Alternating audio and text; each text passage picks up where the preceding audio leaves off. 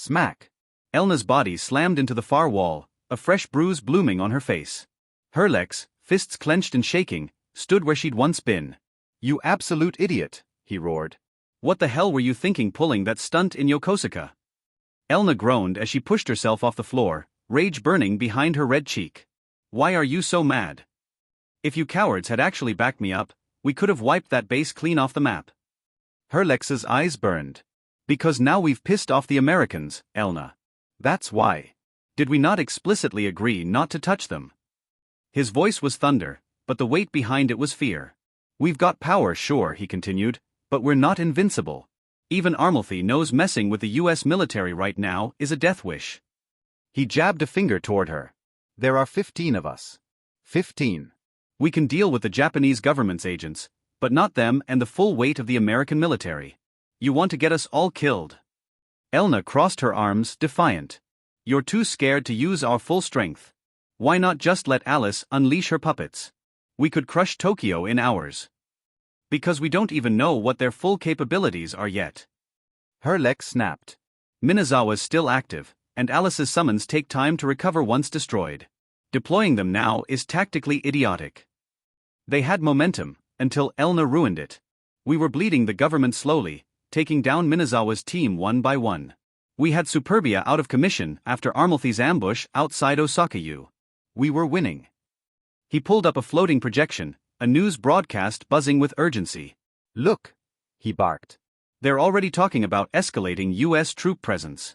You've turned this into a diplomatic nightmare. One misstep, and Japan becomes a battlefield, with us in the center of it. We're strong, Elna. But we're not cartoon villains. We can be killed." He let the projection vanish and glared at her. "I should kill you for this," he spat, "but unfortunately, you're still useful." Chapter: Price of Help. A few days later. "Well, at least they're taking it seriously now," Akagi said as she reclined on the couch, Kana beside her. On screen, President Rosewood addressed the American people with solemn determination, declaring Libra a global threat and announcing plans to increase US troop presence in Japan. Kana watched the speech, wide-eyed. "Still can't believe your people just walked into the White House." Akagi smirked. "Without magical tools or shadow detection, there's not much they can do to stop us. Even the Empire had a hard time. Chloe once snuck into the Emperor's bedchamber just to spook him." Kana blinked. "Okay, that's terrifying." Akagi shrugged. "Fun though. What happens now?" Kana asked. "Are we looking at a war?" "Possibly," Akagi said. "I'm meeting with the Americans and Aoi tomorrow. They'll probably ask for help." Kana tilted her head. "You're really going to help them? After everything?" "If the price is right." Akagi grinned. "Though, let's just say, my rates have gone up." "What could you possibly want? You already have money and power. What else is there?" Akagi leaned in with a wicked grin. "Souls." Kana stared. "Wah." "I'm joking," Akagi said, laughing as Kana bopped her on the head. "But seriously, what I'm asking for is a secret. You'll find out when they say yes." Kana narrowed her eyes. "It's not evil, is it?" "Nothing evil. Just something neat I want." And with the US leaning on them, the Japanese might finally cough it up. Chapter: Sibling Bonding.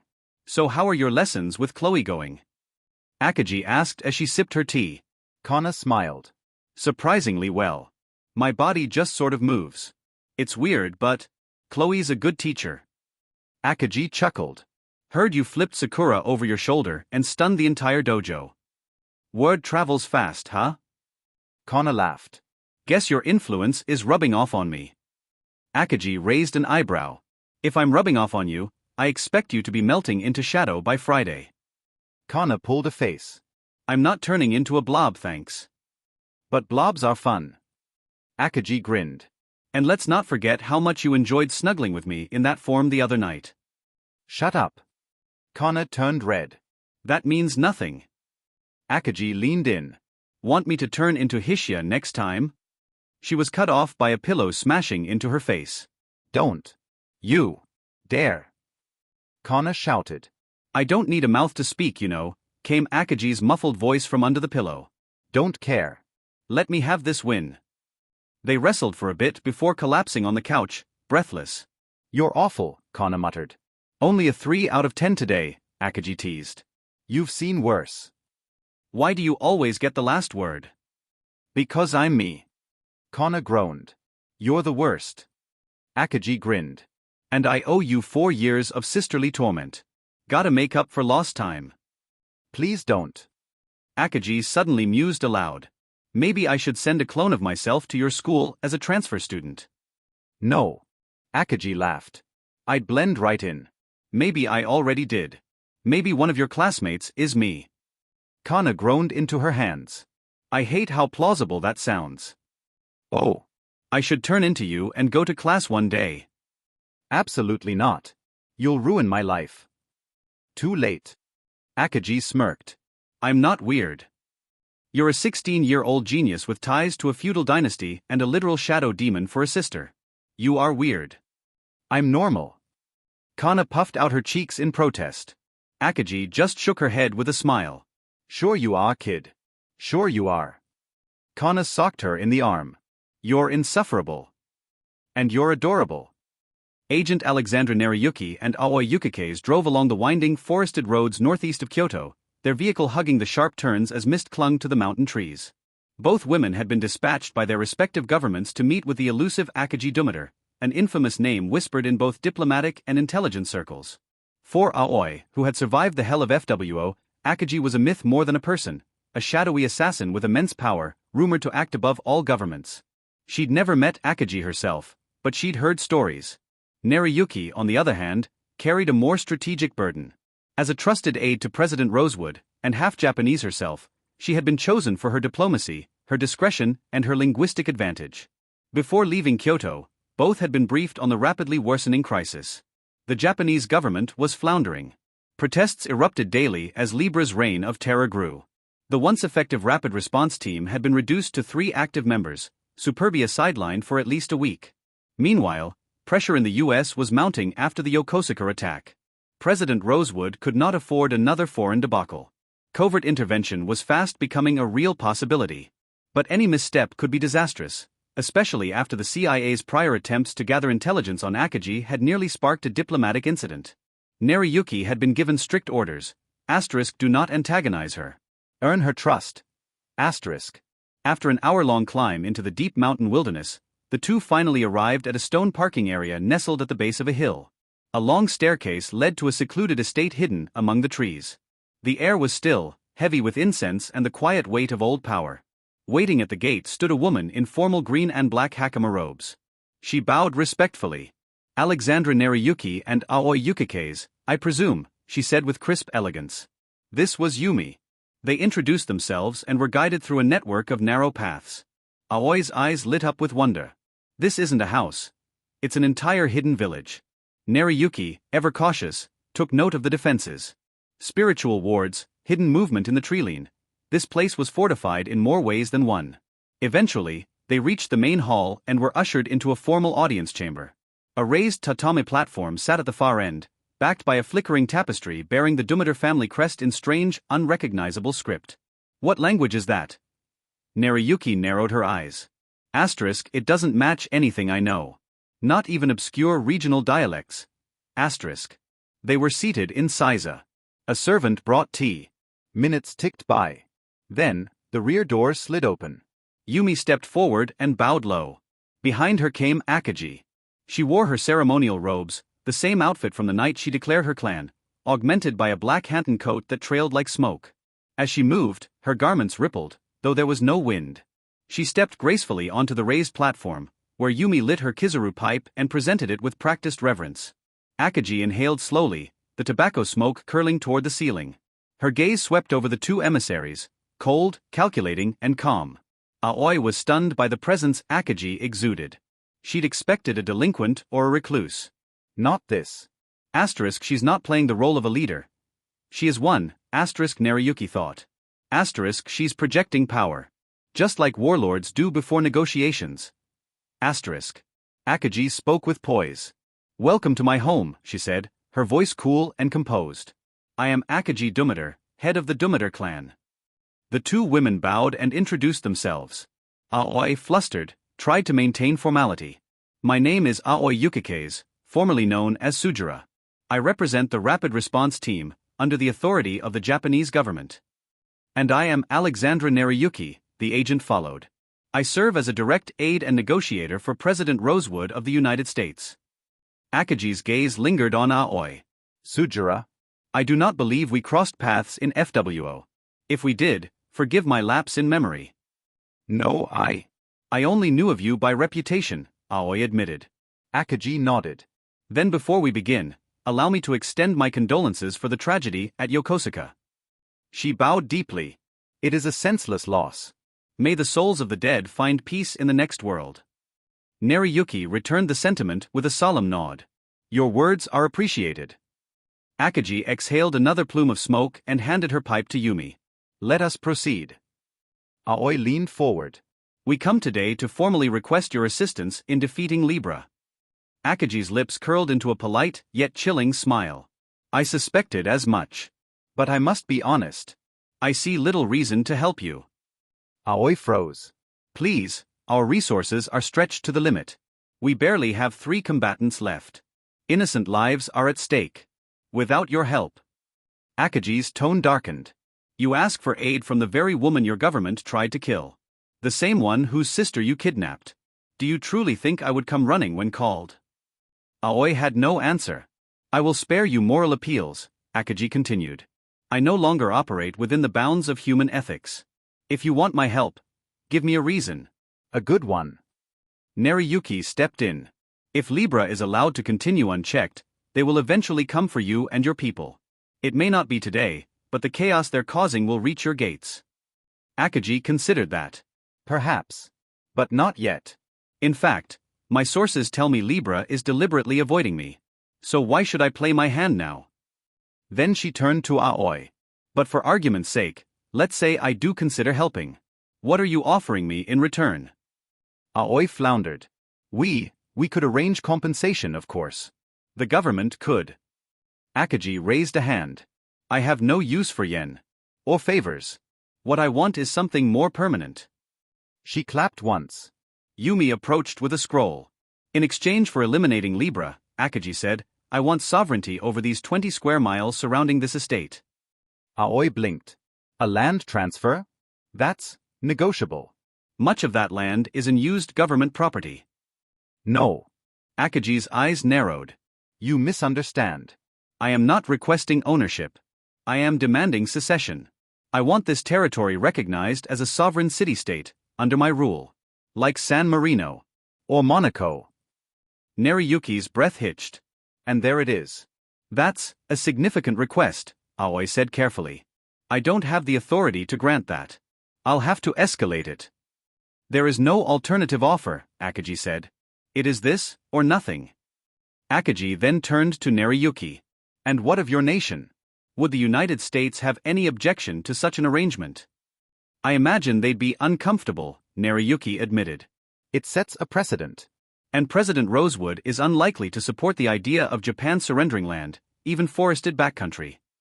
Unfortunate. But expected. Akaji gave a short bow.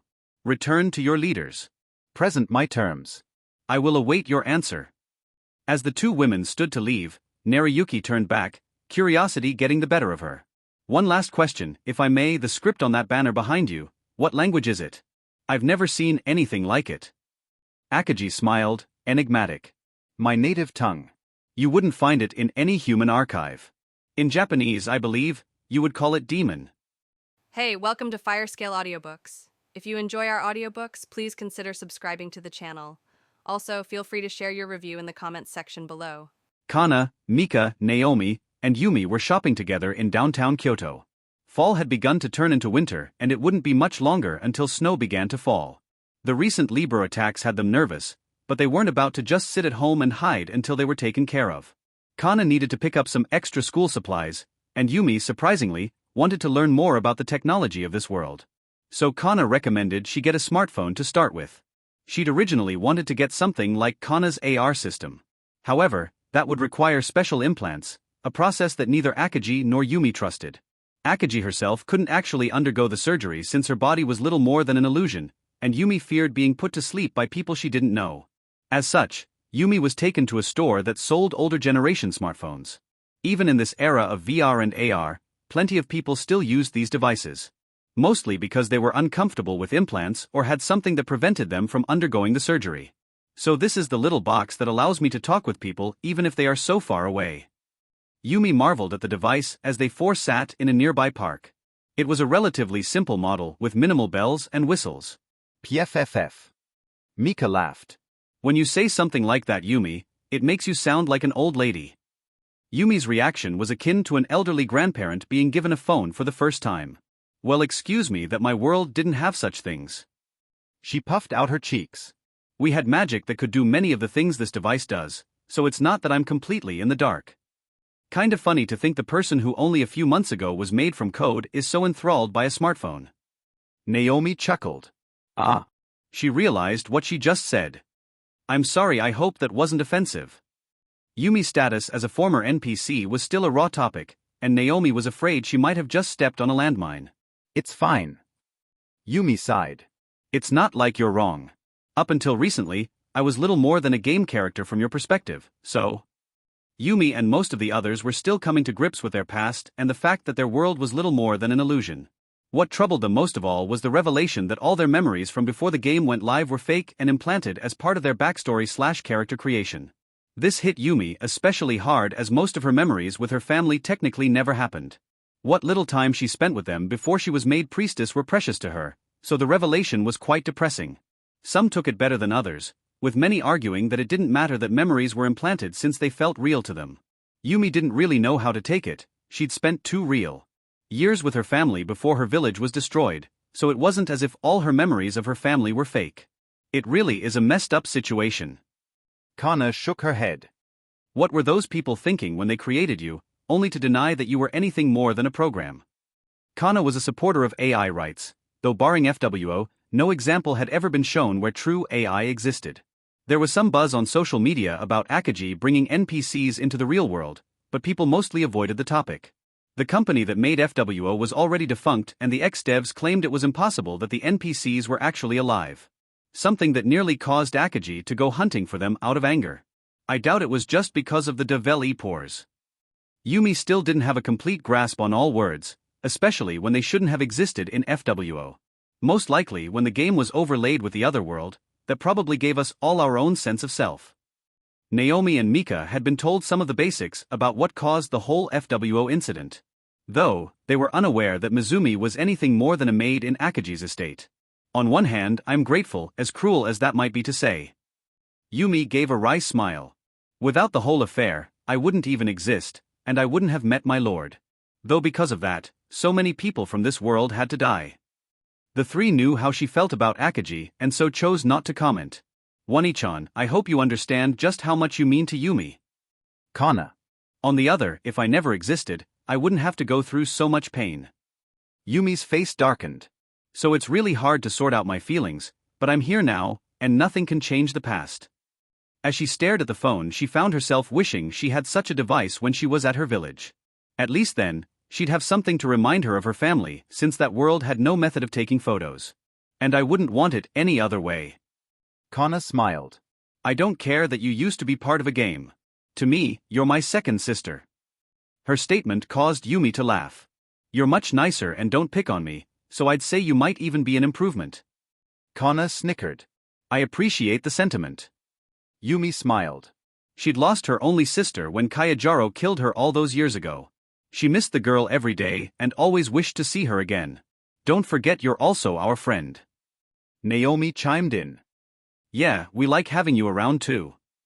Mika smiled. Thank you. Really? All of their kindness made Yumi cry just a little bit. I never had any friends back home, but I'm glad to have met you 3. Yumi's role as the village priestess left her with little time to act as someone her age. As a result, she had no friends and only really spent time with adults and those much older than her.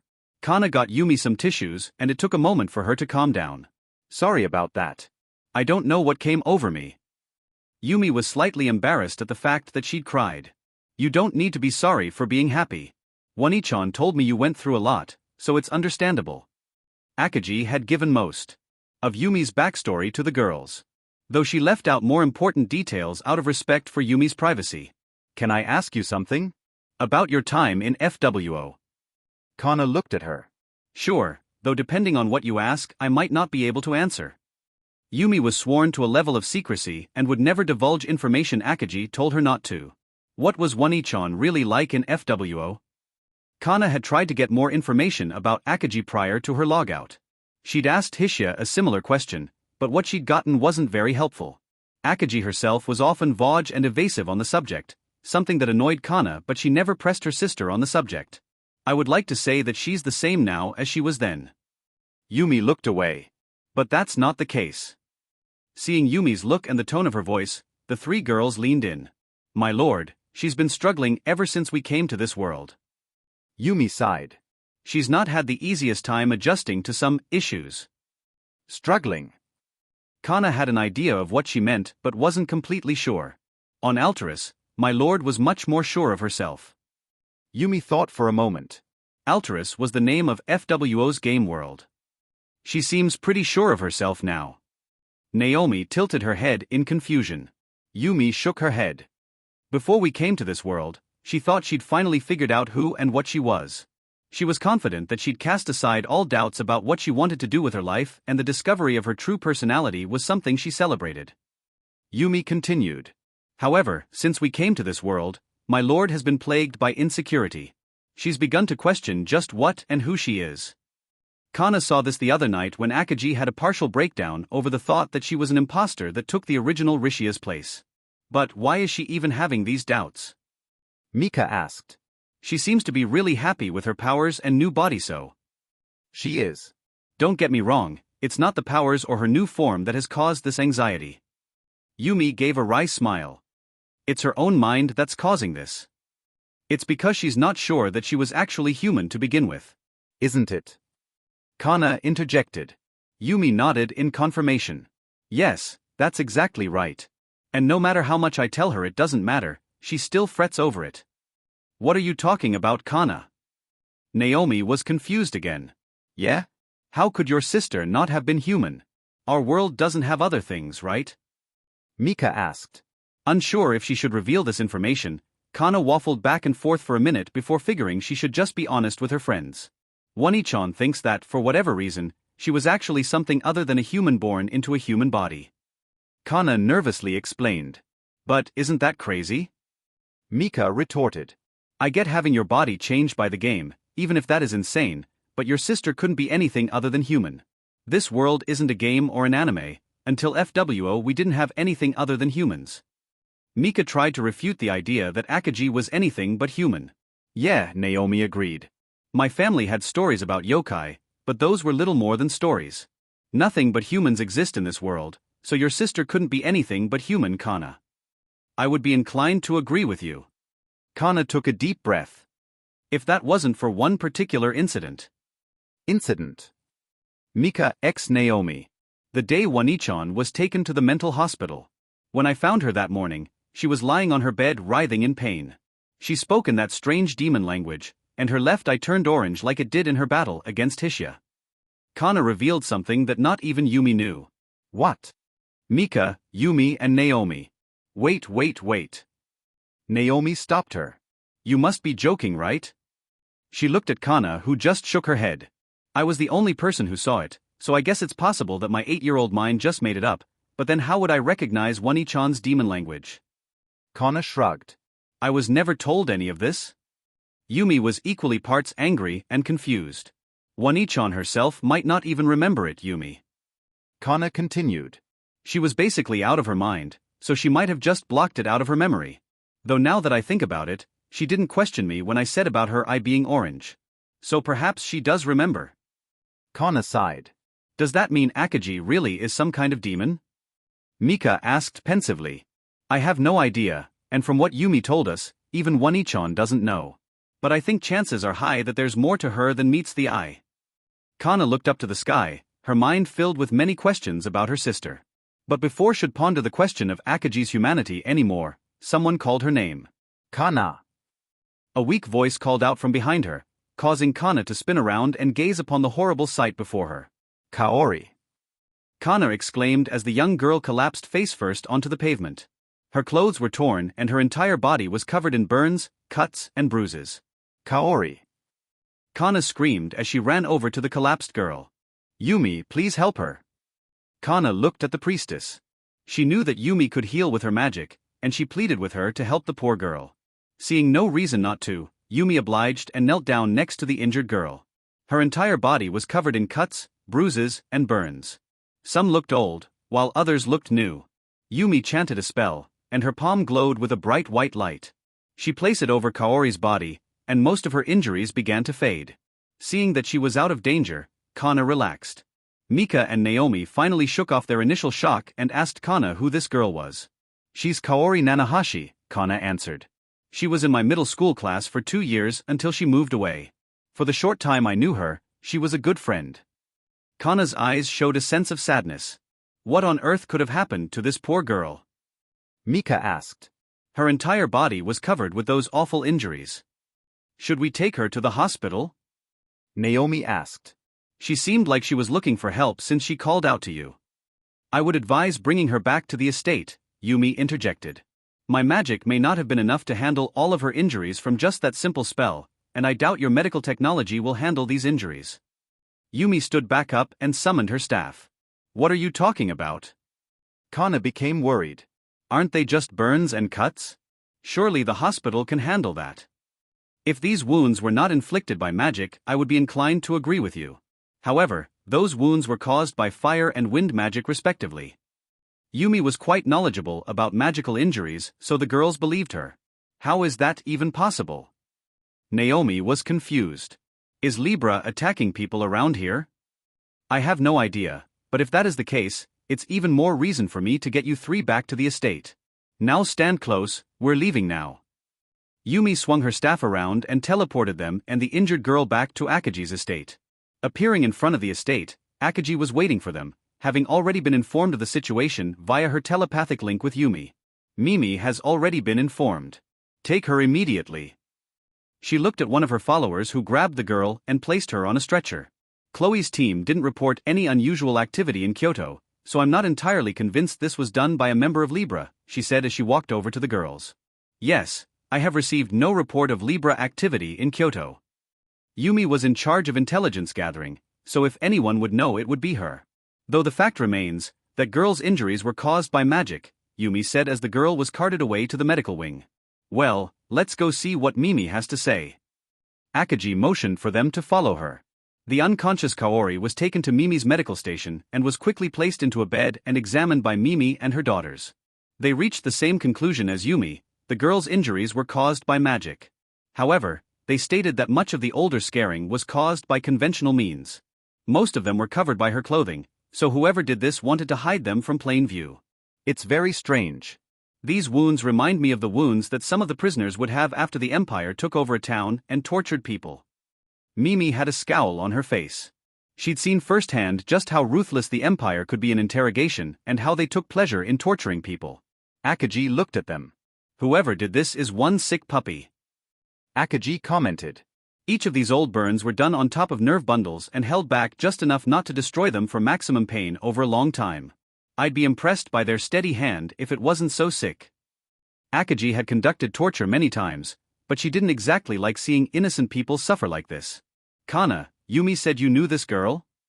Akaji looked at her sister, who explained her connection. That's right. Akaji snapped her fingers. I remember you hanging out with this girl from time to time when you were little. But didn't she move away? I thought you said she moved to Nagoya. Akaji barely remembered the girl in any real detail. That's what she told me. So I don't know why she was here. Kana was at a loss. Ugh, Kaori began to awaken from her slumber. Where am I? She looked around dazed and confused. Her eyes wandered between the different people in the room until she locked eyes with Akaji.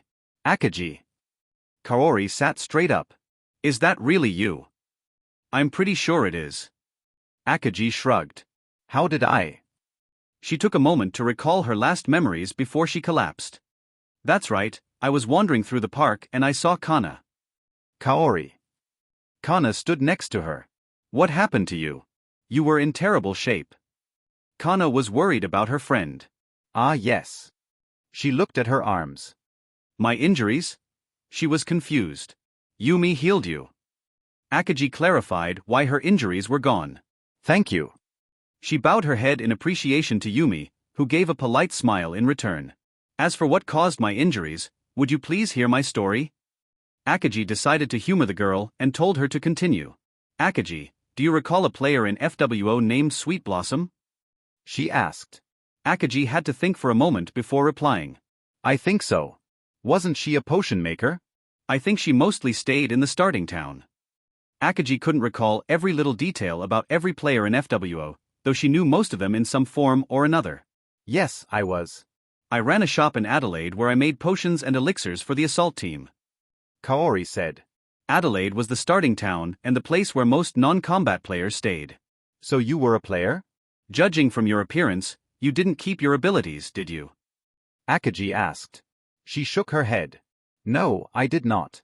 Otherwise, perhaps I wouldn't have been in the shape you saw me in. Kaori continued. My sister was also a player. Her name was Hoshino. Do you remember her? Akagi knew exactly who that was. You bet I do. She looked disgusted. That son of a bitch loved killing NPCs and was just generally a real prick. I was honestly hoping someone would pay me to off the fuck. Hoshino had gotten on Akagi's nerves even more than Hishia had with the NPC bashing. Hishia was already bad enough, nearly getting herself killed from one comment about Yumi, but Hoshino was even worse. Well, you might just get your wish. Kaori chuckled. She was the one that did this to me. She waved her arms around showing off her scars. Ever since we were little she enjoyed abusing me, and almost every day she would do something to me. What? Kana was shocked. Why didn't you tell me?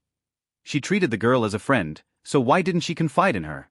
Because even if I told you, it wouldn't have mattered. She gave a wry smile. My sister always managed to get away with things. I have no idea why, but her uncanny luck would allow her to sweet-talk her way out of punishment. Besides, the few times I did tell my parents, they always accused me of lying to get her in trouble. She sighed. So I figured it best not to involve you, lest she hurt you too. Kaori. Kana shook her head. You should have told me. I'm sure there was something I could have done. The fact that you care enough to get mad on my behalf is enough for me. Kaori let out a tired smile.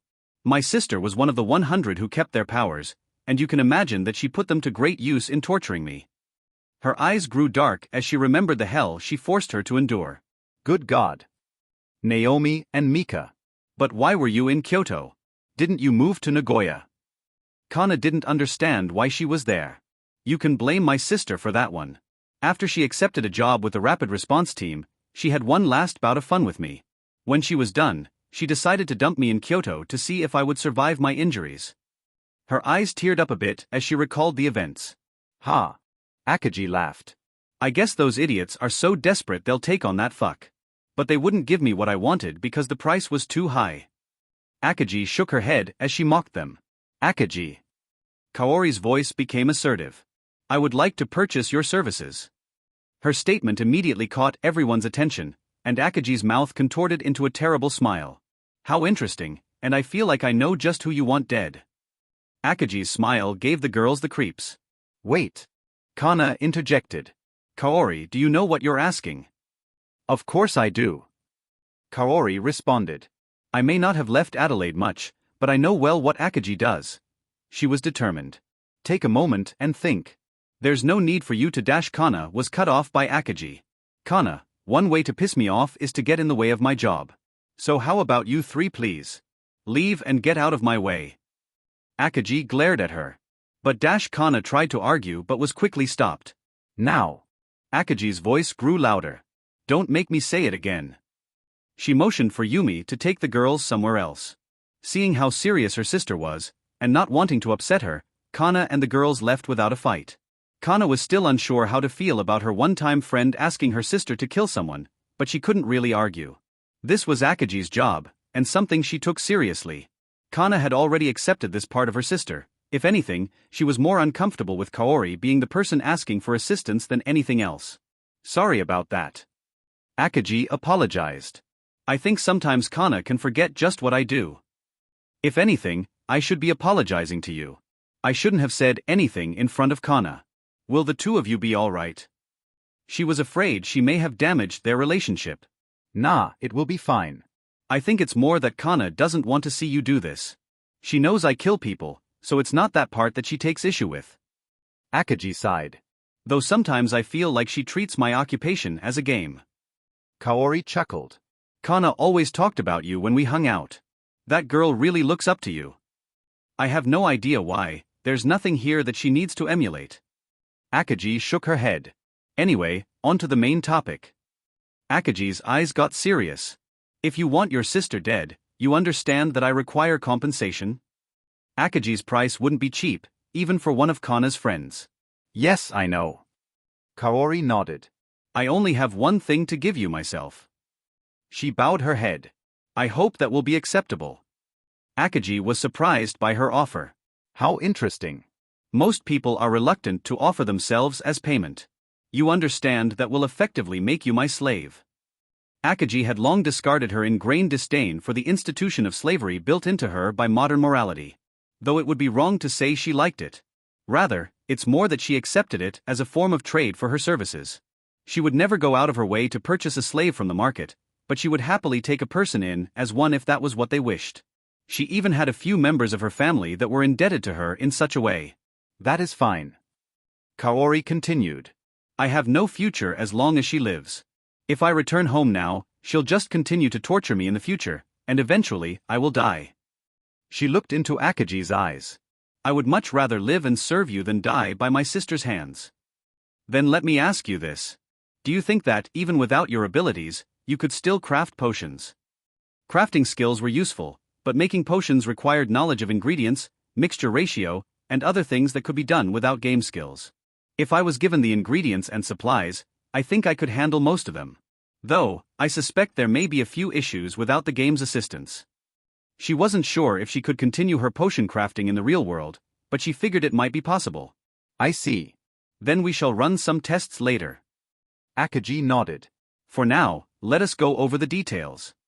Akaji then asked a list of questions, much like Yumi had when discussing the assassination of the Mitsuhide family with Naomi. So my first player contract will be against someone in the RRT, ain't that ironic? Spoiler. After finishing the discussion, Akaji left Kaori in Mimi's care. Hoshino would be dealt with once Libra was defeated since Akaji didn't want to derail their chances at whining.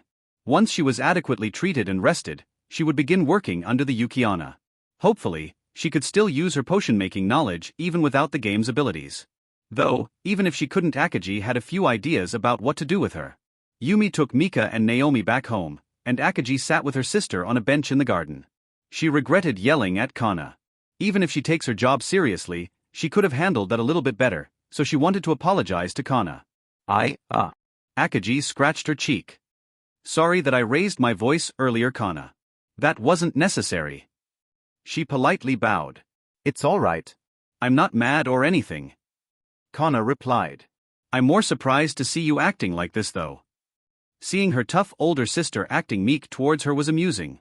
I did overstep my bounds, even if Kaori was my friend. Even if I don't exactly condone what you do, I did agree not to interfere, and I violated that promise. Kana bowed her head too. Seeing that Kana wasn't mad made Akaji feel better. Yeah, it's all right. I guess we've both got things to learn about one another still. Akaji gave a dry laugh. I keep forgetting that you aren't completely used to how I act, and I forget that you're normal compared to me. Akaji held her head in her hands. I can imagine I've caused you a lot of headaches with my actions and words, so I'm sorry for that. You don't need to apologize for anything. Kana shook her head.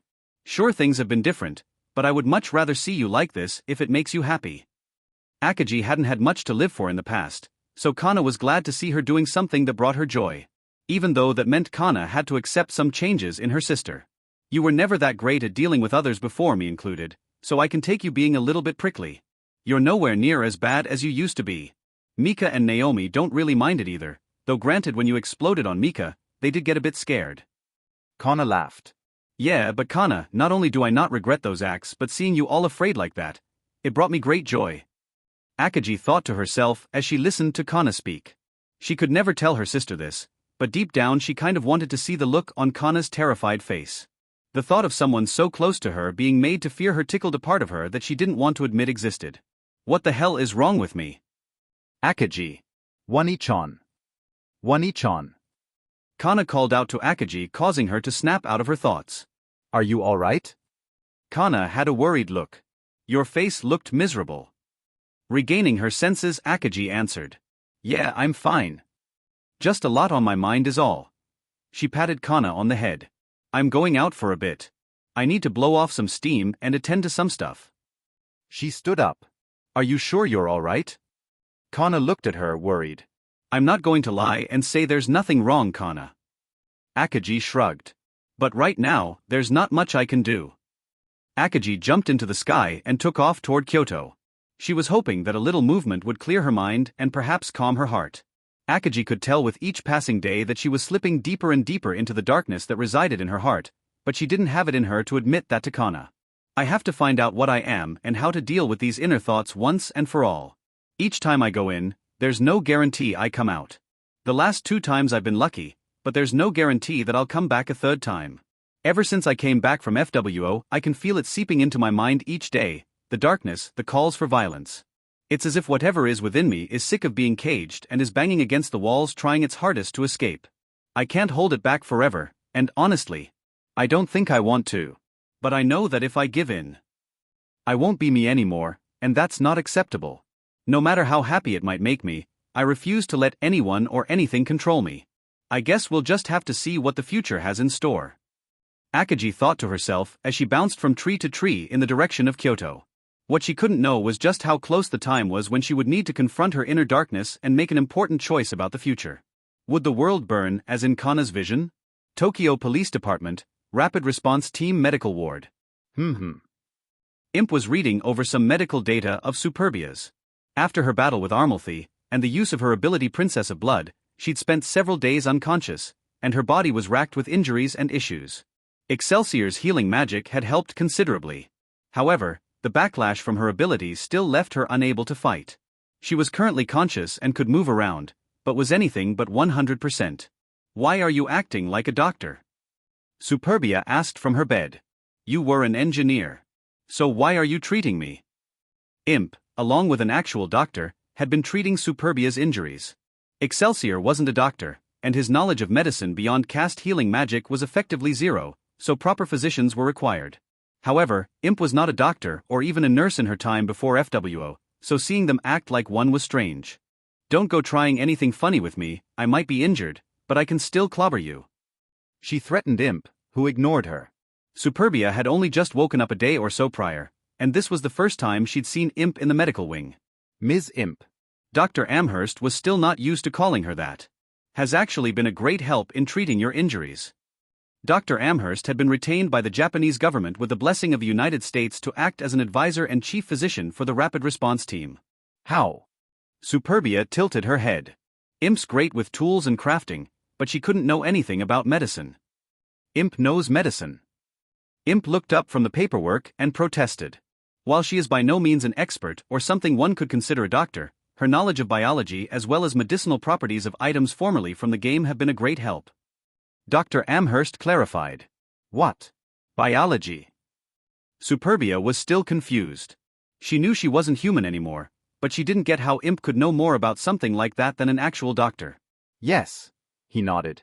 She explained to me that since she dealt with a great deal of equipment and gear from all across the game, she'd spent a lot of time digging into each player race's biological attributes and quirks. Amherst continued. Part of her knowledge came from game lore written in books, but others came from examining cadavers and other specimens. Is that why you were grave robbing? Superbia looked at Imp, who just shrugged. Information knowledge needed to defeat enemies and make better gear equipment.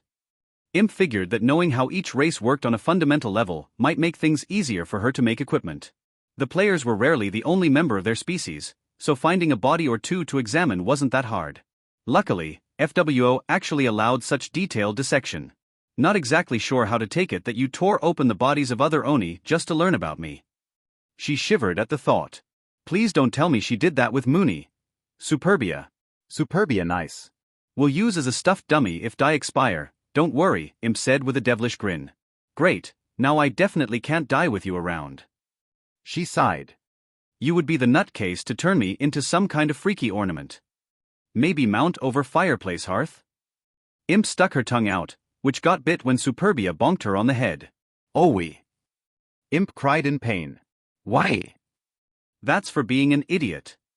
Superbia looked at Dr. Amherst. So how much longer will it be until I'm recovered? She wanted to get back in action as soon as possible. A few more days at least. Dr. Amherst answered. And personally, I would want a full week. Your abilities and the effect they have on your bodies are still not understood, so taking chances is not something I can encourage. Superbia didn't want to hear that, but she understood what he meant. Even she never thought that her Princess of Blood ability would have that level of backlash. She felt fine now, but there was no telling if unseen damage had accumulated. I guess Akaji was right, our abilities do work differently now. We need to be more careful in the future. Superbia. I guess that's fine. Superbia sighed. We just got 2 new members, right? Hoshino and Wexel were their names if I recall. So I guess things will be fine. I still need to find those 2 bastards. They haven't shown themselves just yet, but I will find them. Just wait, Muni, I'll make those goblin bastards pay for killing you. Even if it's the last thing I do. Superbia thought to herself. She had a history with 2 members of Libra, and she intended to settle the score with their blood.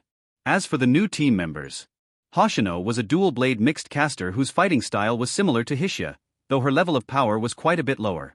Wexel was a summoner, and while she could cast magic, most of her kit was centered around buffing her monsters and others. Summoners were quite rare in FWO, mostly because of the low power ceiling for the creatures they could use. Against monsters, they were effective enough. However, players would have an easier time against them since their summons were only marginally tougher than most mid-bosses. They were also useless against world bosses as their summons were too weak to do anything and they would eat up a raid slot. Libra had one of their own, Alice the Puppeteer. She was actually a young girl, only around 14, but her skill at commanding her army of puppets and golems was top tier. Compared to her, Wexel might as well be little more than a child walking her dog. Alice's presence as a part of Libra was especially worrying since she had a literal army at her command. If she wanted, she could eradicate an entire town just by unleashing her puppets on it. She had mostly been quiet since the start of hostilities, and she'd not once used her abilities as part of Libra's campaign, as of yet, which caused unease among the rapid response team. Once the Americans got involved, they labeled her a priority target, and they were making plans to find and defeat her before she could take action. It didn't help that the little girl also had a history with the assault team and the infamous assassin herself. Meanwhile, while Akaji was hopping around Japan. Ah man. This is great. Ikemen cracked open a cold soda as he sat on the couch. The Rabbit Man was tasked with harassment of JSDF forces around Hokkaido, something he'd been struggling with. His last attempt ended in a retreat after he took heavy damage from an artillery round. He'd made the false assumption that normal weapons couldn't hurt him, and nearly paid the price for his arrogance. With Elna's recent stunt, the Americans had begun to get involved with hunting Libra and were deploying smaller special forces to take them down. Herlex had warned him the Americans were moving some assets into the region, but Ikemen dismissed it as being too little to matter. This is the life, a nice cabin in the woods all to myself and as much food and drink as I can steal. Ikemen smiled as he walked out onto the patio. He'd killed this cabin's inhabitants and had been squatting here and looting from nearby towns for weeks. Most of his recent activity after healing was causing chaos and hitting a few JSDF patrols. Herlex was all skittish about the Americans, but I haven't seen hide nor hair of them. Ikemen laughed. Even if they do show up, what are they gonna do to me all the way out here? Soda in hand, he looked up at the clear blue sky. There wasn't a cloud in the sky, except there was what looked like a plane flying in the distance. Too bad I don't have any long-range attacks. Shooting down a passenger plane would be fun. He sipped his soda. Maybe I'll head into town in a bit, saw some clothes that might look nice on me. AC-130 crew POV. Signal strength is 5x5. Drone operator Alex Gummer looked at the fire control man sitting next to him. Drones are ready to launch whenever we're ready. Confirmed to engage. Command has given the operation the green light. The pilot came over the radio. Make sure to watch out for the boys on the ground. JSDF Task Force Charlie 2 is moving in alongside our boys, so keep an eye out for friendlies. Ground forces will start moving in once we fire off our payload standby. The pilot went silent for a moment before speaking again. He'd been contacted over his comms. Target is currently within his residence and does not seem to suspect the pending strike. Sky is clear and we've got visual on him. Good.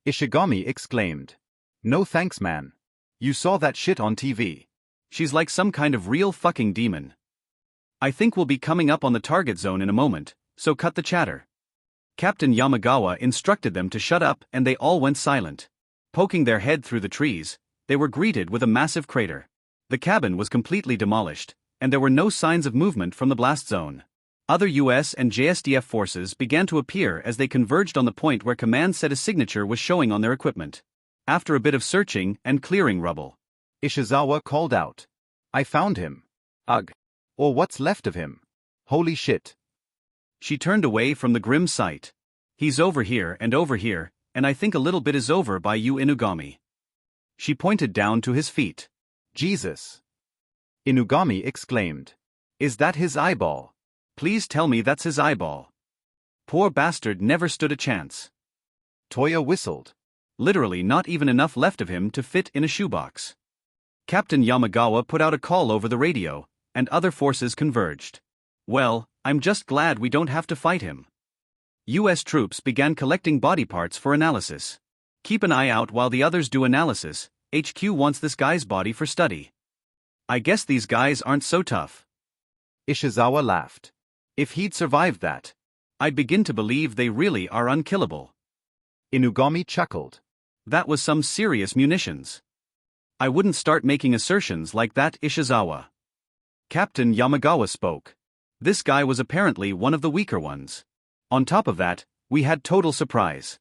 Don't start breaking out the wine until we've got all of them. He knew better than to underestimate the returnees. Fair, that crazy demon lady could take tank rounds and seemed not to care. Ishizawa sighed. I just hope that's not common among some of the others. I've seen claims on the internet that the higher-ups in the organization could eat nukes and survive. There's no way that's true. Ishizawa scoffed. They aren't that strong. Just put enough high explosive on them, and they go down like anyone else. Apparently, that Hishia girl can turn into a dragon, and you saw that crazy battle between her and that Akagi woman, right?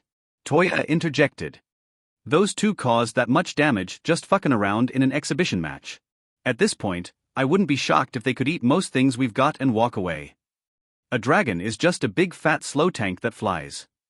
Ishizawa laughed. That little girl would find out quite quickly just how easy of a target she'd be. I think a few SAMs and she'd run away with her tail between her legs. At least we won't have to fight something like that. The girl seems way too nice for that.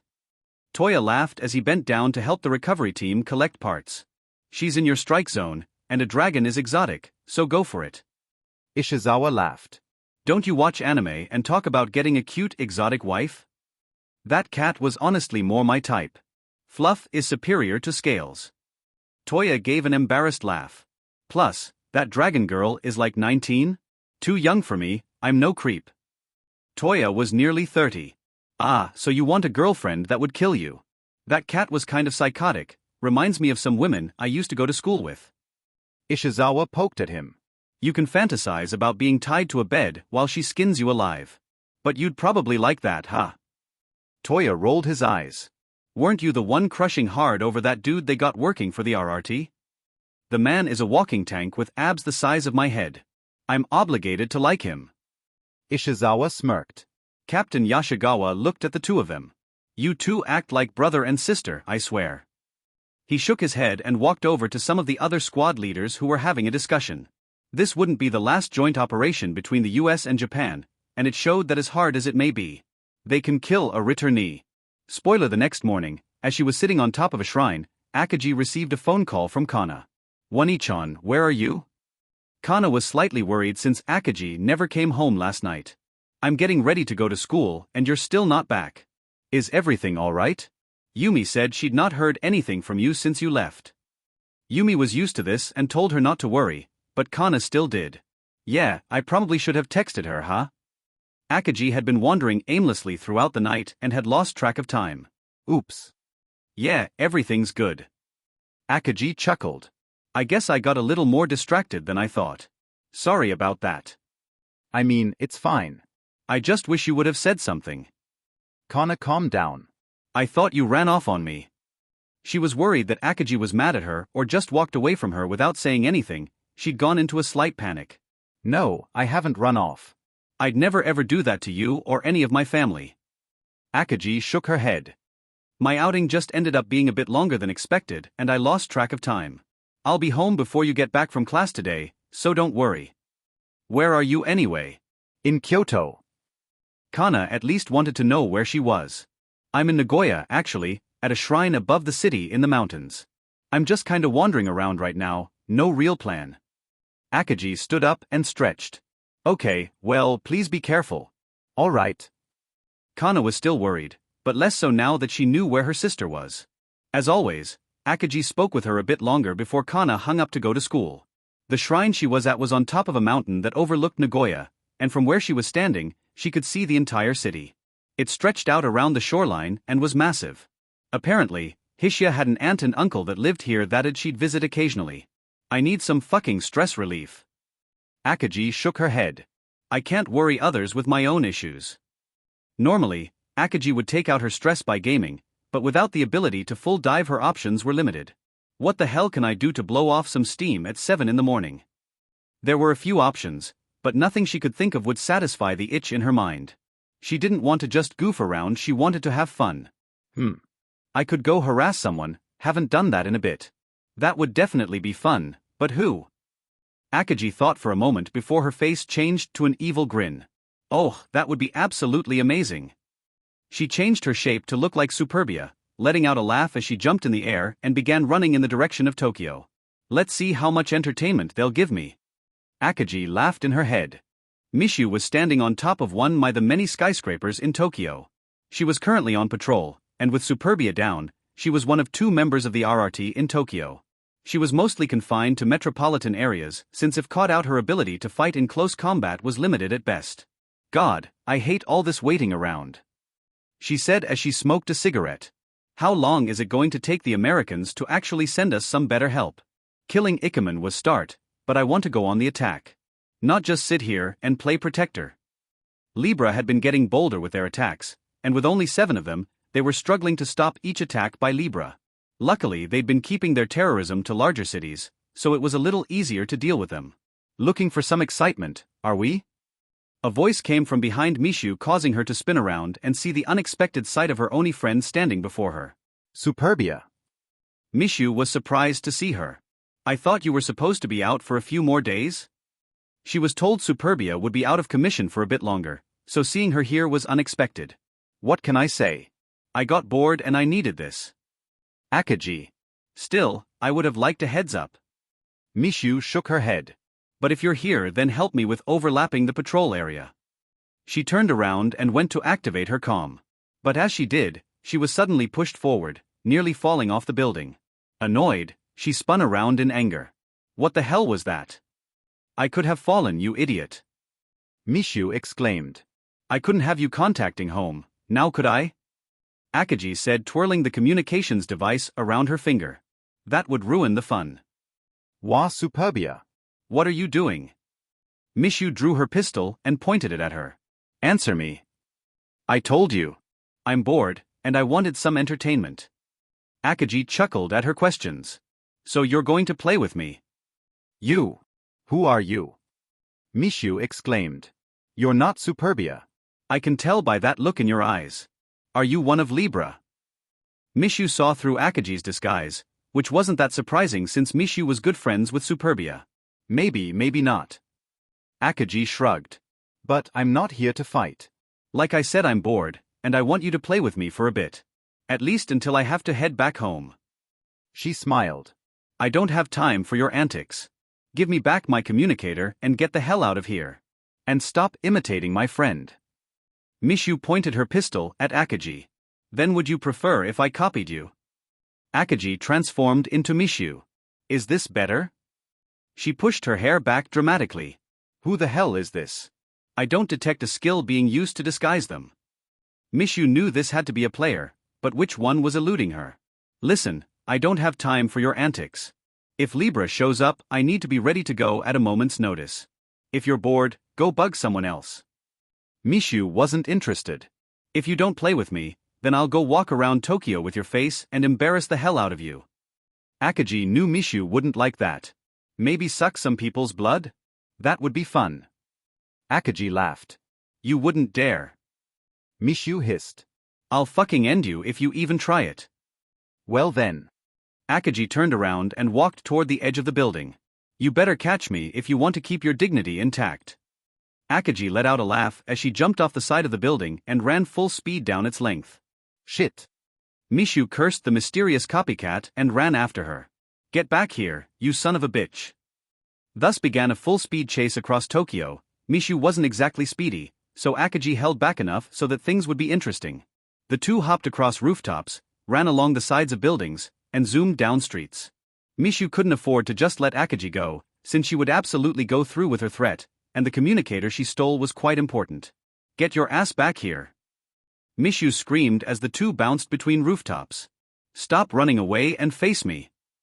Come on, old lady. I thought vampires didn't age, so why are you so slow? Or is the sun too bright? Akaji added shades to her copied version of Mishu. I'll old lady you, you brat. Mishu fired several pistol shots at Akaji in an attempt to slow her down. Hey! Akaji exclaimed as she dodged the bullets. I said I don't want to fight, so why are you shooting at me? Akaji started running backward at this point. You're cheating. Give me back my earpiece and take your lumps, and I might be inclined to let you go. Mishu was quite annoyed. Geez, why are you old people always so testy? Akaji let out a laugh as she increased her speed.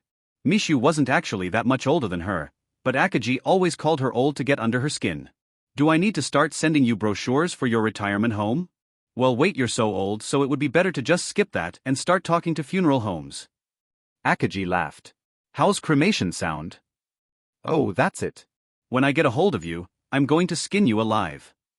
Mishu screamed as she also accelerated.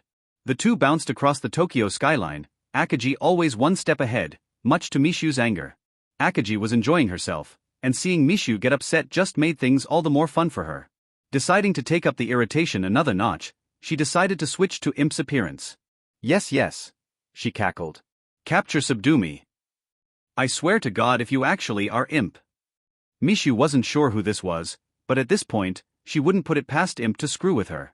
Getting even more heated at the sight of Imp's teasing, she fired off more rounds at Akaji. What the hell is Hoshino doing? Why hasn't she come to check on me or figured out what's going on? The two were supposed to have check-ins, so Mishu's loss of comms should have triggered an alarm at the base. That idiot is probably goofing off. Around 30 minutes passed as Mishu tried and failed to capture Akaji before Hoshino showed up. Akaji swiftly transformed into Mishu and decided to extend her play session. Hoshino landed on the rooftop and was greeted by two Mishu, each looking identical. Ah hell. Hoshino sighed when she saw this. Now I have to deal with this guessing game. Hoshino.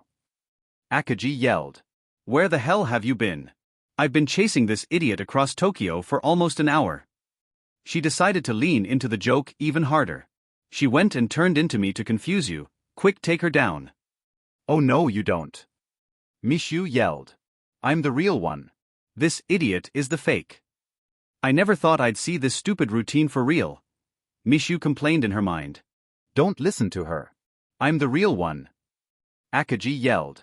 In her mind, she was losing it over the absurdity of this situation. Ah. Hoshino had no idea which was which. Yes, so. It's so obvious. Just ask me about stuff we've gone over at our meetings. This idiot can't know that stuff. Mishu pointed out an easy way to discern which of the two was real, but Akaji was prepared for this. Hold up. Akaji interrupted. She could be a member of Libra.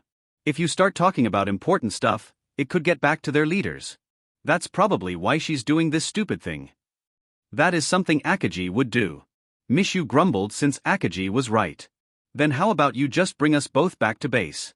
I have no issue with that. She looked at Akaji. What about you, faker? Don't want to go into enemy territory. And just let you into the heart of our operations? Not gonna say that I fully agree with that, but if it's needed to prove that I'm real, let's do it.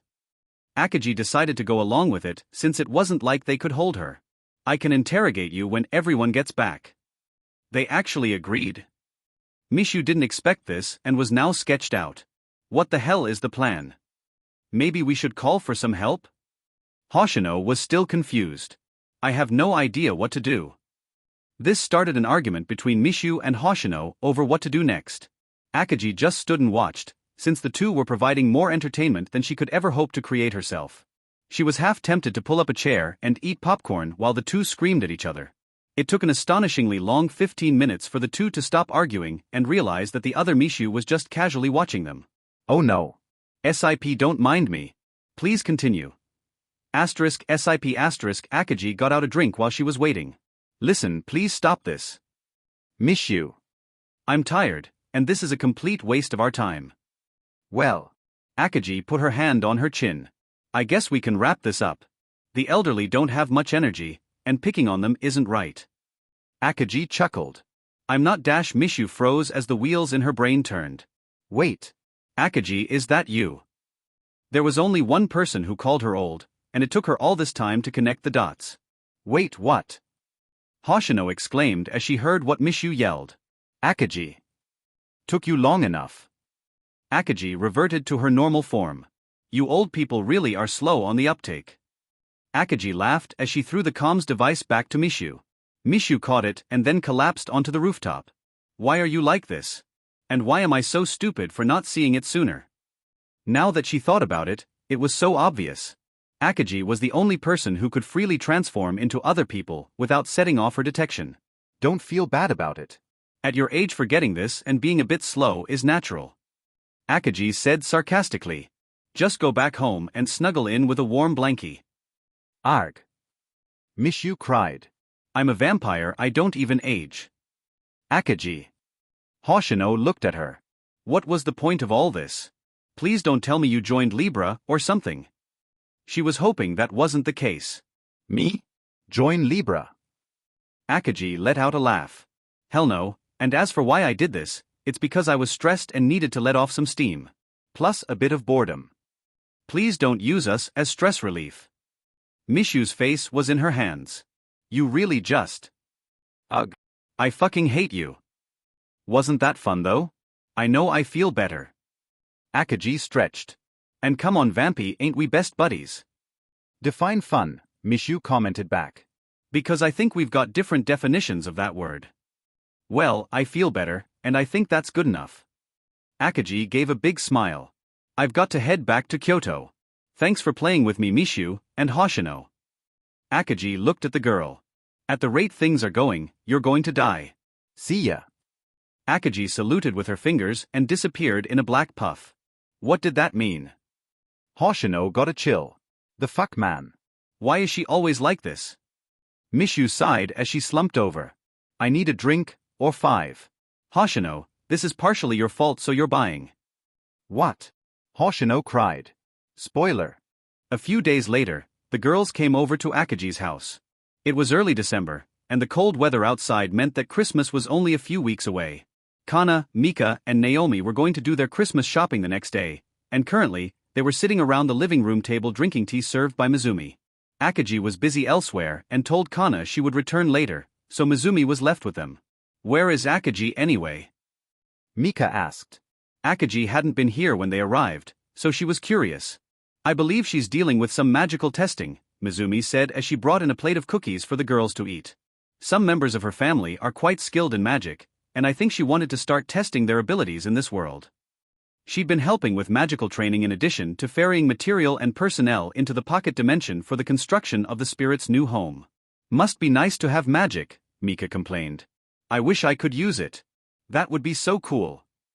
There was no indication that magic spread into the world at large post-FWO, and Mizumi said nothing she did would cause a mass awakening of magical ability in random people.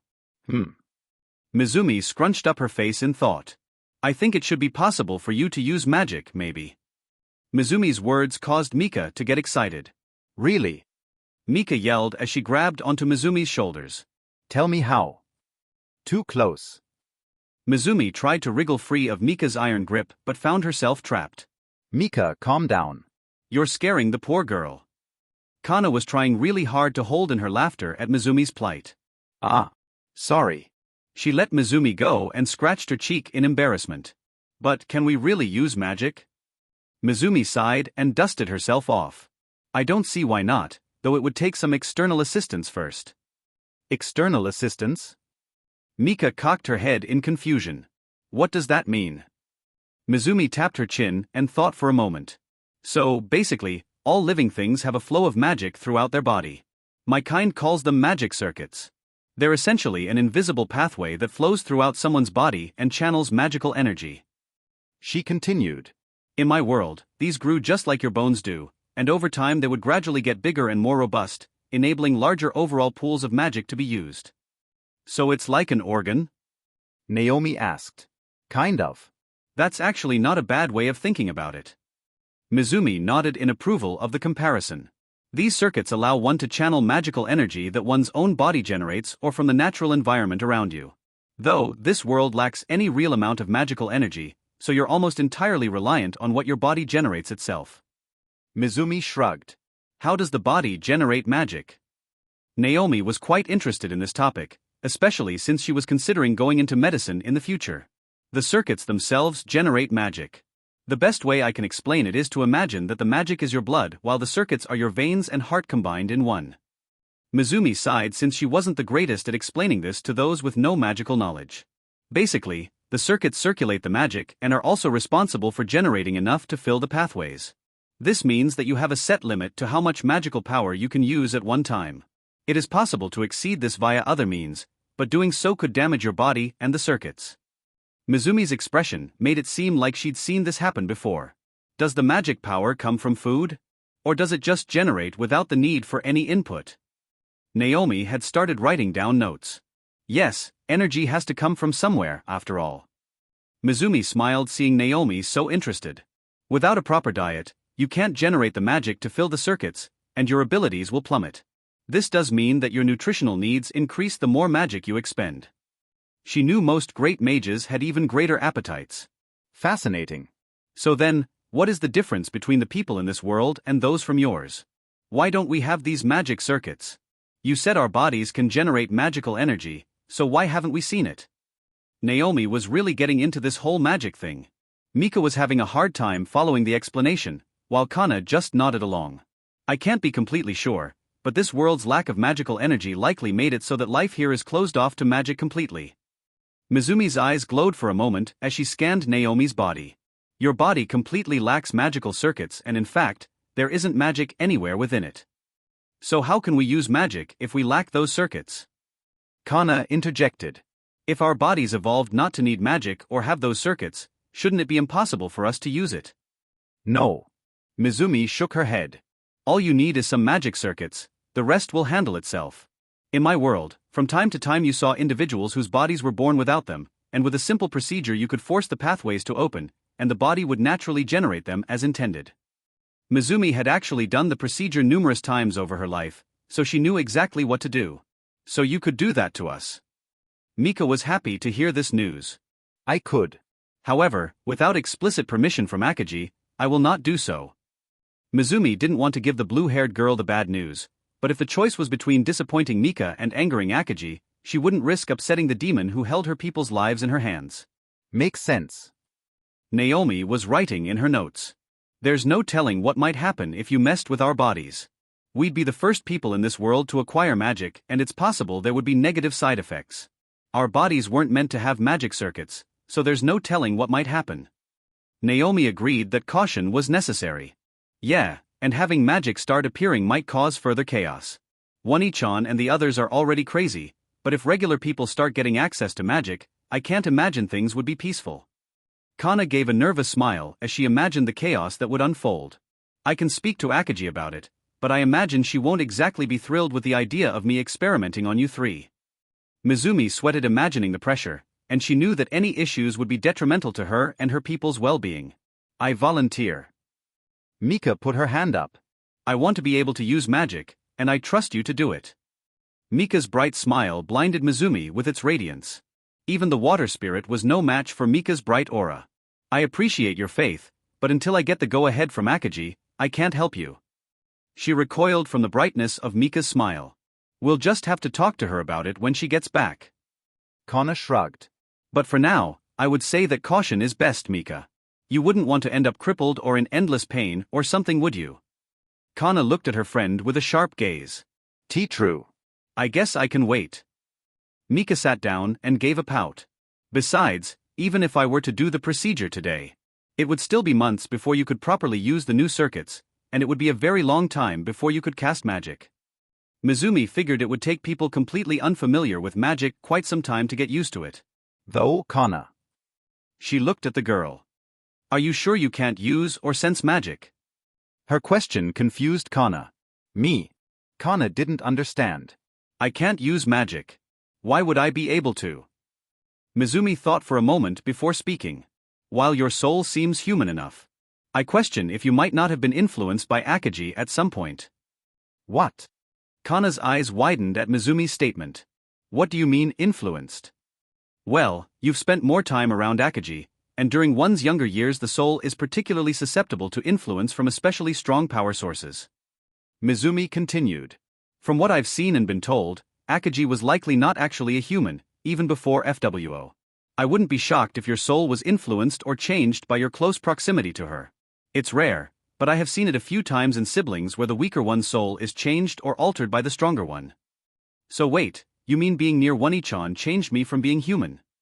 Kana panicked slightly at that thought. No, I don't think so. Mizumi shook her head. Recall, it's only a possibility rather than a guarantee.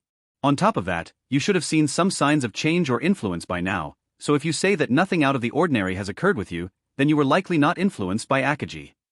She looked at Kana's soul with her eyes and saw nothing out of the ordinary. Kana let out a breath hearing that she was likely not affected. That's good to hear, I guess. Not exactly sure how comfortable I would be changing into something like One-chan. Kana gave a wry smile. Yeah, kinda makes me feel bad for those who returned from FWO and had their bodies changed. Naomi put away her notes. It would be kinda freaky to just wake up in a completely different body or even as a different race. Being in the game for as long as they were probably mitigated the issue. Mizumi speculated. Most took to their new forms pretty well from what I've seen. Kana knew that Mizumi didn't really feel bad about what she did to the players, and her indifference to the plight of those transformed and the potential harm done to them kind of annoyed her. Yeah, but a few of them haven't, Naomi noted. And there have been plenty driven out of their families and towns. Heck, that's why Libra exists, isn't it? Because so many had everything taken from them. Many, but not all of Libra's members had lost their family, friends, and place in the world upon returning. Elna was one of the more famous examples since her family disowned her. Akaji's actions probably didn't help the perception that returnees were dangerous, but she couldn't care less if her actions impacted others. If we become able to use magic, I imagine we'd be treated no differently than the returnees. It might even be worse since we willingly became strange. Naomi continued. We'd be a threat, and since we were just normal people, I guarantee more people would come after us. If we do decide to go through with this, we need to be careful. Naomi looked up at Mizumi. How many people can do this procedure? I'm the only one in this world that can do it, Mizumi said. Other spirits could as well, but info on the other spirits was being restricted for the time being. Good, and how many people know about it? Naomi asked. Mizumi thought for a second, sticking her tongue out unconsciously. Just the people around Akaji. I haven't told anyone else. Even Hishia doesn't know. That was kinda cute.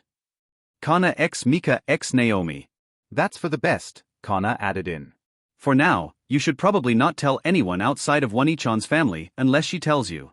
I imagine she's going to want to restrict this information. Mizumi nodded in agreement. My thoughts exactly. Akaji hadn't really said anything about this, but she figured that keeping it on the down low was for the best. Well, now that we've talked about magic, we should move on to our shopping list. We're heading to the Kyoto Mall tomorrow and we've got lots of things to get. Kana decided to steer the conversation toward the impending Christmas shopping. She was also planning on getting things for Akaji's upcoming birthday in January. Inside a warehouse not too far from Kyoto stood a winged woman and a large green ogre man. Are you ready for tomorrow, hijacks? All those shoppers who think they can ignore us are in for a rude awakening. The harpy woman smiled as she asked.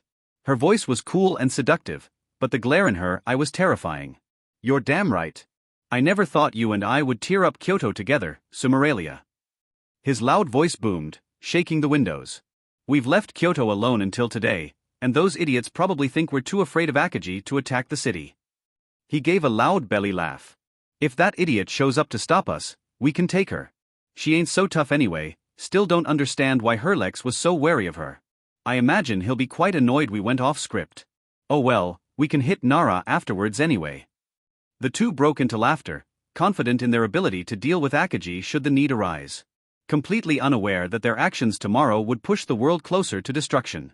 Spoiler: the next day, the girls went into downtown Kyoto to do their Christmas shopping.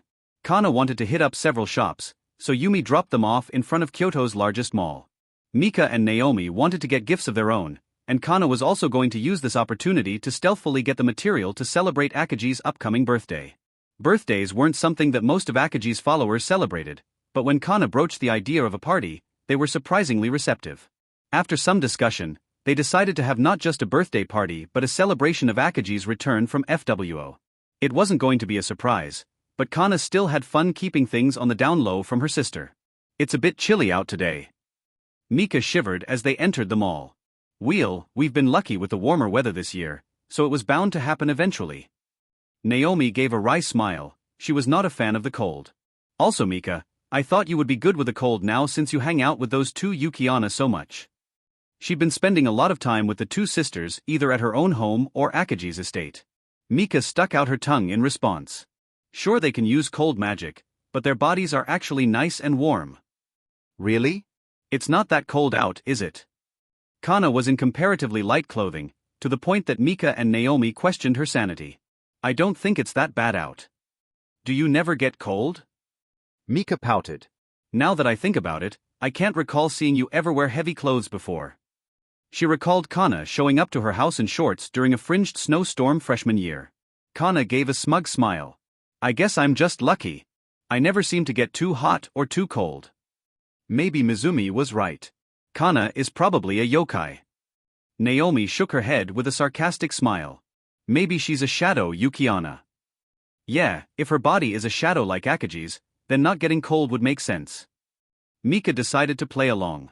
Also, if she's a Yukiana, I guess I'm getting girlfriend number 3.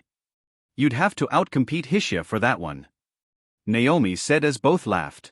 Besides, you really want scary Kana as your girlfriend?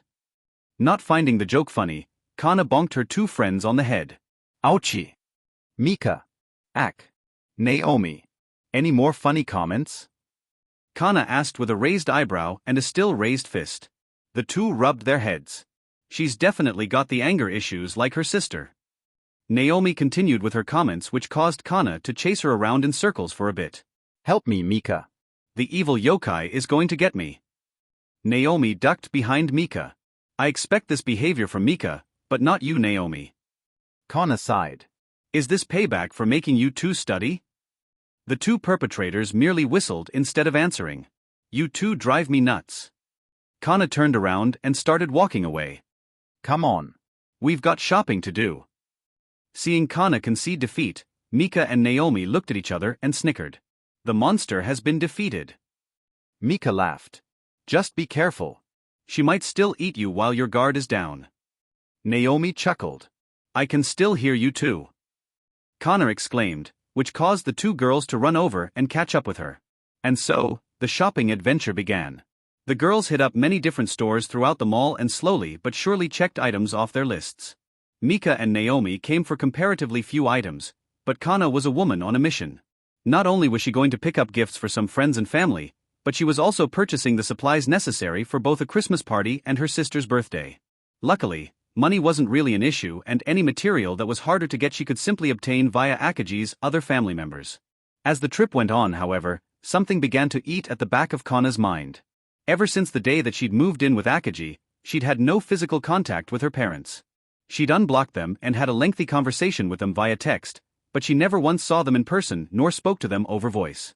Akagi told her many times that she could see them if she wanted and that she was free to treat them however she wished. But in her mind, Kana believed that having a positive relationship with her parents would be akin to betraying her sister, so she kept contact to a minimum.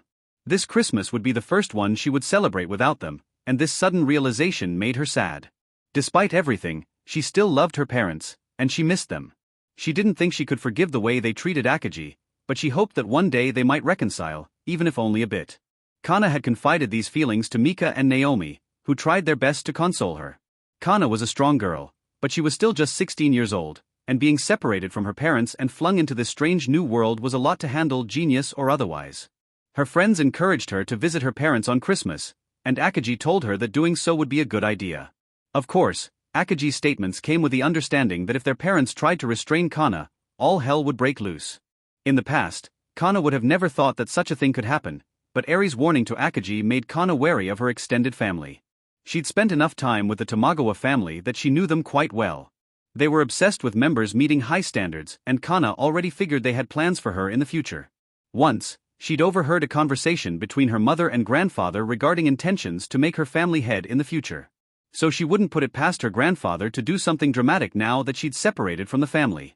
Kana and Akaji met him several times when they were younger, Kana more than Akaji, and the impression they both got was that he was a cold and heartless man. Apparently, he'd wanted to kill Akaji to prevent her from shaming the family name, but it was concluded that doing so would cause more problems than simply leaving her be. Kana knew that if push came to shove and the family tried to do something to take her back by force, Akaji wouldn't stop until they were all dead. Kana had desperately tried to get her parents to understand just how bad of an idea it would be to mess with Akaji any further, and she implored them to speak to her grandfather and dissuade him from doing anything that would upset her. But apparently, there was little her mother could do. Shima had been summoned by her father to explain her failure to deal with Akaji and to answer why Kana had slipped from the family's grasp. She wouldn't go into detail about what happened, but she told Kana not to trust any member of the family and that staying with Akaji was likely safer for her at the moment. Kana guessed that her aunt and uncle were also heavily involved, and she knew they were little better than her grandfather.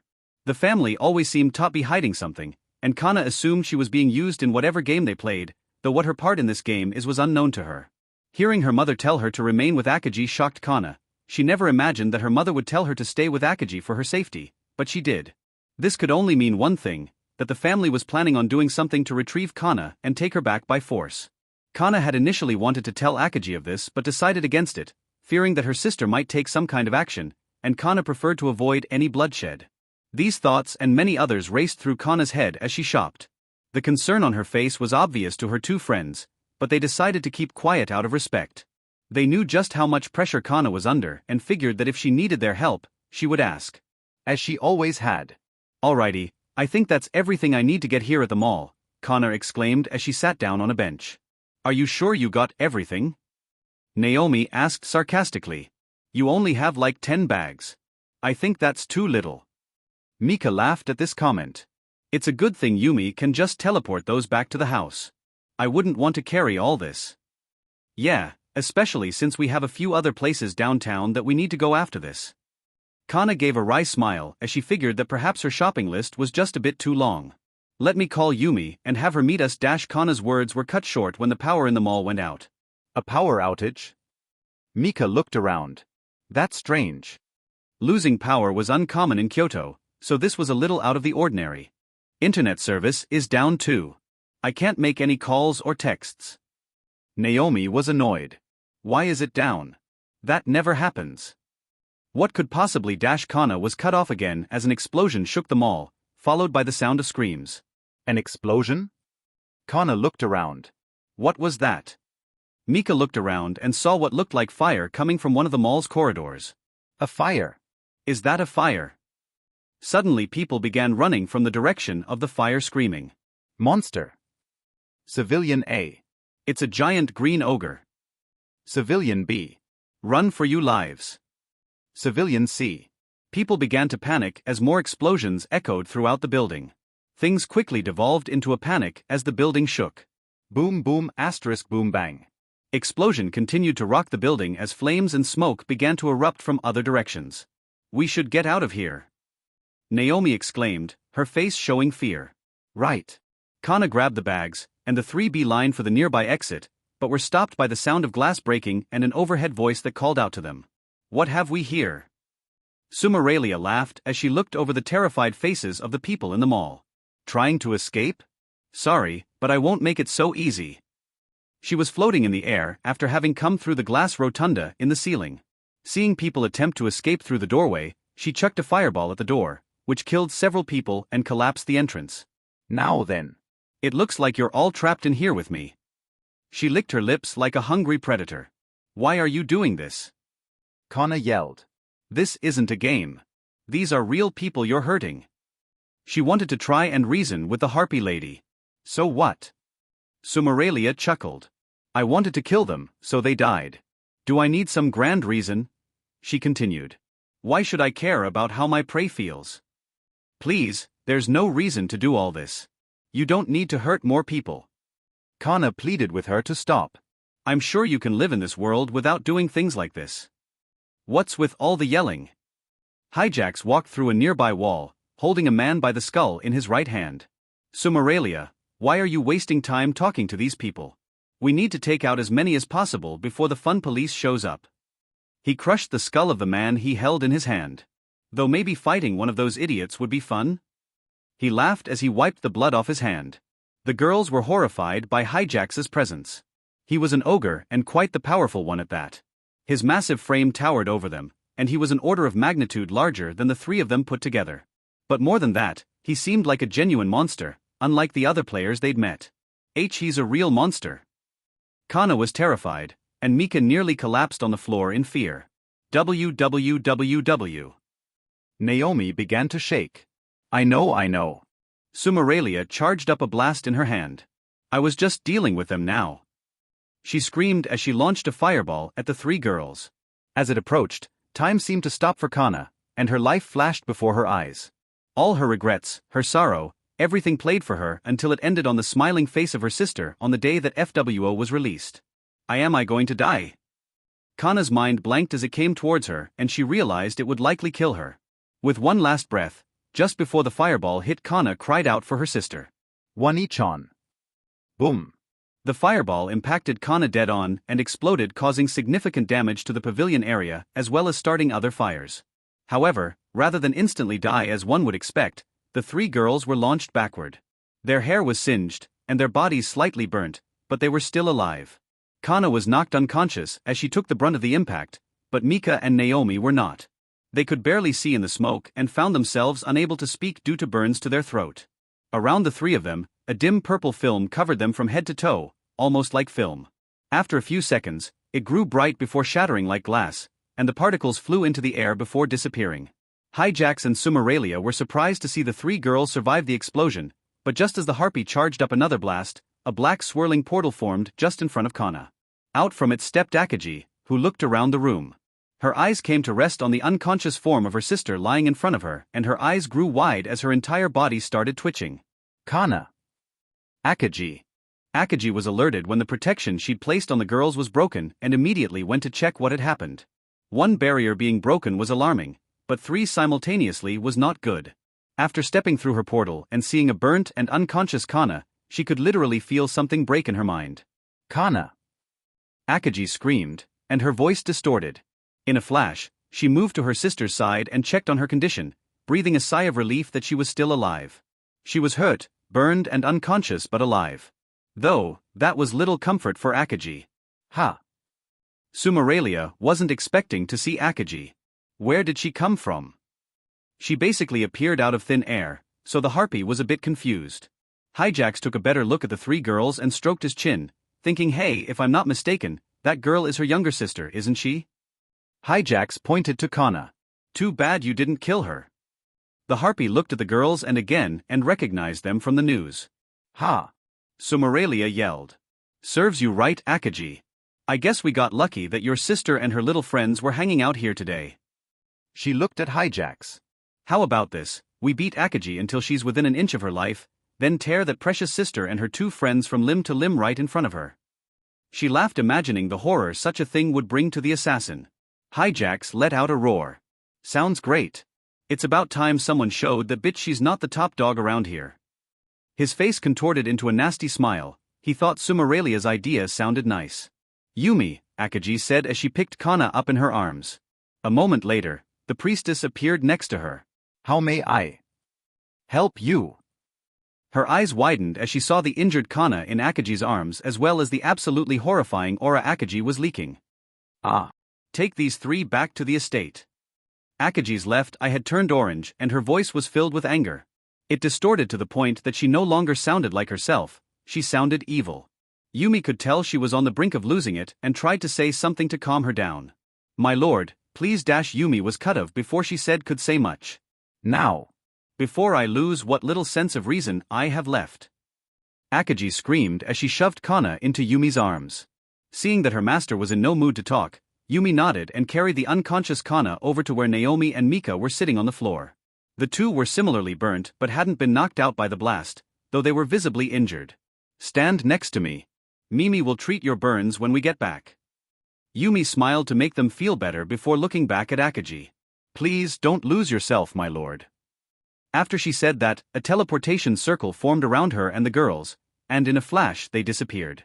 Akaji, for her part, was in no mood to play nice with these two and ignored Yumi's words. These two were going to regret their actions and she was going to make them suffer for daring to harm Kana.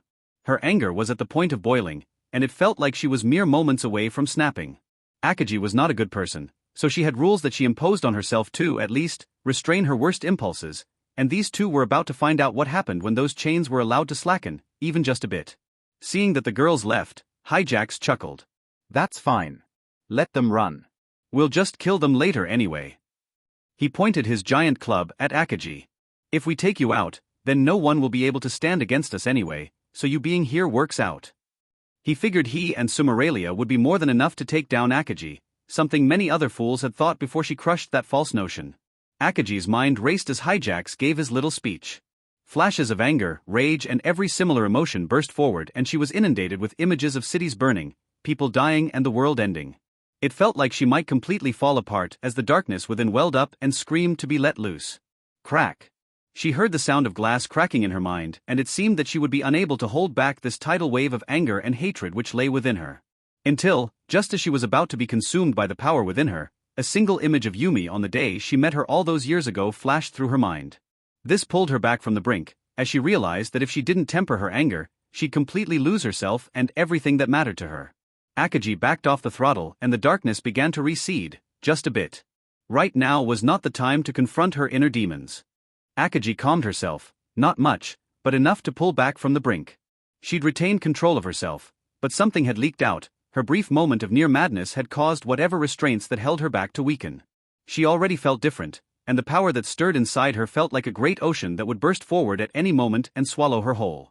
For now, she put these feelings aside and decided to use her newfound strength to make Hijax and Sumeralia regret being born. Didn't I warn you? Akaji started to walk towards him as she summoned her blade. That you are to leave my family out of this little game. Akaji's voice grew louder as black energy leaked from her body. That I'd stop holding back if you didn't listen? Her voice grew louder again. That you don't want to see what lies within the darkness. HMPF, Hijax scoffed at Akaji's words. I'm not afraid of you, not like that stupid girl Hishia. Akaji continued to walk closer to him. Dumb girl was jumping at shadows with you for all those years. Saying how we should leave you alone and not provoke you. Ha. And what was that nonsense about you not being human anyway? Hijax laughed. Stupid girl confused reality with the game so hard that you've got her believing you're some kind of actual demon. Akaji ignored his rambling and stopped in front of him, her face darkened. But you're no demon. You're just a stupid girl who hides in the shadows and thinks she's a badass. He swung his club down, intending to crush Akaji. Hiya. HMPF. Akaji let out a smirk and a small laugh as she swung her blade and sliced Hijax's arm into ribbons. His blood sprayed everywhere, and he let out a scream as his club flew across the room and slammed into the floor. Akaji's face was coated in blood, which she proceeded to lick from her lips before saying, You know Hijax. Akaji laughed. Perhaps I should show you just why Hishia is so afraid of me. Muhahahaha. His laughter morphed from normal to demonic, chilling everyone who heard it to the bone. Hijax looked up at Akaji, holding his arm in pain, and was horrified by what he saw. Behind her was a black shadow with two glowing orange eyes and a mouth filled with razor-sharp teeth arranged in a twisted smile. It seemed to mimic Akaji's words and movements as it danced behind her. Though it might be better asked, which was mimicking which? Seeing this horrifying sight that came straight out of a nightmare and feeling the sheer weight of Akaji's presence, he screamed at the top of his lungs in horror. What the hell is that? Hijax had never seen this side of Akaji before. Most players hadn't, and the few that had, assumed it was some kind of illusion. Hishia was one of few who understood the truth, that Akaji was a being that shouldn't exist in this world. Ordinarily, she wouldn't unleash her presence as it was too much for people to deal with, and even players wouldn't react well. But seeing Kana's injured form had caused her to loosen all restraints she'd placed on her abilities, and she wasn't holding back anymore as she allowed her massive presence to crash down on the entire mall. For the first time since the Battle of Hassan, Akaji let it all out, and Hijax and Sumeralia were hit with a wave of nausea and were terrified to their cores. Ah, there it is. That delicious look of sheer terror that I love. Akagi chuckled at the sheer terror on Hijax's face. Her lips curved into a perverted smile as she took in their terror. Mortals cowing in fear will never get old. What the hell are you? Hijax blurted out his question. Me. Akagi wrapped her arms around her body and started giggling. I'm a demon. As she said this, she threw her arms forward, dissolving her body and allowing the darkness to scatter around the room and cover everything. In a few seconds the entire pavilion was black as night and the only things visible were Hijax and Sumeralia. Akagi had disappeared completely. What is this? Sumeralia panicked and launched a fireball into the darkness, but it simply traveled forward with no effect until the darkness engulfed it and snuffed out its light. What's going on? Where are we? She couldn't see anything but the swirling black/purple mist around her and Hijax in the distance. Whatever this is has my hair standing on end. Sumeralia didn't like whatever Akagi was doing. Since when could Akagi use some crazy ability like this? She can't use illusion magic of this level. Muahahaha. Akagi's terrible laughter echoed around her. Where are you? That's easy, my little chicken. You're inside of me. More laughter erupted around them. It was deafening, as if a cacophony of evil was watching them from the shadows. Inside of you? What are you talking about? Sumeralia flew over to Hijax, who had regenerated his missing arm. That makes no sense. Didn't Hishia tell you? Akagi appeared behind them. My real body is a shadow. A void of pure darkness. Another Akagi appeared and continued talking. That form you normally see is a vessel, an illusion, one that I use to interact with the rest of the world since it's much more convenient. Suddenly, more and more Akagis began to appear from the darkness. Soon there were several hundred. What the fuck is all this? Hijax looked around in awe at the army of Akagis standing around them. This is how you die. The Akagis said in unison, their voice deafening to the two of them. You had the gall to lay your hands on my sister, to burn her, to cause her harm. All the Akagis except one disappeared. And I will accept nothing less than your lives as recompense. So before you die, prepare to experience the worst hell you can imagine. Because there's no escape from in here. Her left eye shone brightly in the darkness. The two knew they had no hope of winning. They could tell in their very soul that they'd awakened a sleeping monster. A monster that wouldn't stop until they begged for death. Wait, please don't kill me. Sumeralia unexpectedly tried to bargain for her life. We had no idea that she was your sister. We would never have attacked her if we knew. She put on a fake smile. So please forgive me. Yeah, we didn't really want to involve you in this. We were even told not to bother you by Herlex. Hijax began to sweat. So please, there's no need for any of this. He was hoping that he could talk his way out of this, but in the back of his mind, he knew Akagi no longer cared about diplomacy. Remind me, Sumeralia. Akagi stared directly at her. What was that about tearing Kana from limb to limb? Akagi snapped forward, slicing Sumeralia's wing off with a quick strike of her blade, causing the harpy to scream in pain. Oh, pardon me. I'm not used to this power yet. I was aiming for your arm. Oh well, my mistake. You have so many other parts, so I can try again. Akagi laughed as she flicked her sword and removed the blood. Ah! Sumeralia screamed as she tried to lash out at Akagi with her claws. But before she even got close, her arm was cleanly removed by Akagi's blade. Falling to the ground, Sumeralia screamed in pain as she bled out. My arm. Akagi wasn't finished with the harpy, and the evil look on her face told her that much more pain was coming. If you're looking for it, it's right here. Akagi bent over and picked up the harpy's arm. You really should keep an eye on such important things. She threw it at Sumeralia, whacking her on the head with her own arm. Why didn't you catch it? Akagi walked over and picked it up again. Come on, take it. Akagi decided that beating Sumeralia with her own severed arm would be funny. Whack whack asterisk whack whack whack. You know, I want to say, why are you hitting yourself? But that would be too easy. Akagi laughed as she incinerated the arm in her hand. Sumeralia was bloody, her face bruised, and she was missing some teeth. Piel, please, I'm sorry. The harpy begged for mercy. Sorry for attacking Kana? Or sorry you fucked with the wrong person? Akagi kicked her in the stomach. Either way, I don't care. I'm going to start ripping you apart, piece by piece, until I feel better. So I suggest you prepare yourself. Akagi cracked her knuckles as she laughed demonically. Hijax just stood there, completely dumbfounded, and watched as Akagi one by one remove all of Sumeralia's limbs until she was left as little more than a torso bleeding out on the ground, screaming in agony. Oh no, no, no, no, my little chicken. Akagi placed her hand on Sumeralia's cheek. You can't go and die on me just yet.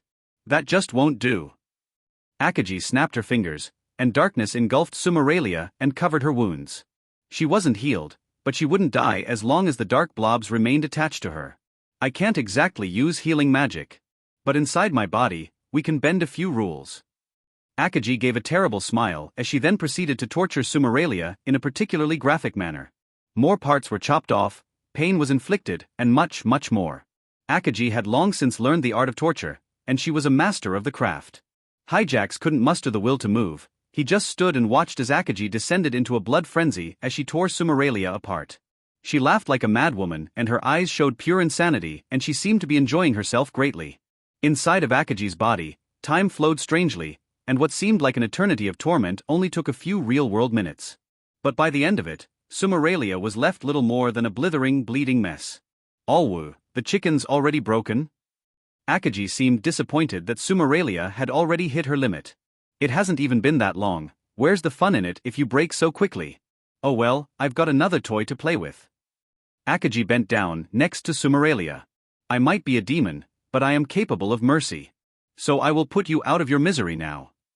Akagi drove her blade through Sumeralia's head, killing her instantly. I guess this chicken never made it across the road. Akagi laughed at her stupid joke. Too bad Hishia isn't here, she always has a comment about my bad jokes. What the fuck is going on? Hijax screamed in his head. This can't be Akagi. It can't be. Now then, Akagi turned around to look at the terrified visage of Hijax. She was covered in Sumeralia's blood, but her face displayed a warm smile. The chicken has expired. I hope you'll stick around with me for a little longer, Hijax. She looked down at his freshly regenerated arm. Let's see what gives out first, your mind or your body. I'm betting your mind, but I'm hoping your body. Akagi slowly walked towards Hijax, who tried to flee but found himself restrained by the darkness itself. Didn't I tell you? Akagi stood over him. There is no escape. Akagi reached forward towards him. No, please. Stay back, please, no. Hijax. His screams and Akagi's laughter echoed throughout the darkness. No one, not even Akagi, knew just how long she spent torturing him. But when she reappeared in the mall, she seemed refreshed and she had a bright happy smile on her face. Spoiler. Ugh. Kana slowly woke up, her head was pounding, and she felt like a car just ran her over. My head. Easy there. Mimi stood next to her. You took a nasty hit, so you shouldn't move around too much just yet. She took a small cloth and wiped Kana's face. Ha. Kana was still disoriented. Mimi? Where dash? Her eyes snapped open, and she sat up instantly as she recalled what happened. Mika, Naomi. She looked around the room and saw her two friends laying in the other beds with bandages wrapped around their heads. Mimi sighed. I just told you not to move around like that. The Yukiana shook her head. Those two are just fine, see? She pointed at the two girls who waved back. We're okay. Mika smiled. Yeah, if anything, we were more worried about you since you took that blast head-on. Naomi seemed relieved that Kana woke up. Their voices were a bit weak from the burns, but they were otherwise fine. How did we get here? Kana was a bit disoriented and it took a moment to recall what happened. Those two players began attacking people and... Kana searched her fuzzy memories from the attack at the mall, before realizing something. Wait, where's One-Ichan? Kana figured that the three of them were alive because of Akagi's intervention. But she didn't see her sister in the room. As she asked this, Yumi entered the room. My lord is... busy. Yumi had a conflicted look on her face. I suspect she's dealing with those two as we speak. She was worried. Alone. Kana exclaimed. You have to go and help her. She was about to get out of bed, but Yumi and Mimi stopped her. She doesn't need nor want our help. Yumi shook her head. Those two never stood a chance. And I don't even know if she would recognize us at the moment. Yumi was worried Akagi would go on a rampage. When she last saw Akagi, her eyes told her everything she needed to know, Her master had slipped into the darkness. The only question was how far. And would she return? But Kana was still worried. She knew Akagi was strong, but the thought of her sister being hurt because of her was gut-wrenching. To be honest, I don't think it's my lord's safety that you need to be worried about. Yumi continued. What do you mean? Kana thought about it for a moment before it clicked. Wait, don't tell me that One-ichan dash. She stopped short as she recalled the vision she'd seen not too long ago. Yumi shook her head. I don't know, Kana. By the time I arrived, she was already quite emotional. She wouldn't listen to me, and I suspect once we left. She? Yumi couldn't bring herself to finish. In the back of her mind, she knew exactly what Akagi was going to do to those two, but whether or not she was still herself afterwards was unknown. One-ichan. Kana put her head in her hands and began to cry. Why do I always cause you pain? Why is it always because of me that you get hurt? The thought that Akagi lost herself in her power because of what happened to Kana was too much to bear for the girl. Mika and Naomi had only caught a brief glimpse of Akagi's anger, and what they saw shook them to the core. It was no longer Akagi, Kana's kind but eccentric older sister, but a demon out for blood. The two stayed quiet as they were having trouble processing everything that just happened. But they now understood just why Akagi refused to show them more about herself. As what little they did see caused them to experience a level of terror and fright that they never imagined possible. Thankfully, neither of them witnessed what Akagi had done to Sumeralia and Hijax. A few minutes passed in complete silence until everyone was hit with a massive weight that crashed down on their bodies. What's going on? Kana could barely move, and even Yumi and Mimi were affected. To the girls, it felt like a massive boulder had landed on them, and it made it very hard to breathe. It's my lord's power. Yumi managed to speak, albeit with some difficulty. It's not just the power that's increased, it feels wrong. As if this power was made from evil and malice itself. Yumi thought to herself. Indeed, but why is she letting it run loose like this? Mimi had felt Akagi's power before, but it was never this intense. A moment later, the crushing weight disappeared, causing everyone to breathe a sigh of relief. It would seem she restrained it. Yumi gave an exhausted smile. She seems to be coming here, and I think we all have questions. She detected Akagi walking towards them from outside. I just hope my lord is still herself when she arrives. In the back of her head, Yumi was ready to take the girls and flee if Akagi had truly lost her mind. Click-clock. Click-clock. Click-clock. The sound of Akagi's Geta sandals echoed down the hallway and into the medical room, causing a great deal of anxiety among everyone. Mimi and Yumi had gotten tense, keenly aware that if their master had truly lost her mind, she likely wouldn't hesitate to kill the two of them. And they were fully aware that they couldn't stop her, even if they wanted to. Gulp. Yumi was prepared for the worst when the door opened, and Akagi stepped through. Her face had an uncharacteristically warm smile, and her left eye was bright orange. A sight that caused Kana to panic internally, as it looked the same as what she saw in her dream, minus the black scara. To Yumi's eyes, Akagi seemed to be happy, almost as if she was at peace. Akagi silently closed the door and looked at Kana. Oh good. You're awake. Akagi walked over to her sister and put her hand on her head. I'm sorry you had to go through that, Kana. She pulled her sister into a tight embrace. And I'm glad you're okay. Akagi clung tightly to her sister. Seeing this, everyone let out a sigh of relief. Well, that's a good sign. Yumi felt the knot in her chest release. She was still a bit nervous, but seeing Akagi hug her sister was a great relief.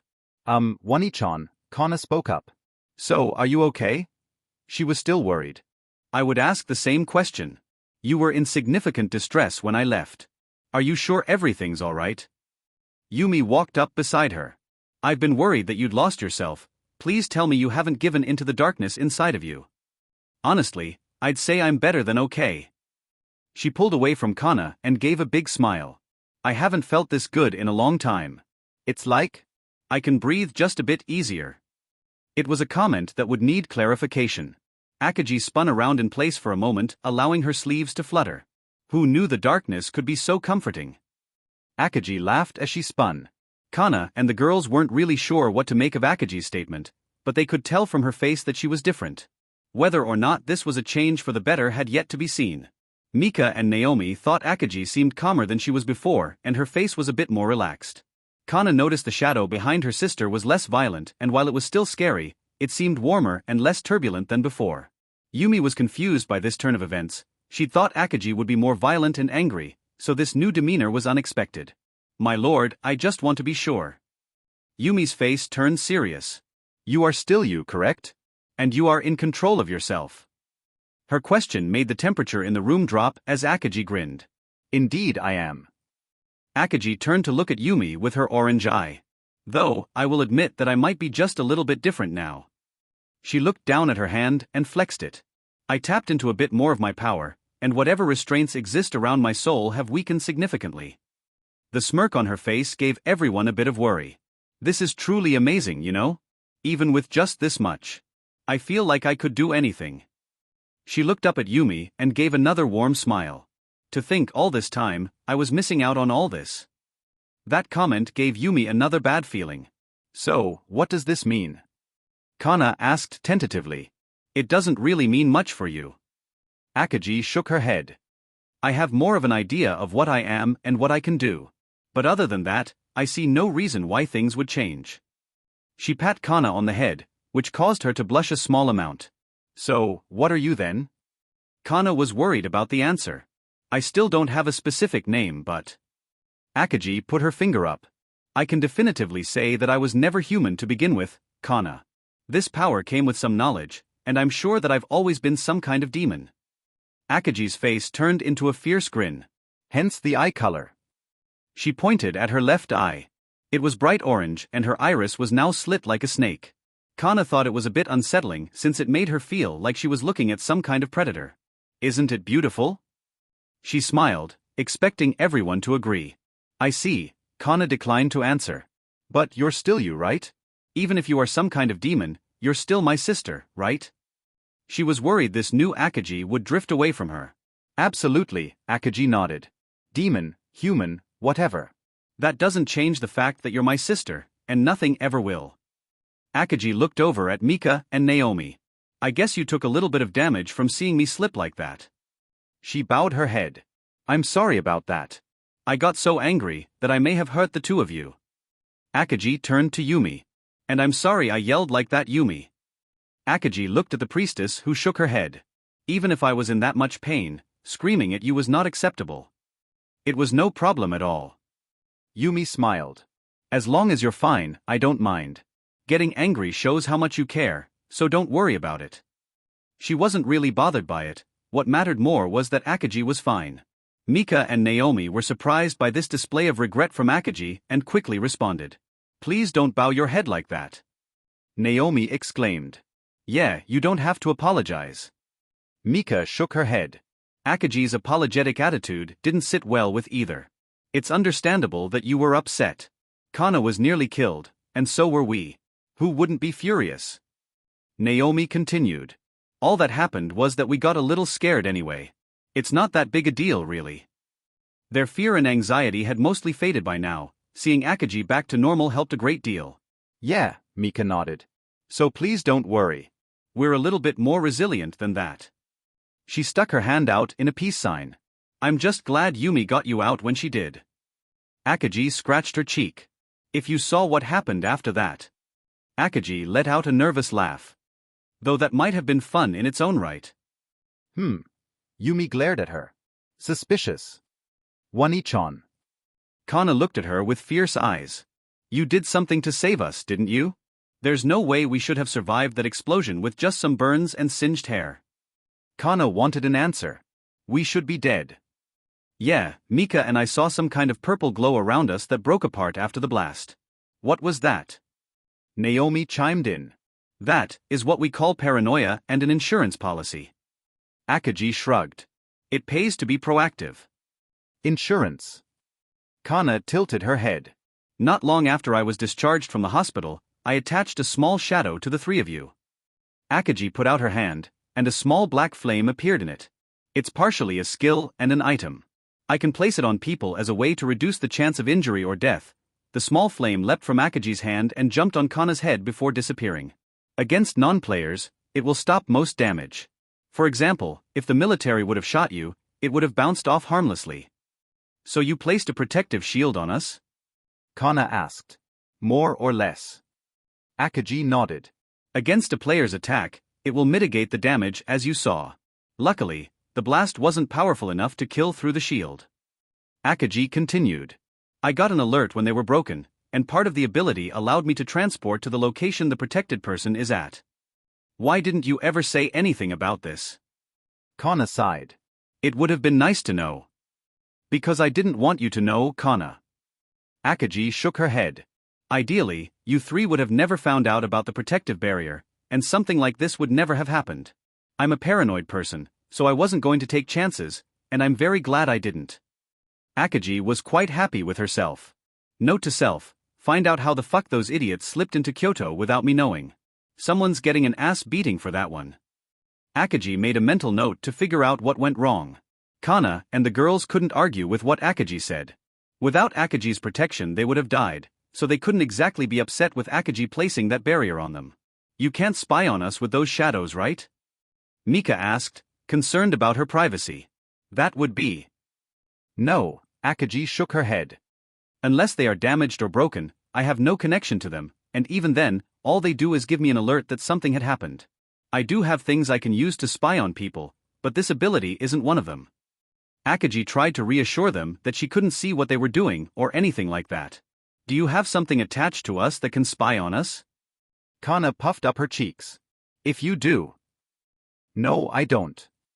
Akaji waved her hands in denial. I'm not stupid enough to do that since it would be a massive invasion of your privacy, and I didn't want to get yelled at if I was found out. The ass chewing you'd give is not worth whatever I'd get out of spying on you. Akaji continued. My shadows can't even tell me your location, so don't worry about that either. Kana let out a sigh. I guess I'll believe you then, but please don't ever spy on us like that or I'll give you such a beating. Demon or otherwise, I will find a way to hurt you. Kana's gaze was fierce and Akaji figured that if anyone could find a way to do it, it would be Kana. Also, I can't exactly be mad about you placing protection on me, but please ask for permission next time, okay? Especially when you do it to other people. She wanted to make sure Akaji was a bit more forthcoming about this stuff in the future. I can't agree to that. Akaji shook her head. Dislike it if you want, but I have no interest in taking chances with your lives. Even if you don't want it, I will be placing another protective shadow on you. Akaji's expression turned fierce as she looked at Kana. I would rather you be mad at me than dead. It's fine, Kana, Naomi spoke up. It's not really a problem, besides if it wasn't for that protection, we'd be dead. And I don't mind having something like that around. Yeah, if she can't spy on us or anything. I'm not really bothered. Mika nodded. I understand that, but it's the principle of the matter. Kana wasn't backing down. If you want to do stuff like that, you should at least ask. Even if you know we'd be fine with it. It's just the right thing to do. And I don't care about any of that, Kana. Akaji shook her head. Principles, ethics, morals, none of that matters if you die. People can think of themselves as morally superior to others, but what good is that if everything you care about is taken away? It's why I don't typically allow people that cross me to live. Akaji had her own personal rules, but all bets were off if she needed to protect herself or those she cared about. If I could put it on Yumi and the others, I would. But sadly it doesn't work on them. For whatever reason those from FWO are incompatible with my ability. Akaji had tried very hard to find a workaround, but for whatever reason her ability didn't work on her followers. Fine, Kana gave up. It's not worth the argument, and honestly it really doesn't matter. I think One-chan might have gotten even more stubborn. Kana decided to give up on the matter, but something Akaji said got the wheels turning in her head. One-chan. Kana got up out of the bed. What happened to those two that attacked us? What did you do with them? Hearing this, Akaji's face contorted into a terrible grin as she recalled the fun she had with them. Such a lovely time, I'll have to do it again. Akaji. Oh, those two. Akaji smirked. You don't have to worry about them ever again. I made sure they paid for their insolence. I probably don't want to know what she did to them, do I? Kana decided to drop the subject. Speaking of fun things. Akaji put out her hand and summoned her phone. I need to update Hishia. I wonder how confused she'll be if I just send her a message that says 107. Akaji laughed as she messaged the Dragon Girl. Too bad she missed the show earlier, would have been great to see her reactions. Kana and the others figured that Akaji killed those two players at the mall. Which wasn't exactly surprising, seeing as they'd nearly been killed by them. Though while Kana understood her sister's actions, she was still saddened by the fact that Akaji need to take more lives. Please don't harass Hishia too much. Kana knew how Hishia felt about Akaji, so she wanted to spare the girl from too much of her sister's antics. She's already afraid of you, so don't go giving her a heart attack. I'll keep it to a minimum. This time. Akaji chuckled, but I do need to speak with her. We've got some business to attend to. Are you going to go after Libra? Kana asked. She figured Akaji might since two of their members just attacked her. Will this mean all-out war between you? No. At least not yet. Akaji shook her head. Hijax and Sumeralia acted independent of Herlex and his orders. They were supposed to hit Nara, not Kyoto, and they had no idea you were at the mall. Since it wasn't a coordinated or deliberate effort on behalf of Libra as an organization, I have no intention of holding them responsible for this. Akaji held fast to the idea of punishing those who perpetrated an act. Even if Libra as an organization was causing chaos, unless it as a group decided to pick a fight, she would limit her retaliation to the members who directly caused her issues. But, Akaji said as she put away her phone, I will be making some changes, and I need Hishia to help me spread the message. After I speak with her, I'll go pay a visit to the angel and speak to him personally. He needs to keep his toys under control, lest I take them away. Permanently. Changes. Kana tilted her head. I don't like the sound of that.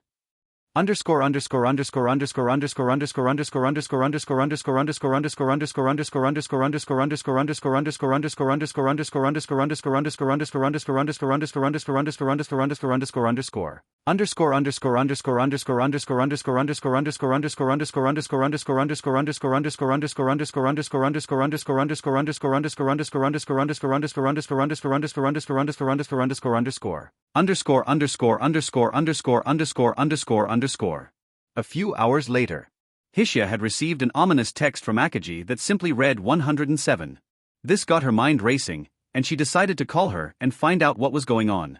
She saw on the news that there was an attack in Kyoto, which caused her to worry about her would-be girlfriend's safety.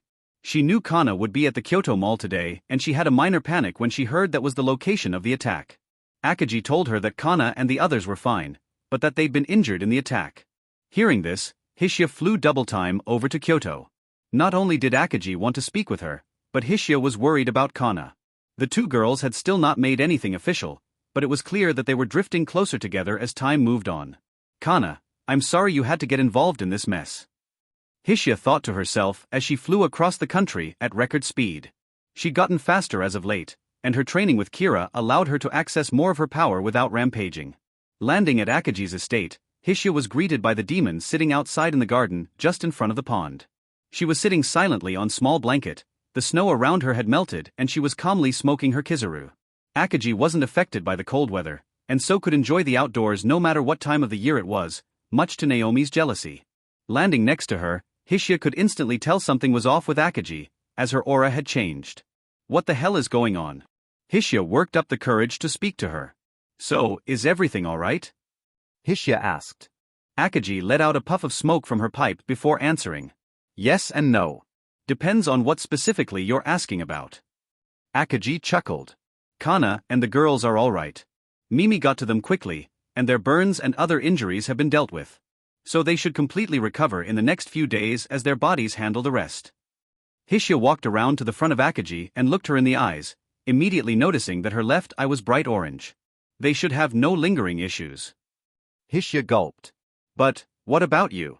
Even I can tell you're different. You're Ayats. Akaji's changes were dramatic from Hishia's perspective. She might have acted the same as always, but that belied the incredible increase in power within her. On top of that, Hishia could tell that Akaji carried herself differently, even if it was slight. She was more relaxed, more fluid, and generally more carefree. It was as if she had gained some kind of inner peace. Please don't tell me it got out. Hishia held her breath. I am different. Akaji took a hit of her pipe. That whole incident at the mall caused the restraints around my soul to weaken considerably. As a result, more of the power within is at my disposal. She smiled warmly. So, what does that mean? You're becoming a different person. Hishia asked tentatively. She was worried about what these changes might mean for the future. Akaji shook her head. Less a different person, and more the real me is being released. She let out a puff of smoke. Whatever I am has been sealed behind some kind of barrier around my soul. Part of it seems to be natural barriers put up to limit me, while others seem to be placed there by my subconscious. It's truly fascinating and annoying. As a result, the current me is some strange blend of both my true personality and the persona I've developed over the years. She shrugged. So, it's just like I'd always said. You never were human, were you? Hishya stated. What I saw on that night, that really was the true Akagi. Hishya. Nope. Akagi laughed. I still don't know the specifics, but I can tell you that I've always been some kind of demon and that this power of mine did not come from FWO. Unlike yours. But why? Hishya blurted out. Why were you born as a demon? How is that even possible? This world doesn't have magic or monsters, Mizumi said it herself. A good question, and one that I cannot answer just yet. Akagi shrugged. I can tell you this. The knowledge that I do have tells me that further delving into my power will be problematic and that there is an increased risk of me going on a rampage if I do. Akagi continued. I've probably hit the limit of what I can use if I want to maintain control over myself. I was able to stave off the desire to go further this time, but now that I've tasted this power. Akagi's lips curved into a smile. I don't think I can so easily turn down more, Hishya. Akagi's eyes were scary, and Hishya felt a chill run down her spine. Please remember that if you do go crazy, you might hurt the people you care about. I know. Akagi sighed. Why do you think I've held back from delving deeper now that I've seen this? Akagi looked at her. I don't trust myself not to get lost in the power, and I would rather take this slow. Only problem is, if something sets me off like today, I doubt I can hold myself together again. This power is way too intoxicating. Akagi sighed internally. If I didn't know any better, I would say that I was supposed to lose control and that I was intended to destroy this world. Akagi laughed at the absurdity of that thought. The two chatted for a bit longer before Hishya brought up Kana. Can I go see her? Hishya asked. I want to make sure she and the others are okay.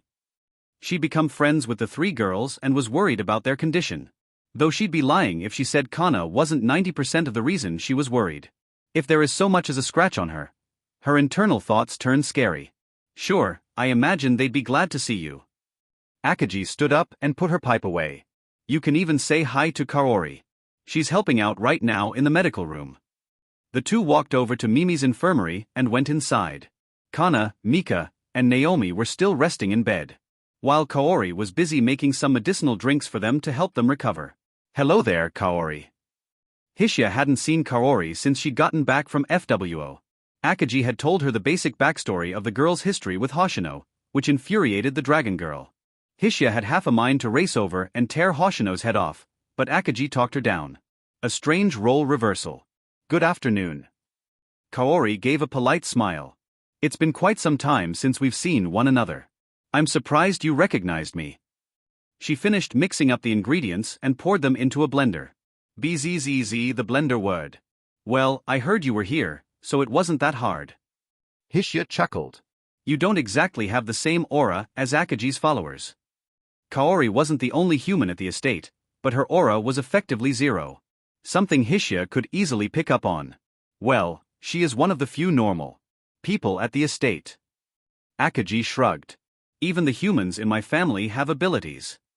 And let me guess. I'm not normal. Kana groaned. Nope. Akagi laughed. You're weird. I mean, Kana is a yokai, so. Naomi held in a laugh. Now we know where scary Kana comes from at least. Mika pointed to Akagi's eye. Keep it up, and I'll give you scary Kana. Kana glared at them, causing Akagi to laugh. Good to see they're all right. Hishya was glad to see the three of them acting normally. The blender only took a moment to finish, and Kaori poured a thick green drink into some cups. Now, I know this looks unpleasant, but I promise you it will help your body to recover faster.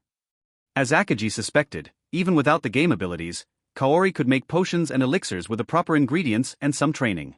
As a result, she'd been made into Mimi's official apprentice and was training in the art of herbalism, alchemy, and medicine. The three girls were uncooperative and tried to avoid drinking the concoction, but some sad puppy eyes from Kaori broke through their resolve, and they drank it. The taste wasn't actually all too bad, though the density of the liquid was not very enjoyable, since it was basically like chugging a thick milkshake. The drink in question was an herbal mixture that would stimulate the body's natural recovery mechanisms. Akagi and Mimi were wary about using potions on people who weren't from FWO or transformed by it, since the effects on the human body were unknown. Mizumi told them there shouldn't be any issues, but they still chose to be wary. There would be further testing, especially as Naomi wanted to publish any life-saving medicines in the future, but for now, this was as far as the two would go. Ugh. Kana shivered as she drank the medicine. I really don't like drinking this stuff. Yeah, it tastes like grass. Mika pushed the cup away after she was done. Ick, I'm gonna taste that all day now. It's still better than some of the other stuff I've had to drink though. Naomi wasn't really bothered by the taste. Just be glad your injuries were little more than superficial. Akagi shrugged. I can't really do anything about the singed hair, but with that medicine, plus Mimi's healing magic, your burns should be gone by tomorrow morning. Mimi's healing magic was quite potent, but Akagi knew that magical healing wasn't perfect. Even the 1,000-year-old doctor saw it as a tool to aid the body's natural recovery, rather than replace it. In-game, it would simply restore HP, but since this was the real world, its effect on the body was far more complex. It could still be used to heal wounds and cure illness, but it was no longer the perfect fix that it was in the game. After the attack on Camp Katsura, when healing magic was used on the wounds suffered by Chloe's subordinates, they were left exhausted. Mimi determined that healing injuries of large scale takes a great deal of bodily energy. A property of healing magic that was recorded in in-game flavor text but didn't actually affect in-game healing. I'm glad to see you're all okay. Hishia gave a bitter smile. She'd turned down the government's request for help and felt that her inaction might have led to this. You shouldn't have to deal with something like this. She personally trained most of Libra's players, so she felt partially responsible. Yeah, it was quite scary. I never imagined we'd be attacked while out shopping like that. Kana gave a bitter smile of her own. So many people were killed. Did those idiots really think they could just attack you and get away with it? Hishia was referring to Akagi, but in her mind, she thought that if Akagi hadn't killed them, she probably would have done so herself. Her draconic blood had caused her to become slightly possessive of Kana, so the thought of someone attacking her really pissed Hishia off. Well, they didn't know they were at the mall. Akagi said. Besides, I already dealt with them. Before they expired, they very much regretted their life choices. After a bit of chatting, Hishia moved the conversation to the original reason she was called out there. You said on the phone that you had something important to discuss with me? Can we talk about that now? Hishia had a bad feeling about what Akagi was to tell her. Yeah, I need you to take a message to the rapid response team for me. Akagi's face turned serious. Effective immediately, all non-authorized returnees that I find are in the Kansai region will be considered hostile and may be subject to termination. That includes both RRT and Libra members. What an absolute mess. Just what we needed right before the op to take out the cell in Nagano. Superbia sighed as she stood outside the mall. She was the closest member of the rapid response team, so she responded to the attack in Kyoto. Upon arriving, she was informed that the 2 members of Libra who attacked had already been dealt with, which surprised her. No one else was nearby and there weren't any other returnees living in Kyoto, other than Akagi. After questioning some witnesses, some of which were not so cooperative, Superbia eventually pieced together that Akagi had been the one to deal with the 2 attackers. A discovery that was both surprising and somewhat expected. It's certainly not ideal that Akagi got involved. Aoi spoke to her over comms. The Americans were insistent that we keep her at a distance if she wasn't going to directly work with us. There was a great deal of hesitation and distrust of Akagi in Washington and Tokyo. But despite the higher-ups' reservations, I don't exactly mind the help though. Aoi looked at the holes in the building through the screen. If she hadn't stepped in, the casualties would have been much higher. Hijacks and Sumeralia had already killed a few dozen people in their short attack. By the time Superbia would have arrived, things would have been much worse. Yeah, but it's got me worried. Superbia knew anything involving the assassin was bad news. Akagi never moved without a reason. What could have caused her to get involved? No one who spoke to her could tell her anything other than the fact that Akagi appeared, the 2 Libra members and her disappeared, and then a few minutes later, Akagi reappeared alone. Just what the hell did Akagi do with those 2? Superbia. There was quite the crowd of onlookers behind the police barricades. Some were shouting at her and calling her all sorts of names. Really, people? Why do you have to act like such idiots? I'm on your side. Superbia sighed. This kind of treatment was becoming normal for returnees. Choosing to ignore the rude comments about her horns, Superbia decided to head back inside the mall to look for more clues. Finding out where the 2 attackers were was of paramount importance. However, before she got inside, there was a small commotion and some screaming as a figure descended from above. An enemy? Superbia drew her blade ready to fight, but was halted by a voice before she leapt into action. Hold on. Hishia called out from above. She had flown in and caused a panic. I'm not here to fight, Superbia. Hishia floated in the air, a bit above where the Oni was standing. Superbia sighed. Jesus, Hishia.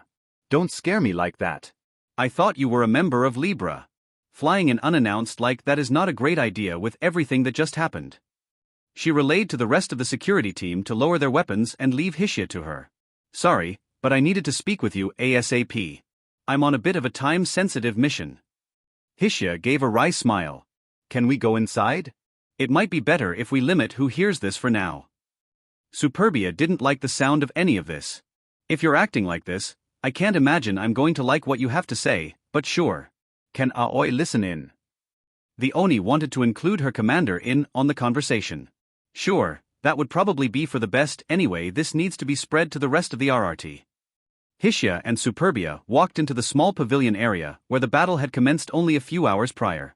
Well, it's not as bad as I expected. Hishia figured the damage would be much worse.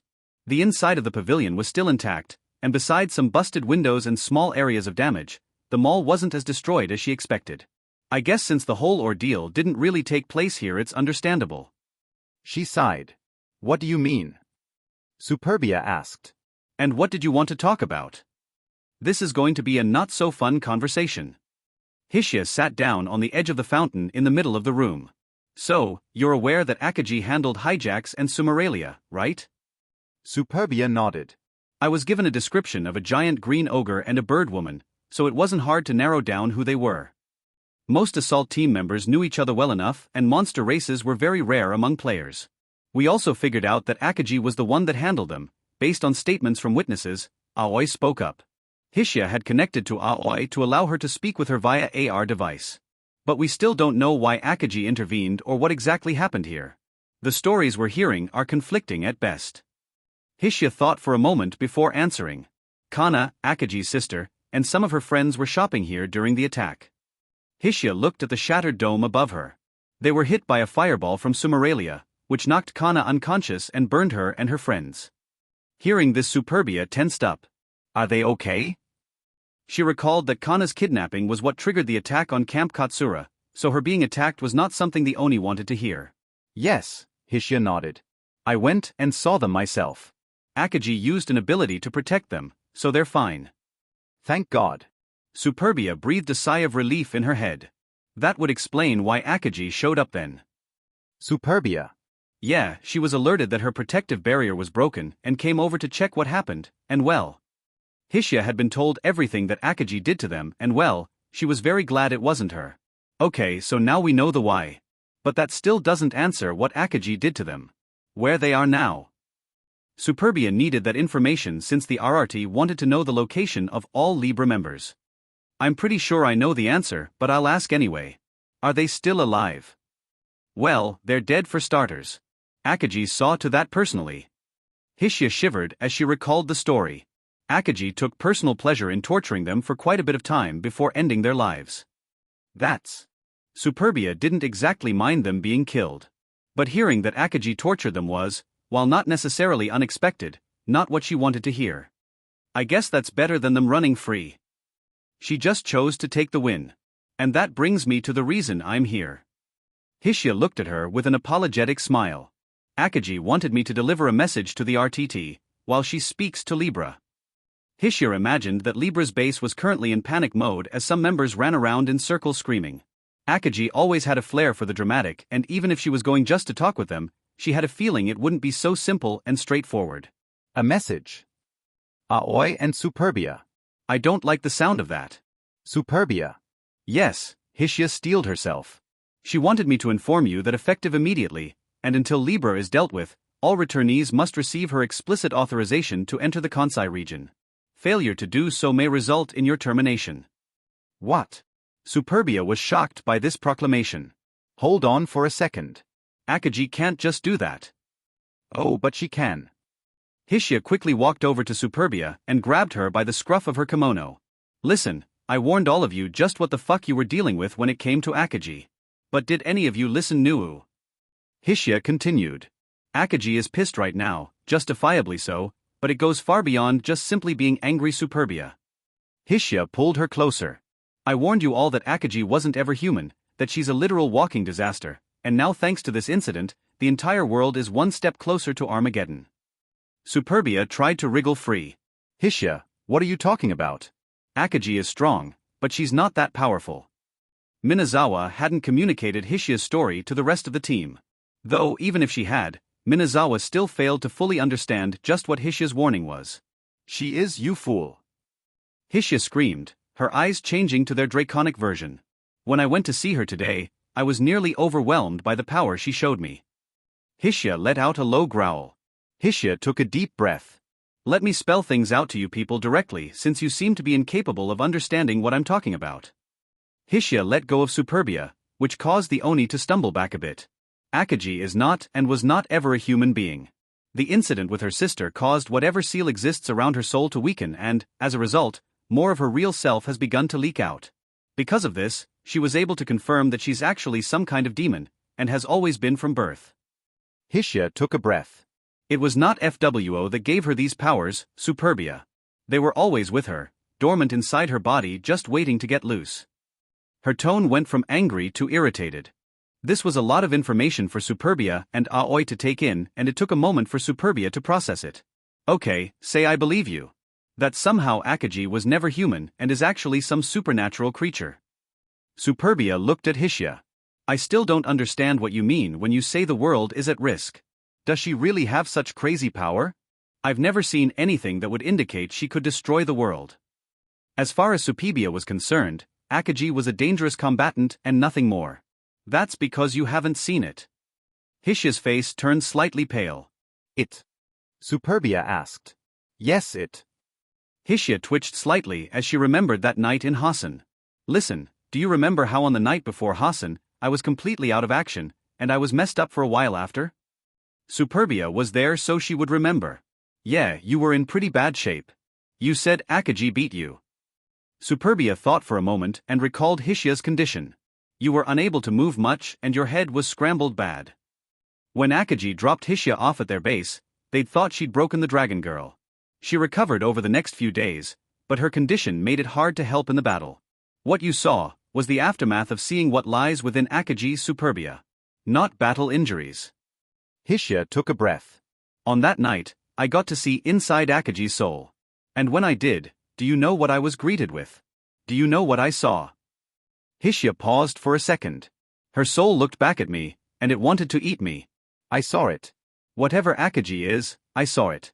It lurked within her soul, a fact that Akagi herself was only made aware of recently. Its eyes glowed orange, something that has now bled into her physical appearance, I might add, and it had razor-sharp teeth like a monster from a nightmare. Hishia continued her mad rant, her eyes racing back and forth and her entire body shaking as she wrapped her hands around her torso. It was restrained, sealed, but it's always wanted out. And today those seals got a little looser, and some of those chains broke. Hishia looked up at Superbia, her eyes showing true fear. Superbia, listen. If you don't handle Libra soon, I have a feeling that they'll do something that will cause all those restraints to break. And if that happens, I'm pretty sure the world is fucked. She gave a nervous laugh. Superbia was taken aback. In all the time she'd known Hishia, she'd never once seen this kind of reaction from the girl. She was usually stoic and unflinching, but whatever she saw in Akagi that night had clearly haunted her. Is that why you refused to fight her? Why you agreed to stay out of her way? Superbia. Yes. Hishia exclaimed. It was already going to be hard enough to beat her before, but now it's impossible, and if whatever she truly is gets out, we're all doomed. Hishia continued. And the worst part? Akagi herself knows this, and she's okay with letting it out. She wants to be free, Superbia. She's already gotten a taste of that power and wants more. She told me today that she wants out of the prison inside her soul. You should have seen the smile on her face while she discussed letting her true self run free. It was like looking at the face of pure evil itself, Superbia. Whatever Akagi is, cannot and should not be allowed to get free. It's only a matter of time before it gets forcibly let out or Akagi lets it out herself, and I don't want to see the outcome of either, if possible. Hishia finished her rant and took a deep breath. I actually feel a bit better now. Hishia looked Superbia in the eyes. So when Akaji says, stay out of Kansai without her permission or die. Hishia had calmed down a bit. You listen. Without question. Because she can and will kill you without a second thought. What the hell do you mean we're not going to retaliate? The foxman screamed at Herlex. He couldn't believe how easily Herlex caved to Akaji's demands, and he was annoyed that they wouldn't do anything to get payback. Calm down, Merkiel. There's no need to start screaming. A small girl clutching a teddy bear admonished him for his behavior. Where do you get off telling me to calm down, Alice? And why are you even here? Merkiel looked at her with irritation. You literally call Akaji mom. How can we even trust you? Especially since you're with her all the time. Enough. Herlex slammed his fist on the table. We're not here to argue, and I'm not about to get into a discussion about Alice's relationship with Akaji. He was completely done with Merkiel's antics but tried to control his anger. This meeting is about bringing people up to speed. I've specifically told people that messing with Akaji right now is not a good idea. We already lost 2 idiots, and I don't want to risk her getting antagonized further. Defeating her can come later when we've wrapped up our terror campaign. HMPF. Merkiel turned his nose up at Herlex. Even just pretending to go along with her bullshit is ridiculous. We look like idiots. I have to agree with him, Herlex. The foxwoman next to him chimed in. We can't let the deaths of 2 of our members go unpunished. Akaji is strong, but we should strike back and remove her. Even if those 2 did go off on their own, they were still part of Libra. Herlex sighed. Please understand, Sabia, it's not like I don't care at all that they died.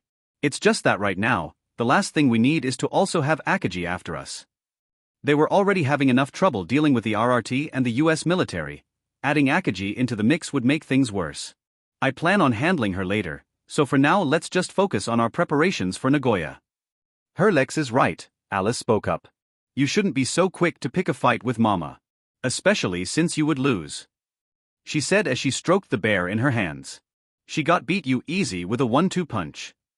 She did a little boxing pose and threw out a few punches. Do you doubt me and my team? Do you think we can't beat that idiot?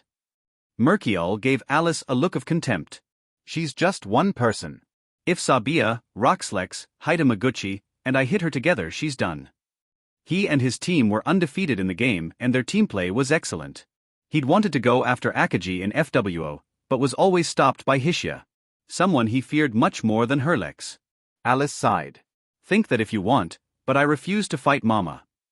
Her relationship with Akaji was complicated, and her fellow members of Libra knew better than to pry too deep. If you want to go die horribly, be my guest but don't drag the rest of us down with you. What the hell do you mean we're not going to retaliate?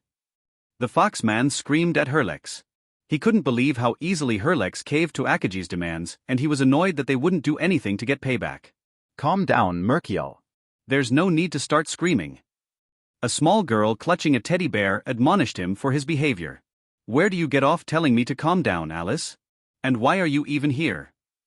Merkiel looked at her with irritation. You literally call Akaji mom. How can we even trust you? Especially since you're with her all the time. Enough. Herlex slammed his fist on the table. We're not here to argue, and I'm not about to get into a discussion about Alice's relationship with Akaji. He was completely done with Merkiel's antics but tried to control his anger. This meeting is about bringing people up to speed. I've specifically told people that messing with Akaji right now is not a good idea. We already lost 2 idiots, and I don't want to risk her getting antagonized further. Defeating her can come later when we've wrapped up our terror campaign. HMPF. Merkiel turned his nose up at Herlex. Even just pretending to go along with her bullshit is ridiculous. We look like idiots. I have to agree with him, Herlex. The foxwoman next to him chimed in. We can't let the deaths of 2 of our members go unpunished. Akaji is strong, but we should strike back and remove her. Even if those 2 did go off on their own, they were still part of Libra. Herlex sighed. Please understand, Sabia, it's not like I don't care at all that they died. It's just that right now, the last thing we need is to also have Akaji after us. They were already having enough trouble dealing with the RRT and the US military. Adding Akaji into the mix would make things worse. I plan on handling her later, so for now let's just focus on our preparations for Nagoya. Herlex is right, Alice spoke up. You shouldn't be so quick to pick a fight with Mama. Especially since you would lose. She said as she stroked the bear in her hands. She got beat you easy with a 1-2 punch. She did a little boxing pose and threw out a few punches. Do you doubt me and my team? Do you think we can't beat that idiot? Merkiel gave Alice a look of contempt. She's just one person. If Sabia, Roxlex, Hidemaguchi, and I hit her together, she's done. He and his team were undefeated in the game and their team play was excellent. He'd wanted to go after Akagi in FWO, but was always stopped by Hishia. Someone he feared much more than Herlex. Alice sighed. Think that if you want, but I refuse to fight Mama. Her relationship with Akagi was complicated, and her fellow members of Libra knew better than to pry too deep. If you want to go die horribly, be my guest but don't drag the rest of us down with you. Stupid brat. Merkiel was getting annoyed with the girl. Calm down. Sabia put her hand on his shoulder. She's just a kid, leave it. She shook her head and Merkiel backed off. I still question your loyalty, Alice. Merkiel wanted to say more, but Herlex's glare stopped him. I'm not saying we just let Akagi get away with their deaths, but Hijax and Sumeralia knew the risks of going to Kyoto, and what could happen if they fought Akagi. Herlex shook his head. He was angry when he found out they'd ignored his orders and attacked that mall. He'd been seeing more and more instances of liberal interpretations of his commands, and that was starting to get old. Right now, we need to continue our successful operations throughout the country. We still have the numbers and the power to contest the government. Once we topple it, we can turn our attention to Akagi. Herlex tried to lower the temperature in the room, but Sabia and Merkiel weren't having any of it. I still say it makes us look weak. Merkiel scoffed. I agree with my brother on this one, Herlex. If we abide by her terms and stay out of Kansai, it makes Libra look like a joke. Sabia believed that if they started kowtowing to Akagi, people wouldn't take them seriously. Armalfi, how are you okay with this? She looked at him. He was quite a loose cannon and one of the gang of misfits in FWO, so him just sitting on the sidelines was unexpected. Because I trust Herlex's judgment. His defeat by Superbia hit him hard and caused him to rethink things. If it wasn't for Herlex's healing, he would have lost his arm permanently. If my battle with Superbia taught me anything, it's that we're not as invincible as we believe, and those of us that joined the RRT can't be ignored. He harbored a grudge against the Oni and wanted to pay her back for his humiliation. Tisk. Merkiel clicked his tongue. You've gone soft, Armalfi. Whatever. He and Sabia turned to walk out of the room. Where are you going?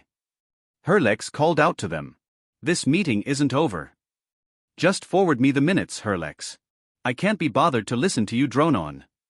Merkiel stretched his arms as he walked away. Merkiel. Don't go doing anything stupid. You hear me? Herlex yelled as the two foxes walked out the door. Fucking idiots. I really hope they don't do anything to upset Mama. Alice rubbed her head against the teddy bear. Knowing them, they probably will. Herlex's face grew dark. That brother and sister share one single goddamn brain cell between them, I swear. Herlex. Whatever. If they don't want to be here, fine. We'll continue without them. Herlex looked around at the remaining members. Elna, Armalfi, we've got some work to do. Alice, how's production going? She swung her legs off the edge chair. I believe the numbers are already at 4,000. The resources that we've been bringing in are more than sufficient, and Imperial's crafting and directing skills are amazing for creating the equipment for the army. Imperial was their equivalent to Imp. The Gnome Man was quite good at crafting and building, though nowhere near as capable as the insane Imp. It was the first good news he had today. Good, tell him to keep going on producing equipment. I want to shoot for the middle of January for the invasion of Nagoya. Can you do it? In the game, mass production of Alice's puppets in such a manner wasn't possible, and the basic ones only had minimal combat power. But in the real world, with modern tech combined with Imperial skill, they were able to turn those puppets into effective soldiers and mass-produce them. What they might lack in firepower, the more than made up for in numbers. With Magitech weapons they'd be a credible threat against both military units and RRT members. Alice nodded. We should be good to go by then. I'll bust out Fluffy and Fluffy if we don't have enough. Alice was the youngest player trapped in FWO, as she was merely 10 years old at the time. However, it would be incorrect to assume that her age or childish appearance meant she was harmless. She herself was quite weak, but with her puppets and other summons, She was dangerous. Nor was she stupid. She might be quite childlike in most instances, but she was a veteran of FWO, and when it came down to it, she could act surprisingly mature and collected. As to why she was a member of Libra, that is a sad story for another time. Good to hear it. Armalfi exclaimed. Slaughtering the people of Nagoya will be a great pick-me-up. We've been focused on pinprick strikes until now, so an assault on a major city will be fun. Yes, but I would prefer we take out at least one member of the RRT before the operation begins. Fighting 6 players will be annoying, especially if they're backed by American military power. Herlex started flipping through pages in a binder in front of him, stopping on the portrait of a girl with short purple hair. Armalti, Elna. He looked over at them. I want the 3 of us to ambush and kill Wexel. Her summoning magic could be annoying, and I know she's been using her familiars to track our movements. She needs to be removed before we can begin the strike. Alice's plan might run into some issues if she's still alive. He looked at his 2 teammates. The 3 of us combined should be able to alpha strike her and take her out before anyone can come to save her. How are we going to separate her? Elna asked. Don't those idiots usually travel in groups? They do, but we just need to make it so that they can't do that, don't we? Herlex gave a nasty smile. If we hit several targets at once, they won't have the luxury of sticking together, and even if it's just for a few minutes, we just need to pull her away from the rest of the team and take her out. He knew the RRT was being forced to respond to almost every attack, and political and public pressure was already mounting. So basically you want to use our numbers to spread them thin? Elna mused. Not a bad plan, but why not hit someone with more punch? Like Superbia or Minazawa.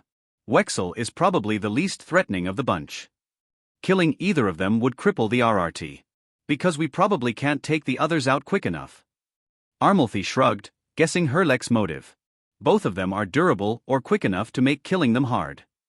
That's part of it, but also, Wexel isn't as useless as you think, Elna. Herlex looked at the elf. Sure, she might lack strength. However, as you know, summons are much more useful and versatile in the real world versus the game. He gestured towards Alice. Wexel's been using them to scout our movements and greatly bolster American and Japanese intel networks. Taking her out will give us an edge over the RRT and temporarily blind them. If we leave her alone until we strike at Nagoya, they'll likely detect our attack before it begins and be waiting for us. Having their surprise spoiled would be a problem. They were already taking a risk with the current plan, and Herlex wanted to reduce the chances of failure. I guess that makes sense now that you explained it. Elna was more of the punch problem until it went away person. So, what's the plan? She looked down at the table which displayed a map of Japan. We have separate teams do hit and runs, here, here, here, here, and here. He pointed to locations on the map. We're not aiming to do any real damage, but we need to make it look convincing enough that they can't ignore us. Herlex continued. Wexel is usually stationed in Tokyo, so all we need to do is draw her out into one of the outlying areas and strike her en route. If we do it right, they won't be able to spare any backup for her, at least for a short enough time for us to strike. We get her away and jump her, it's pretty simple. Herlex mused. Will they even send her out? Elna was doubtful that the RRT would send a lone summoner to fight in the field. She's far too vulnerable to go into combat alone. They have to know that. Exactly, that's why I picked these targets, plus if we send only puppets at one of them, they'll most likely send her to deal with them. Herlex pointed to each spot again. Each of these is a major population center or important place for business or government work. They have no choice but to send people to defend them. If they don't, people will start getting more restless. So it will be a win-win even if they play it smart, but I doubt they have the luxury of doing so. Libra was playing a game where no matter what the RRT did they'd always lose. That was the advantage of being a decentralized group who was focused on terror attacks. Makes sense. Elna's mouth contorted into a smile. Taking the fight to them and reminding them that we can kill them, that sounds nice. Just remember, no overconfidence, Herlex warned. If anything seems off, we back off. I have no interest in losing any more of us to stupid mistakes or hubris. They had just recently lost 3 members of Libra. 2 in Kyoto to Akagi and 1 in Hokkaido to a joint US JSDF strike. Luckily the 3 that died were some of the least important, but it still stung to be down 3 members. Yeah, getting exploded by a drone strike isn't really something I'm interested in. Elna shrugged.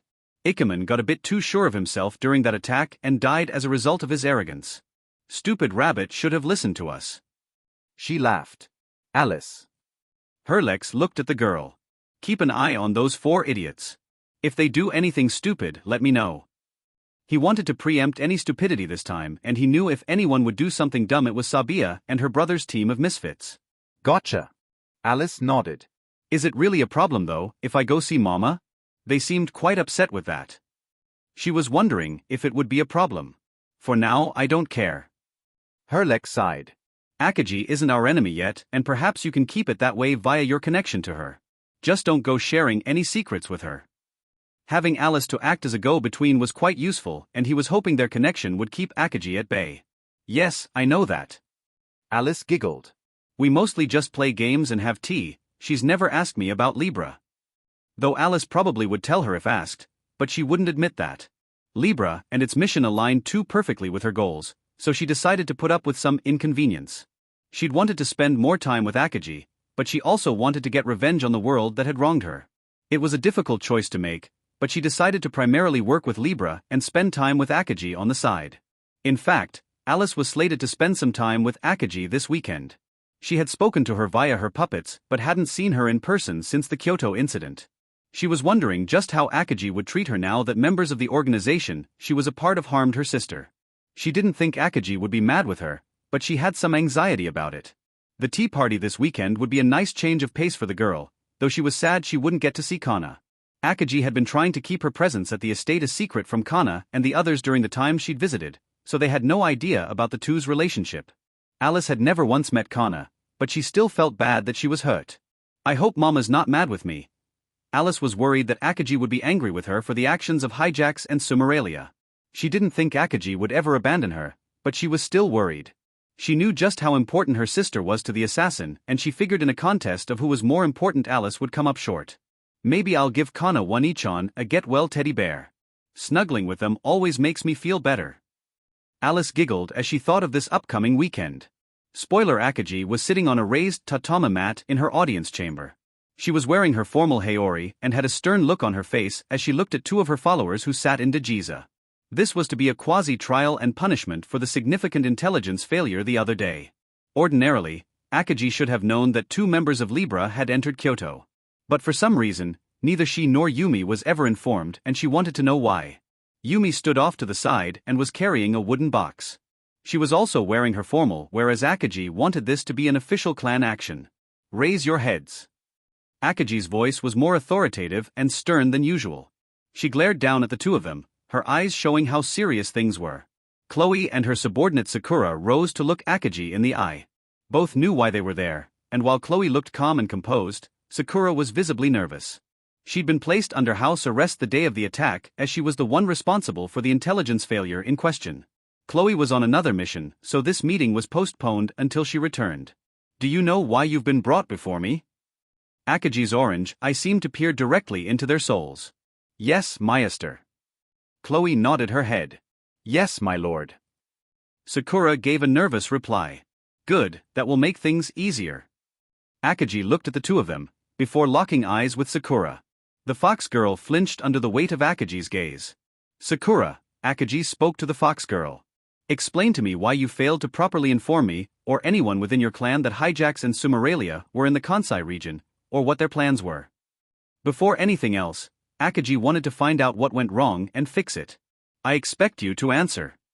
I have no excuse, my lord. Sakura bowed her head. I failed to adequately perform the task assigned to me.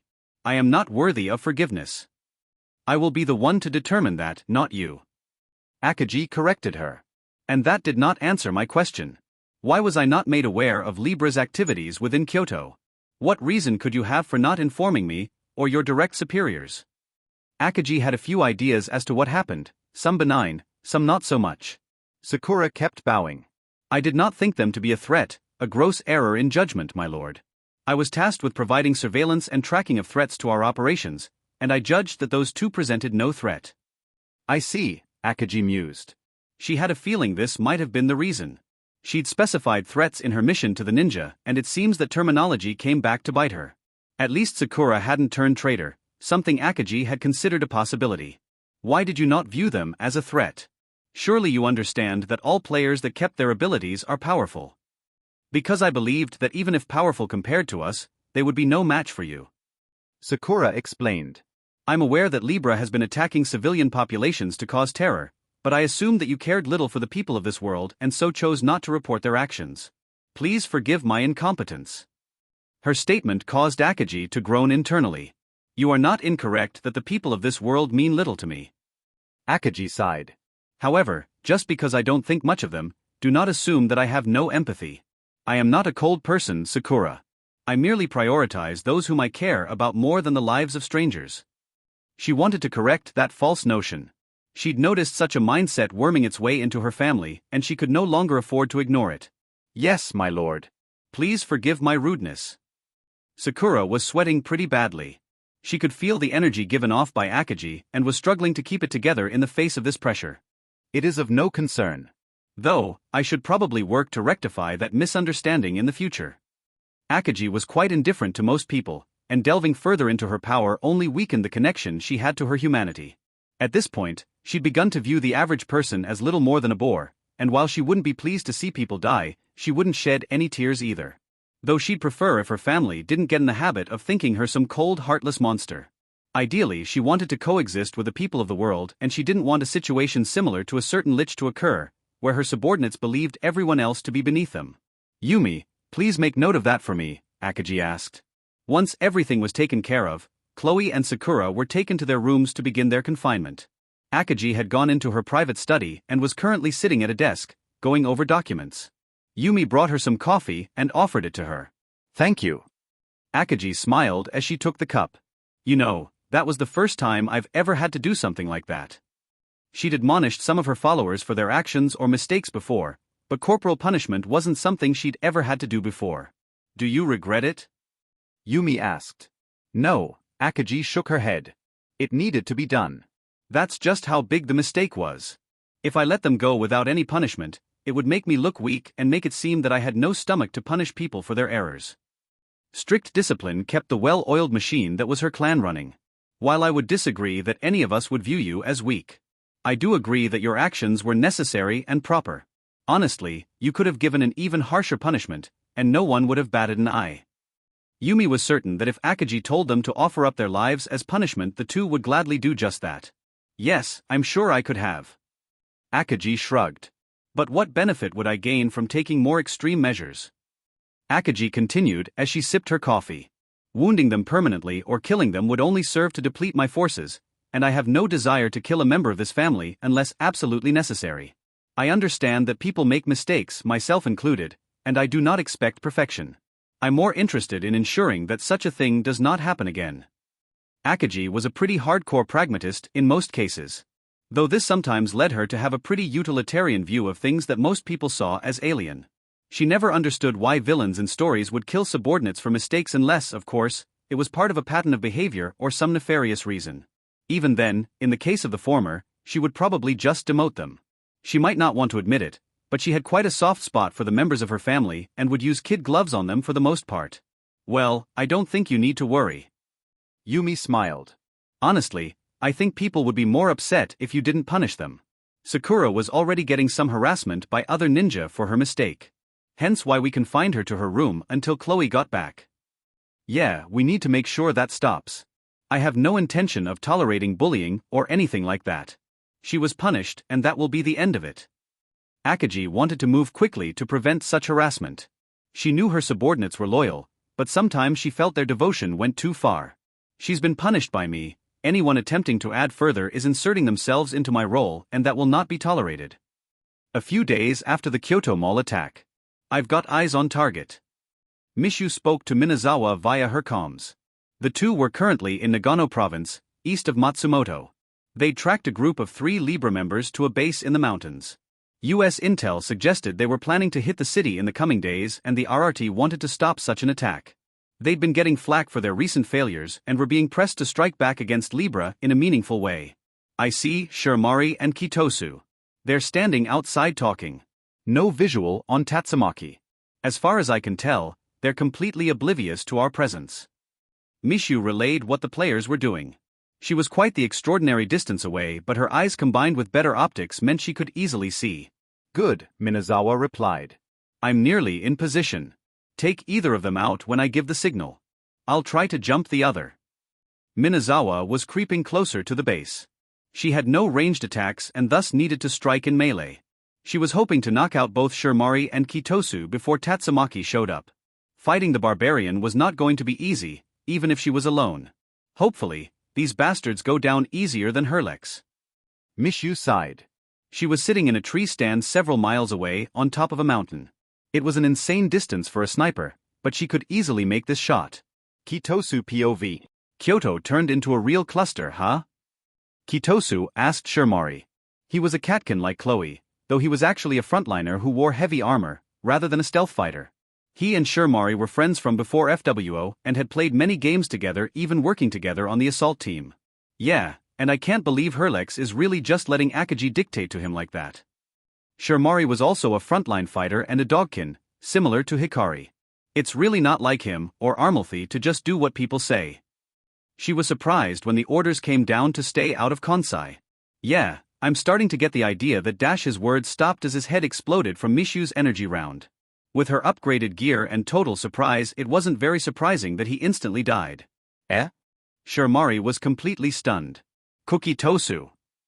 She tried to walk to his body but was body checked by Minazawa, who tackled and pinned her to the ground. Drop your weapon now, Shiromari. Minazawa yelled. Mishu, keep your eyes open for Tatsumaki, let me know the second she pops up. Minazawa? Shiromari recovered from the initial shock. What are you doing out here? Did you really think you were safe? Even this far in the mountains? Minazawa smirked as she pinned the girl. We've got satellite feeds and can track you idiots anywhere in Japan. So hiding from us isn't going to happen. Shiromari was struggling, trying to get Minazawa off her. But she wasn't strong enough. Stop resisting, or I will kill you, Shiromari. Minazawa exclaimed. Don't make me have to do it. She had steeled herself to kill, but part of her wanted to prevent more needless deaths. She knew this specific player and was conflicted about taking her life. Mina. I've got a visual on Tatsumaki. Mishu spoke over the comm. Where is she? Minazawa asked. Right here. Tatsumaki. Before Minazawa could react, she was impacted by a massive greatsword that sent her flying into a tree, snapping it in half. Tatsumaki stood next to the prone Shiromari and smirked. Gotta pay attention to your surroundings, Minazawa. No Ishigami to cover your ass anymore. She looked down at the dog girl. Shiromari, get up. Tatsumaki yelled at the dog girl. Help me take Mina out. Then we'll go rip the vampire to pieces. That way you can get revenge for your little boyfriend. She teased Shiromari with a comment she knew the dog would hate. Yeah. And he wasn't my boyfriend. Shiromari got to her feet and summoned her sword and shield. Like Minazawa, she was a tank meant to take damage rather than dish it out. Tatsumaki, however, was a bit different. She was one of the few who chose the barbarian class, which focused on dealing damage. With her special subclass and abilities, she had an extraordinarily high amount of HP and was resistant to most damage types while in her frenzied state. Mishu, can you make another shot? Minazawa asked as she stood up and wiped broken bits of tree off her. I'll try, but since they know I'm here, it's going to be hard. They'll probably start using the trees for cover. I'll move to another spot and see what I can do, but you might have to fight them 2-on-1. Sorry. Mishu sighed as she cut comms. Well, at least she killed Kitosu. Minazawa readied herself for the onslaught. Let's go. Tatsumaki roared as she activated her frenzy. Her eyes turned red and a red aura encased her entire body. I'm going to tear you apart, Minazawa. She stepped forward, taking off towards Minazawa as a thunderous boom erupted from the ground as it cracked and buckled under her power. Boom. She slammed her massive sword down onto Minazawa's shield. Don't think you can just sit behind your shield. I'm not like Elna. My hits actually go through your armor. Hiya. Boom boom asterisk asterisk boom asterisk asterisk boom asterisk asterisk boom asterisk asterisk boom asterisk. Tatsumaki continued to strike Minazawa. Her shield was taking a beating from the massive blade, and she could feel each strike. The barbarian strikes did significantly more damage than Elna's fists, and Minazawa was starting to feel the pressure. Barbarians could pierce heavy armor with their attacks, and were essentially the anti-tank class. Unfortunately for Minazawa, her build was reliant on her gear to soak up damage rather than having high vitality. Not good. Minazawa thought to herself as Tatsumaki slammed her shield. Come on. Tatsumaki had flown into a rage as a result of her ability and had started to lose control. Why do you have to hide? Get out here and face me. She slammed down once again, pinning Minazawa with her large blade. The barbarian's face contorted in rage and was starting to look crazy. Damn it, this meathead is annoying. Minazawa thought to herself. She was in a tight spot only made worse when Shirmari attacked from her rear. Hiya! The dogkin swung with her blade. Minazawa couldn't risk a direct strike on her back, so she sidestepped, allowing the weight of Tatsumaki's attack to carry her off balance. The barbarian fell forward slamming into Shirmari, slashing her, and opening a massive gash in her armor. The dog girl screamed in pain, falling over bleeding. This was not exactly what Minazawa was expecting, and she was briefly shocked as she'd expected Tatsumaki to either try to redirect or soften the blow. But from her perspective, the barbarian intentionally hit as hard as possible into her teammate. Ahad shashtv. Shirmari started screaming. It hurt. It hurts. Tatsumaki lifted her blood-stained blade and laughed as she swung the blood onto the ground. Ah, poor puppy. Shouldn't have gotten in my way. Oh well, too bad. She turned around to face Minazawa, blood covered her armor, and some was on her cheek. Her eyes were starting to show not just rage, but madness. Well, that worked out, but I need to deal with this beast quickly. Taking Shirmari alive would help us a lot. On top of intel, Minazawa wanted to save as many people as possible, even her enemies. Perhaps this change was a result of her wanting to make amends for what her boyfriend once did, even she couldn't say. Come on, you raging bull. Minazawa clanged her blade on her shield. Let's see just how far that animal instinct gets you. With pleasure. Tatsumaki charged forward and the battle continued. The two dueled one another, exchanging blows. Minazawa's high defense did help to keep Tatsumaki at bay, but she was slowly being worn down. As her frenzy continued, Tatsumaki got more and more deranged. It was as if she was little more than a monster driven by bloodthirst. Minazawa was relieved that Tatsumaki couldn't strategize but was also wary of just how dangerous a rampaging animal could be. Now I see what Superbia meant by the game powers having different effects. A barbarian frenzy wasn't supposed to affect a player's mind, but it seems that in the real world, it made them go out of control. Tatsumaki had likely underestimated this change when she used her ability, just as Superbia had with Princess of Blood. Come on, Purple Rose. Tatsumaki swung her blade down, missing Minazawa, and smashing it into the ground, creating a crater. Let me feel those thorns. Minazawa had landed a few hits with her blade, but it became apparent that her strikes had little effect on the berserker. She lacked the damage necessary to bring Tatsumaki down and needed Mishu's blasts to kill her. Come on, Mishu. Get your ass over here. Minazawa called out to the vampire in her mind, hoping she'd gotten a good line of sight. Boom boom boom boom. The two continued to clash, and Minazawa coughed up some blood. Tatsumaki's attacks were starting to have an effect. On top of that, she was getting tired, while the barbarian seemed to be raring to go. Raragag. Tatsumaki screamed as she threw down her blade and grabbed Minazawa's shield. The fuck? She hadn't expected this, as Tatsumaki was not a grappler. Wurareg. Tatsumaki had lost her mind and was now acting on instinct. Her eyes turned completely white as she tried pulling the shield away. However, even with all her strength, the barbarian couldn't rip it away as it was attached to Minazawa's arm via straps and bolts. Oh hell, she's lost her fucking mind. Minazawa was surprised. The ability never did something like this in the game. Seeing little chance of overpowering her, she swung her blade over and over again, but even drawing blood didn't stop the raging barbarian. Her strikes almost seemed to bounce off rather than actually do damage. Where's Superbia's resistance nullification when you need it? Minazawa complained in her mind about Superbia being busy elsewhere. Why didn't we bring her for this? Stupid politics getting involved. Minazawa. Rargawero. Tatsumaki ignored the strikes to her face, lifted Minazawa off the ground, and threw her into a tree. Minazawa slid to the ground, just barely raising her shield to block the flurry of punches. Boom boom boom boom. Array die. Tatsumaki began smashing into Minazawa's shield, trapping her against the tree. Die. Die. Die. Die. Die. Tatsumaki no longer cared about anything other than Minazawa. She wanted to break her and tear her to shreds, even ignoring the pain in her fists from punching the shield. This might be bad. Minazawa started to panic, thinking that she might be killed by Tatsumaki. But as she tried to figure out a plan of action. Bang! A loud shot rang out as Mishu shot Tatsumaki in the back. Ack! Tatsumaki cried out in pain as she fell over growling. Erodft. Mishu had snuck up close, and seeing that Tatsumaki was completely focused on Minazawa, she walked up behind her and shot her straight in the back with her rifle.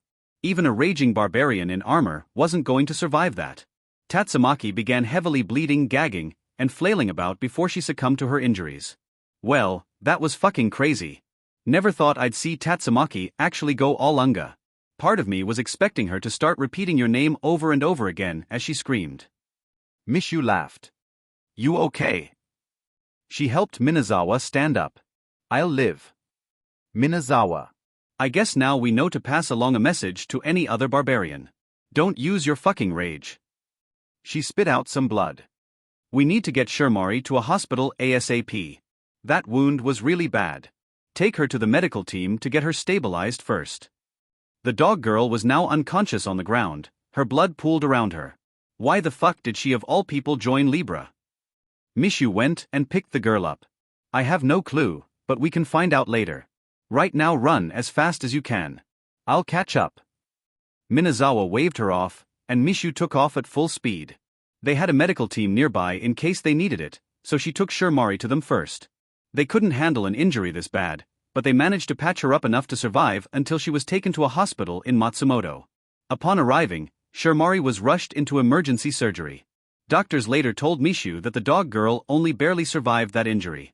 Tatsumaki's blade sliced right through her armor like butter and cleaved a massive gash in the front of her torso. Had it not been for sheer luck, she would have bled out, but luckily most of her vital organs had been missed or only nicked. Mishu and Minazawa still couldn't understand why Shermari was with Libra. She was a quiet and relatively nice girl on the assault team who worked with the group that cleared the easier floors.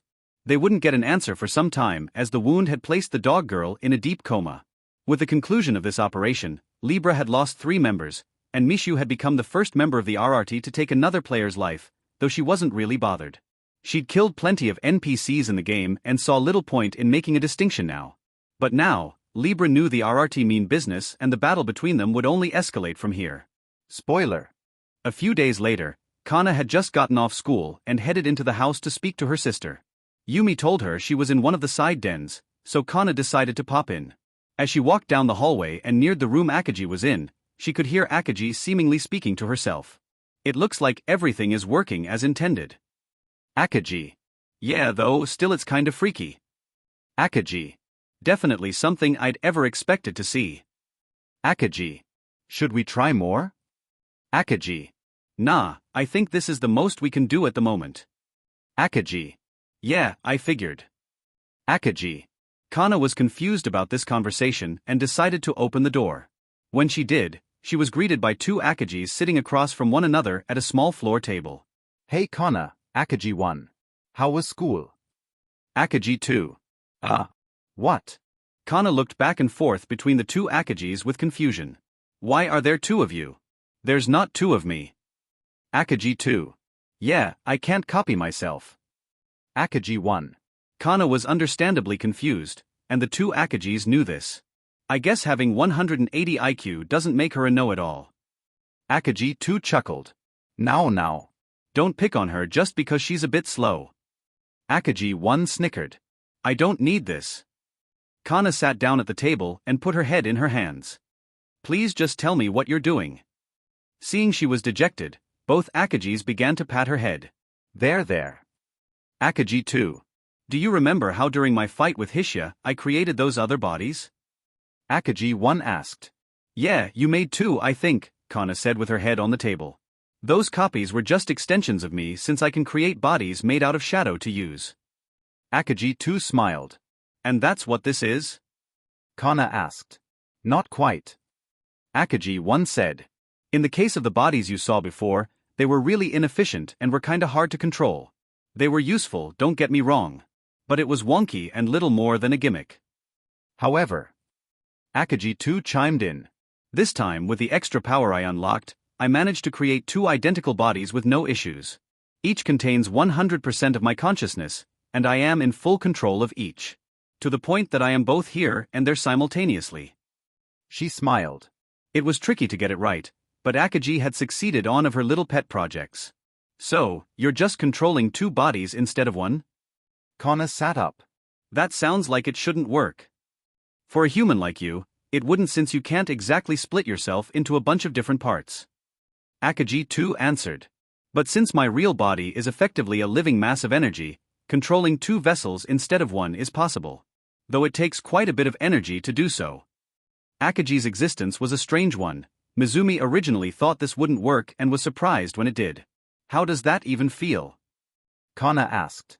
You have two different sets of information coming in from those bodies. How are you even able to concentrate enough to do anything? The technical stuff goes above me. Akagi 1 admitted. However, it feels normal. Yeah, it's really hard to explain. Akagi 2 scrunched her face in thought. The best way I can describe it is like I'm controlling two puppets with their own feedback. Kana didn't think this was a good enough explanation, but Akagi really couldn't explain it in a way she would understand.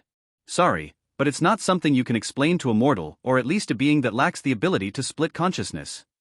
Akagi 2 sighed. But I can say this, it's not like I'm getting bombarded with information or experiencing overlapping vision or other senses. Since each body has my full consciousness, it simply feels like I'm in this body while also being in that one. She shrugged. My advice, just don't think about it. Even you would probably get a headache trying to wrap your head around it.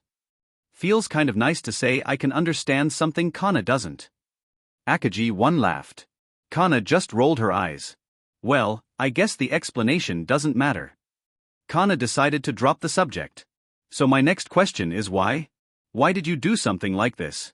Please tell me it will be normal to see two of you around. I know that will only mean twice the torment coming at me. Kana really didn't want that. Nah, Akagi 1 said. This is more just something to goof around with. Using it full time is kinda pointless. At first she thought perhaps this would allow her to sleep and do work, but she quickly realized that wouldn't work. In order to sleep she'd need to go into her semi-conscious state which didn't allow for another body to keep working. She could just have one body lay in bed and pretend to sleep. But Akagi didn't like that. But don't worry, I don't need more bodies to increase the torment I inflict upon you. She winked. Great, Kana sighed. As for why? Akagi 2 continued. I just wanted to try it out, I guess. She shrugged. I haven't really just kind of played with my powers since I got back from FWO, so I wanted to mess with them a bit. I figured seeing if I could run two bodies at once would be kinda cool. I once saw an anime where the MC had two bodies and thought it would be neat to try it out for myself. I guess that makes sense, Kana said. I mean, with your abilities, I imagine you can do all sorts of things. Kana actually didn't know the full depth of Akagi's abilities, but at this point little could truly surprise her. Staying like this full time would be a unique experience. Akagi 1 said. But I think for now, I'll reserve this for playtime. Kana chatted for a bit more with the two Akagi's before they moved on and wanted to try something else out. Akagi 1 mused. What should we do next? Well, Akagi 2 thought for a moment, before pulling the other Akagi over to her and whispered something into her ear. Oh yeah, we should probably deal with that. Akagi 1 agreed with whatever Akagi 2 said. What was the point in whispering in your ear? You're the same person. Kana was exasperated. Because I wanted to. Akagi 2 shrugged. I just thought it would be funny. Akagi 2 snapped her fingers, and Akagi 1 disappeared into a black puff of smoke. Now then, if you have a moment. I have something to show and discuss with you. Akagi stood up and looked at Kana. Yeah, that's fine. Kana stood up with a worried look on her face. Every time you want to talk, it's never something good though. She sighed. Yeah, well, sorry. Akagi scratched her cheek in embarrassment. But I decided to be a bit more open with you about things, and well. It's fine, Kana said. I said you don't need to hide things from me, and I'm glad you feel comfortable sharing with me. Kana gave a small smile, which caused Akagi to do the same. All right then. Akagi stuck out her hand, and a black swirling portal appeared. Shall we? Akagi grabbed her sister's arm and pulled her inside along with her. Wait. Where are we going? Kana didn't even have a chance to resist before she was pulled inside. Where are we? She said, annoyed. Around her was nothing but swirling darkness in all directions. It was disorienting at first, but Kana noticed that a light source seemed to be behind her as she was casting a long shadow. Akaji let her go and motioned for her to turn around, and what she saw shocked and confused her. Floating in the air several hundred feet in front of her was a giant glowing white ball with numerous dark cracks running its length. It shone brightly and was seemingly the only source of light in the dark abyss Akaji had brought her. Okay. I'll ask again. Kana took a deep breath. Where are we? And what is that? She pointed at the white orb while looking at her sister. That, Akaji pointed at it, would be me. Akaji gave a wry smile. What you are seeing is my soul. Why your soul? Kana was taken aback. That's your soul. Why can I even see it, and again where are we? She really wanted the answer to that. I took you inside of me. Akaji looked at Kana, whose face told her that wasn't a great answer. Recall that I said I can take people into my shadow. Well, that's what I just did. We are currently within my body. Eyelids drooped slightly as if she wanted to say something, but chose to hold her tongue. Anyway, if we're inside you, then how are you standing in front of me? It was a reasonable question. The same reason you can see me in the outside world. Akaji replied. I'm projecting an image here for you to interact with. See. Akaji allowed her form to dissipate before Kana's eyes, and her voice came from the very darkness itself. I don't actually need to have that body to talk with you. But I figured speaking to the literal void wouldn't really make you happy. Akaji reformed in front of her sister a few moments later. Yeah, I would appreciate it if you didn't do that. It's already strange speaking to you when you're a shadow blob, but hearing your voice come from nowhere is even more creepy. Kana's arms had goosebumps. That's like some horror movie level stuff. And that's why I'm still using a body, and part of the reason I use one in the outside world. People tend to not like when the darkness itself speaks to them. Akaji had freaked enough people out with her antics and figured Kana and her friends wouldn't take it well. Though it does make for good pranks. Okay, so why did you bring me in here? Why are you showing me your soul? And what are those cracks on it? Kana had many questions. Because I want you to see me. Akaji said as turned towards her soul. See you. Kana tilted her head, not understanding Akaji's words. Look at those cracks, Kana. Akaji pointed to them. Look inside them for just a moment, and tell me what you see. Kana did as she was asked. At first, she saw nothing. However, after nearly a minute of straining her eyes, she caught a glimpse of something moving within the crack. Refocusing her eyes, she caught sight of an orange eye in the darkness beyond the white light. The eye resembled Akaji's left eye. It stared back at her for a moment before a second eye appeared from the darkness. Kana felt a chill run down her spine, and her hair stood on end. She was so scared that she took half a step backward away from Akaji's soul. What is that? Kana asked her sister in a panic. It stared at me. It wanted to dash. Eat you. Akaji finished for her. Yes, it would seem I do. And I can see why. She chuckled. What? Kana was confused. What do you mean? What's going on? What is that thing? What do you mean you want to eat me? Kana fired off questions quickly as her body was high on adrenaline. She pulled Akaji by the collar and yelled while shaking her. Answer me. What you saw, what stared back at you, was me, Kana. Akaji said with a serious expression. What do you mean? You're in front of me or around me or whatever. Kana couldn't be bothered to get the technicals correct. How could that thing be you? Please don't call me a thing, Kana. Akaji looked genuinely upset at that word. Kana for her part, calmed down when she saw Akaji's sad face, and she let her go. Sorry, I let myself get carried away. Kana apologized and let her go. But please explain what's going on. It's understandable. Akaji turned away from her sister. I'm not human, it's natural you'd be afraid of me. She continued. Where to start? Akaji thought for a moment. That white glowing part, the part giving off all that light. That is not actually my soul. It's the seal that's keeping me contained. Contained. Kana repeated.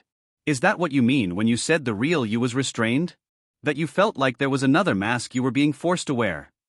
Kana recalled her sister's words from their prior conversations on the subject. I didn't think you meant that literally. Yes, Akaji answered without looking at her. And neither did I, at least until recently. Kana looked back at the glowing white orb. The black cracks ran across its entire surface, and some sections had chunks taken out of them, like an egg that was partially cracked. The twin orange eyes still peered out, staring at her. In that vision, Wanichan said Mom had let her out. Is this what she meant? But why was Wanichan sealed? Who did it? Why? And will the world be destroyed if she's let out? Kana thought deeply about what Akaji said to her in the past as well as what she'd seen in that vision. Kana's. You're sealed away because the real you is dangerous. Is that right? Kana supposed. It made sense based on the vision and what she knew about her sister. Because if you got out, then the world I saw in that vision would happen. Kana looked at her sister's back. Those cracks are because you're trying to get out, isn't it? Because you want to be free. Those cracks were made because the seal around my soul is weakening, Akaji said. When I nearly killed you, the first real damage to them was done. Mizumi said the only reason they didn't fully break was because my subconscious desire to stay human won out and is now acting as a seal. Isn't that a good thing? Kana figured her sister's retention of her humanity was something to be celebrated. Even if you weren't born human, that means you still want to stay human, at least in mind, right? So, everything good. This should have been a happy thing. Right? Akaji didn't immediately answer her sister's question. After a few moments, Akaji turned around, her face filled with tears. No, Kana. No, I don't want to be human anymore. I want to be whole. This is the final day of the marathon. Thank you all so much. There are 2 chapters today, then we'll be back to our normal schedule. No, Kana. No, I don't want to be human anymore. I want to be whole. Akaji declared with her face filled with tears. It was an unexpected statement and caught Kana off guard. What does that mean? Kana took out a rag from her pocket and wiped Akaji's tears. Why do you want to give up your humanity? Isn't it good that you still care about us? About me? Kana, Akaji placed her hand on her sister's head. Ever since I can remember. There's always been a hole inside me. I've always felt like I was missing something important. Akaji was still crying. It's like there was a void in my heart. A void that nothing, not you, not Yumi could fill. A void? Kana asked. I always thought it was just part of who I was. That I was destined to always have this empty feeling inside of me. Akaji looked her sister in the eyes. But when I saw you collapsed in the mall, for the briefest of moments, the seal around my soul flickered, bent, and broke. In that instant, part of my real self was released. And for the first time in my life, that void, Kana, that void filled. Just a little bit. Akaji continued to cry. And you have no idea just how good that felt. After all these years, I found out just what I was missing, where it was, and how to get it. For the first time, I could be whole, I could truly be me, and I could be rid of this empty feeling inside. Akaji cupped Kana's cheek. But, even though I know how, even though I know where, I can't do it. I can't do it, Kana. Kana had never seen her sister cry like this, and she'd never heard any mention of this feeling of emptiness inside her sister's heart. She'd always known Akaji struggled with her issues, but this was much more than she'd ever expected. Though, she figured this might explain some of her problems. Akaji was always cold, distant, and irritable. She often had a hard time dealing with people. But ever since the mall, she'd seemed happier. If I give in and let myself free, then while I would fill that void, that would most likely mean I lose you and everyone else I care about. Akaji continued. That power, Kana, it's intoxicating, it's like a drug. And it wants me to destroy, to burn, to kill. If I let myself free, then I'd most likely be overwhelmed by it, and there would be nothing left but the monster you saw in your vision. A version of me who cares for nothing else but death and destruction. Akaji whipped the tears from her eyes. And that's not acceptable. I refuse to allow myself to be controlled, even by my own power. Can't you find a way to control it? Kana asked. Is there no way you can figure out how to let yourself out and keep your sense of self? She wanted her sister to find a way to be happier without turning into a monster. That's what I'm trying to figure out. Akaji chuckled. But I fear that I don't have much time left. Akaji turned to look at her soul. Each day the barrier weakens, and while my will is strong. She shook her head. Even I cannot resist such temptation forever. She gave a dry laugh. The call to violence and destruction. It's too tempting. Her voice briefly distorted. So, that means I'm just going to lose you. That you're destined to become a monster that destroys the world. Kana exclaimed. That's not fair. You don't deserve that. Destroying the world was probably what I was intended to do from the start, Kana, Akaji said. Mizumi said the barrier was never intended to last. It's a miracle that I've held myself back this long. I fear that if something like what happened to you happens again, that might just be it. Akaji sighed.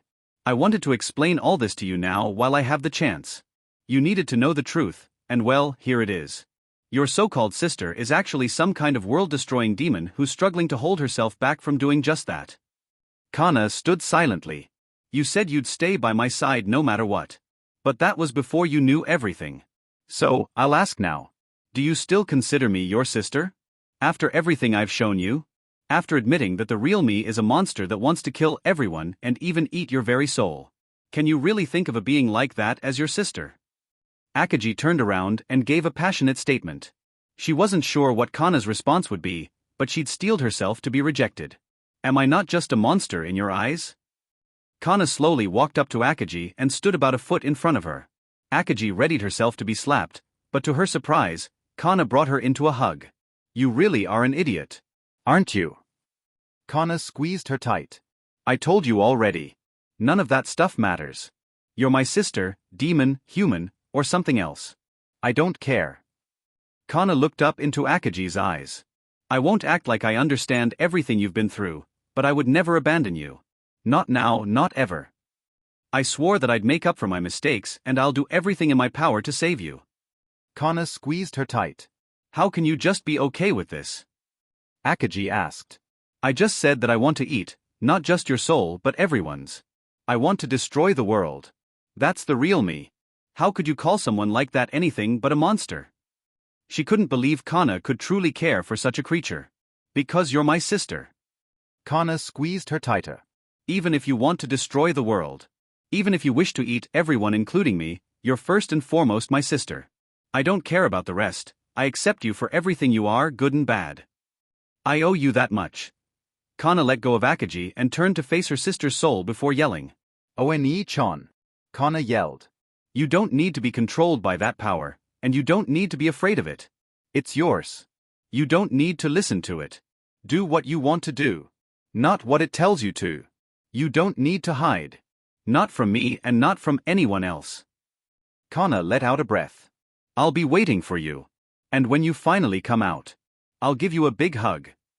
Inside Akaji's soul, the two orange eyes appeared once again and looked back at Kana, and a loud groan could be heard before the eyes disappeared into the darkness and faded away. Kana, do you have any idea what you're saying? Akaji stumbled back. If you say those things, ga. Akaji clutched her chest in pain as the cracks on her soul grew. I believe in you, One-chan. Kana turned to face Akaji with a smile on her face. It might not be today, but I believe that you can conquer this. No matter what reason you were given all this power, it's still yours. Kana continued. You have every right to take control of your own destiny. If after everything, you still want to destroy the world, if you still want to eat my soul, then that's fine. But I want that to be your decision. Not because you were compelled to, but because you wanted to. Kana's happy smile completely contrasted with the insane words she just spoke. The pain in Akaji's chest stopped and she stood up, her face covered in sweat. Kana, you know you're just as insane as me? Who else would tell their sister they'd gladly let them eat their soul? Akaji shook her head in exasperation. There's a fine line between genius and insanity. Kana smiled. If loving you makes me insane, then so be it. I think that goes beyond just normal love, Kana. Akaji sighed. If eating my soul would genuinely bring you happiness, then so be it. Kana's face was serious. I don't exactly want that to happen, but I would if I must. I owe you a debt I can never hope to pay, even if you don't see it that way. Kana kept this thought to herself. You really are my sister, aren't you? Akaji chuckled. Who else but crazies like us could stand inside a place like this, discuss destroying the world, and then talk about me eating your soul? If there was any doubt in your mind, I hope that cleared it up. Kana chuckled as Akaji hugged her again. Thank you, Kana. Thank you for accepting me and for always being there for me. If it wasn't for you, I would have already. Akaji understood just why she'd stayed sane all these years. It wasn't just some iron will or desire to stay in control. It's because I didn't want to hurt Kana. That's why I've held on, isn't it? Akaji separated from Kana and looked her in the eye. No, it's not just Kana. Akaji's mind instantly went to Yumi. For some reason, the thought of Yumi crying because I lost myself. It pains me. It pains me even more than if it were Kana. Akaji laughed. I never expected someone to mean more to me than Kana. I didn't even think that was possible. But I guess I've been lying to myself all this time. Yumi really is the most important person in this world to me, isn't she? I might not be capable of loving Yumi, but I can't deny that I feel something more than just a friendship. Perhaps she really does mean as much to me as I do to her? Perhaps we really do both need each other, even more than I ever imagined. Akaji resolved to answer the question of what Yumi meant to her. As she thought this, a word that she'd never heard before appeared in her mind. It flowed out from her soul and directly into her mind, just as other information had. A bonded soul. Akaji said the word that came to her mind and was assaulted by an influx of information on the term. One-ichon. What does that mean? A bonded soul. Kana asked, which took Akaji off guard. Kana. Akaji gripped her sister's shoulders. How do you know that word? Akaji herself had just learned it, so Kana couldn't possibly have heard it before. Kana tilted her head. You just said it, didn't you? A bonded soul. Kana repeated the word, which caused both sisters to freeze. Kana, how can you speak demon? Akaji stared at her sister in complete shock, and Kana had no answer for her. The two stood in complete shock as they now had another question to answer. How is that even possible? How could you know how to speak demon? Akaji was shocked that Kana had not only understood what she said but was able to repeat it to her perfectly in demon. That shouldn't be possible. That language isn't something that exists in this world. You should have no way of knowing it. She started to panic. Kana was just as shocked and couldn't answer. First things first. Akaji snapped her fingers, and they reappeared in the room they were in prior. Let's get you out of my body. That might have had something to do with it. Akaji was in a panic, fearing that she may have done something to her sister. Yumi. Akaji screamed, and the priestess appeared next to her. Get Mizumi here now. Yumi was completely taken aback and had no idea what had transpired in Akaji's shadow body, but seeing the urgency she quickly complied and dragged the young girl here by the scruff of her uniform. What's the big idea? Mizumi complained as she was dragged. You just teleported in out of nowhere and grabbed me. Mizumi was annoyed, but the panicked look on Akaji's face caused her to drop her attitude. What's wrong? You called for me, so how can I help you? She stood up and looked at Akaji. Kana just spoke demon, Mizumi. Akaji looked at her. That's not possible, but she just did. Ha. Mizumi was confused. What's wrong with that? I never taught her the language. She just spoke it out of nowhere without prompting. Akaji growled. She just suddenly understood me and recited back a perfect pronunciation of a word I just learned seconds prior. That's not normal. Did I do something? Did I break Kana? Was taking her into my shadow a bad idea? Akaji started to panic, and her words sped up. Whoa, whoa, whoa. Mizumi rushed over. Calm down, calm down. I don't think you did anything to Kana. Her eyes glowed blue. And I see nothing wrong with her soul or her body, so take a deep breath. Yes, my lord, please calm down. Yumi was worried. Seeing Akaji this distraught really upset her. Getting worked up will only make things worse. Akaji stood back and took a deep breath before falling onto the floor. Kana just stood still in complete shock before finally muttering something in demon. What a strange feeling. Hearing the unnatural words escape Kana's mouth caused Mizumi and Yumi to flinch in surprise, while Akaji went wide-eyed. It's like I always knew this language, but I know for a fact that I never did. Is this what it was like for you, One-ichon? Kana asked in demon. Akaji replied. Yes, it's a strange sensation to be suddenly granted knowledge, but how is this possible? I didn't do anything. Can you two please stop talking in that tongue? Mizumi asked. I don't know about Yumi, but just hearing that is causing my head to hurt. It seemed even a spirit couldn't handle hearing the demon language spoken. Yumi seemed unaffected but still asked they stop. We can't understand you, and you might harm others who are nearby. She gave a dry laugh. Kana and Akaji looked at each other and sighed. Does anything feel wrong? Anything at all? Akaji asked Kana as she stood up. No, Kana shook her head. The only strange thing is my sudden knowledge of demon. Other than that, nothing seems wrong.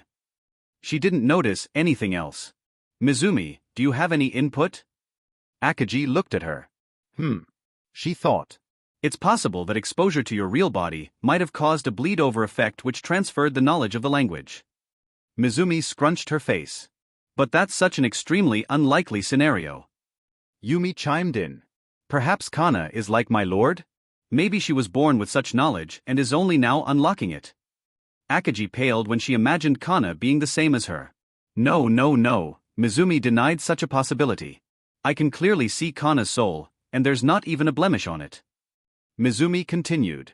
Kana is certainly a human, and I see nothing that would indicate she was harmed or influenced by aka-. She stopped mid-sentence, her glowing eyes fixated on something inside Kana. Oi, what's wrong? Akaji didn't like that she stopped like that. What's wrong with Kana? Mizumi snapped out of her stupor, and her eyes returned to normal. Well, there's nothing wrong with Kana per se, but... Spit it out. Akaji exclaimed. It's better if I just show you. Mizumi waved her hands, and an image of a bright white orb appeared between the four of them. This is Kana's soul. It's pretty normal and standard fare for a soul. Except. She rotated the image, which showed a small portion of it had turned black.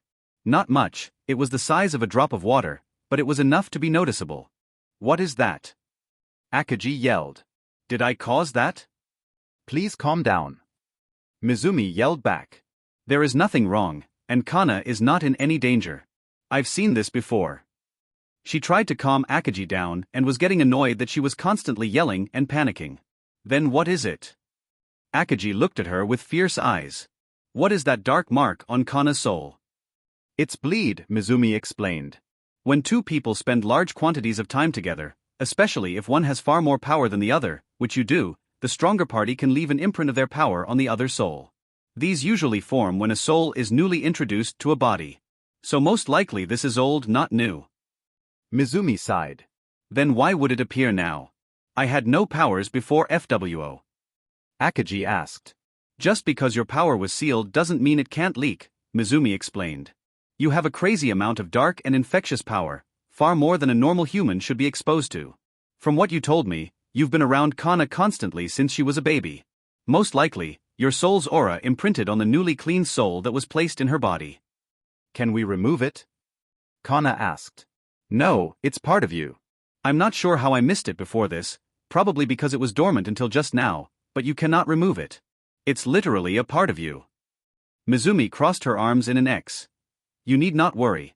What was transferred seems to be just some knowledge, though it's possible you also received some other things. If anything, this is quite a cause for celebration. Celebration? Kana asked. Why? Cases of imprinting are rare and only occur where people have a deep bond. Mizumi continued. In spirit culture, we see it as a sign of a true connection. In this case, it's proof of your bond with your sister and how much you care for her. She looked at Akaji. You don't need to worry.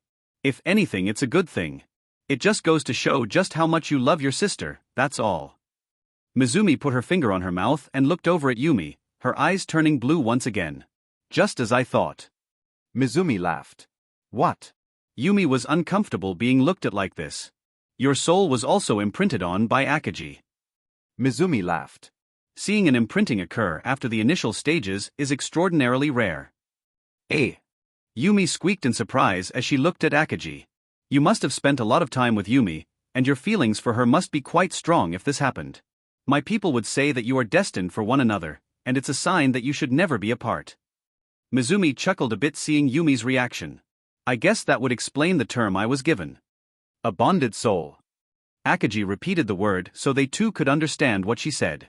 For some reason, when I was thinking about what Yumi meant to me, this word came to mind. Yumi's face turned red. But you. She couldn't speak clearly as she was experiencing a brain meltdown. I see, and what does that term mean? Mizumi asked. It refers to one who is bonded to me on a deeper level than simple romantic love. Apparently, my kind does not have romantic feelings, hence my lack of them. Instead, we pair with the one we wish to spend eternity with. It has nothing to do with mortal concepts of love or sexual attraction and has everything with the bonded one being an irreplaceable part of us, without which we view ourselves as incomplete. Akaji explained all this, and as she did both Kana and Mizumi's faces grew red. How can you just spout off that embarrassing stuff? Mizumi asked. I see no reason to be embarrassed. Akaji shrugged and pulled Yumi into an embrace. Why should I be embarrassed? It's all true. Yumi really is the person I care for the most. Sorry, Kana. Akaji stuck her tongue out, and Kana just rolled her eyes. My lord. Yumi was still embarrassed. Do you really mean all that? Of course I do. Akaji smiled at her. But is that all right? Is what all right? Yumi asked. I can't love you. Akaji gave a wry smile.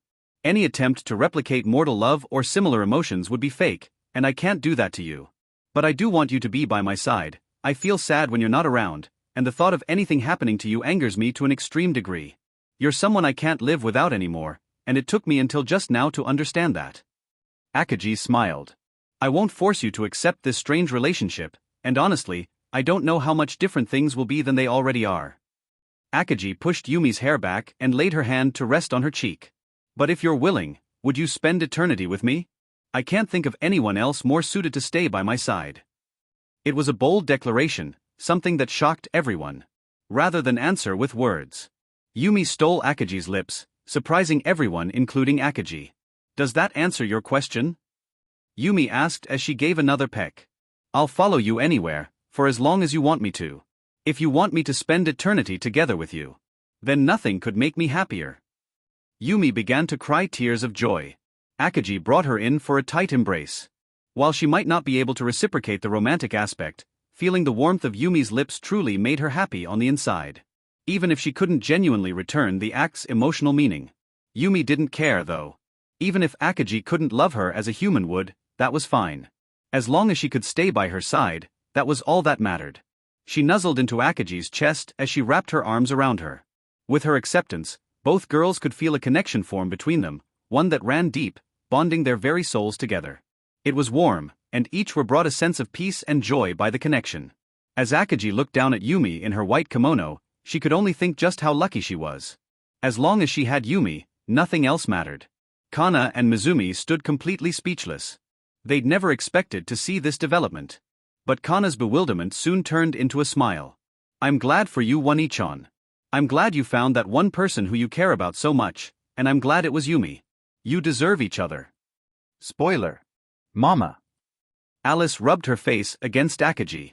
I missed you so much. This was typical behavior between Akaji and Alice and was by this point something the demon had come to enjoy. Akaji had long given up on trying to change Alice's mind and figured that it couldn't hurt to act as the girl's mother. She resisted quite heavily at first, but hearing about Alice's tragic history and knowing who caused this whole mess changed her mind. Plus, Alice was extremely cute and Akaji had a soft spot for the girl. The tea party was planned for a time at which Kana was still at school. Akaji didn't want her to meet Alice just yet, so they could enjoy some time together without worrying about interruptions. She planned on introducing her eventually, but not until Libra was dealt with and things calmed down. Yes, and I missed you too, little one. Akaji gave Alice a big hug. The two held regular tea parties at Akaji's estate since she'd gotten it. After Hishia knocked her out at Hassan, Akaji had opted to hide the young girl in a far-off corner of the game. Hishia's betrayal of the girl had shaken her to her core and caused her fragile mind to slip into partial madness. Naturally, the dragon had come to regret her actions, but that didn't really matter to Alice. To her, Hishia was the bad lady who tried to kill Mama. There was a little bit more to this than just that, but it was an adequate simplification. Akaji had asked her to be nice to Hishia as long as the dragon was nice to her, which Alice reluctantly agreed to. Don't be rude. Say hello to our guest too. Akaji pointed at the red-skinned woman sitting across from them. Imp was also here, though less for the tea and more because she was working with Akaji on some experimental weapons. However, she did enjoy seeing Alice, both in game and in the real world. Hello, Alice. Imp smiled as she drank her tea. Imp was an extremely odd and eccentric person. Not only was she having tea with Akaji, an already dangerous individual, but a member of a terrorist organization she was tasked with defeating was here too. Imp didn't really care about any of that though. She was much more interested in building and tinkering, and Akaji was her favorite partner in crime in this respect. The two had crafted countless magical items, and together they'd come up with insane ideas, both in and out of the game. Currently, Imp was here to see how her modified muskets were working for Chloe's clan. He-huo. Imp. Alice snuggled up to Akaji but gave a greeting. Albeit, after fumbling a bit. She'd seen Imp plenty of times, but was still a bit shy. Cute, adorable. Imp smiled. Want treat snack? She reached into her storage and pulled out a small cookie shaped like a rabbit. This instantly got the young girl's attention. She looked at Akaji, who nodded and slowly approached Imp's outstretched hand. Imp held the cookie, and after taking a moment to sniff it, Alice chomped into it and ripped it from Imp's hand before devouring it like a squirrel. The sight of the girl happily munching away at the cookie with puffed-out cheeks made both women laugh. Alice didn't really appreciate being laughed at and pouted, turning away from Akaji. Not being one to give in easily, Akaji upped the stakes. Imp. Don't you think it's even cuter when she does something like that? Akaji winked at her. Imp nodded in agreement. Maybe we should pick on her a bit more, might get some funny reactions out of it. Akaji chuckled. Alice stayed facing the other direction and puffed out her cheeks. HMPF. She scoffed, refusing to turn around. Akaji thought for a moment before a grin appeared on her lips. Okay then, if you're gonna be like that. She got up quickly and wrapped her arms around the pouting girl. Then you won't mind if I tickle you until you give in. Alice panicked, sensing grave danger, but it was too late as Akaji initiated Operation Tickle Monster. Tickle, tickle, tickle, tickle. The young girl was no match for Akaji, who'd had ample experience doing this to Kana, and was quickly turned into a blubbering mess as she laughed uncontrollably from Akaji's ticking. Imp meanwhile was losing it as she watched Alice try to escape, to no avail. After a few minutes, Alice was released, and she slumped over onto the ground, completely exhausted and unable to move. Mean mama, Alice said this, but her smile indicated she had fun. Yes, I'm very mean. Akaji nodded. Next time, perhaps I should force-feed her vegetables. What do you think, Imp? Imp shook her head vigorously. Vegetable gross nasty. No, make a girl eat. Evil Brussels sprouts. It seems Akaji triggered a vegetable-related trauma as Imp began to mutter about boiled sprouts. I guess she has a bad history with the greens too. Akaji chuckled internally. No vegetables. Alice said weakly. After a few minutes, the three returned to their tea party. So how are your magical experiments going, Imp? Akaji asked, sipping her coffee. You've undoubtedly been up to something in that workshop they gave you. Should I expect magical nukes anytime soon? Heh. Imp grinned. Magitech coming along, progressing. Many ideas, much explosions, such fun. Imp proceeded to tell Akaji a bit about some of her projects. She was currently focused on combining magic with modern technology in such a manner that allowed for its use without being able to use magic. Akaji had given Imp a copy of Mizumi's explanation about magic circuits, which greatly assisted the mad scientist's work. Imp was quite the peculiar character and was quite possibly the most eccentric of all players of FWO. She never wavered from her role-playing, was unrelenting in her pursuit of knowledge, and her desire for experimentation and crafting was borderline insane. However, she was actually quite a nice person under that strange exterior, and she got along relatively well with most other players. The fact that she was so good at what she did probably made others more willing to tolerate her eccentricities. While Akaji wasn't as die-hard about crafting, she did enjoy experimenting and theorizing about new weapons and armor.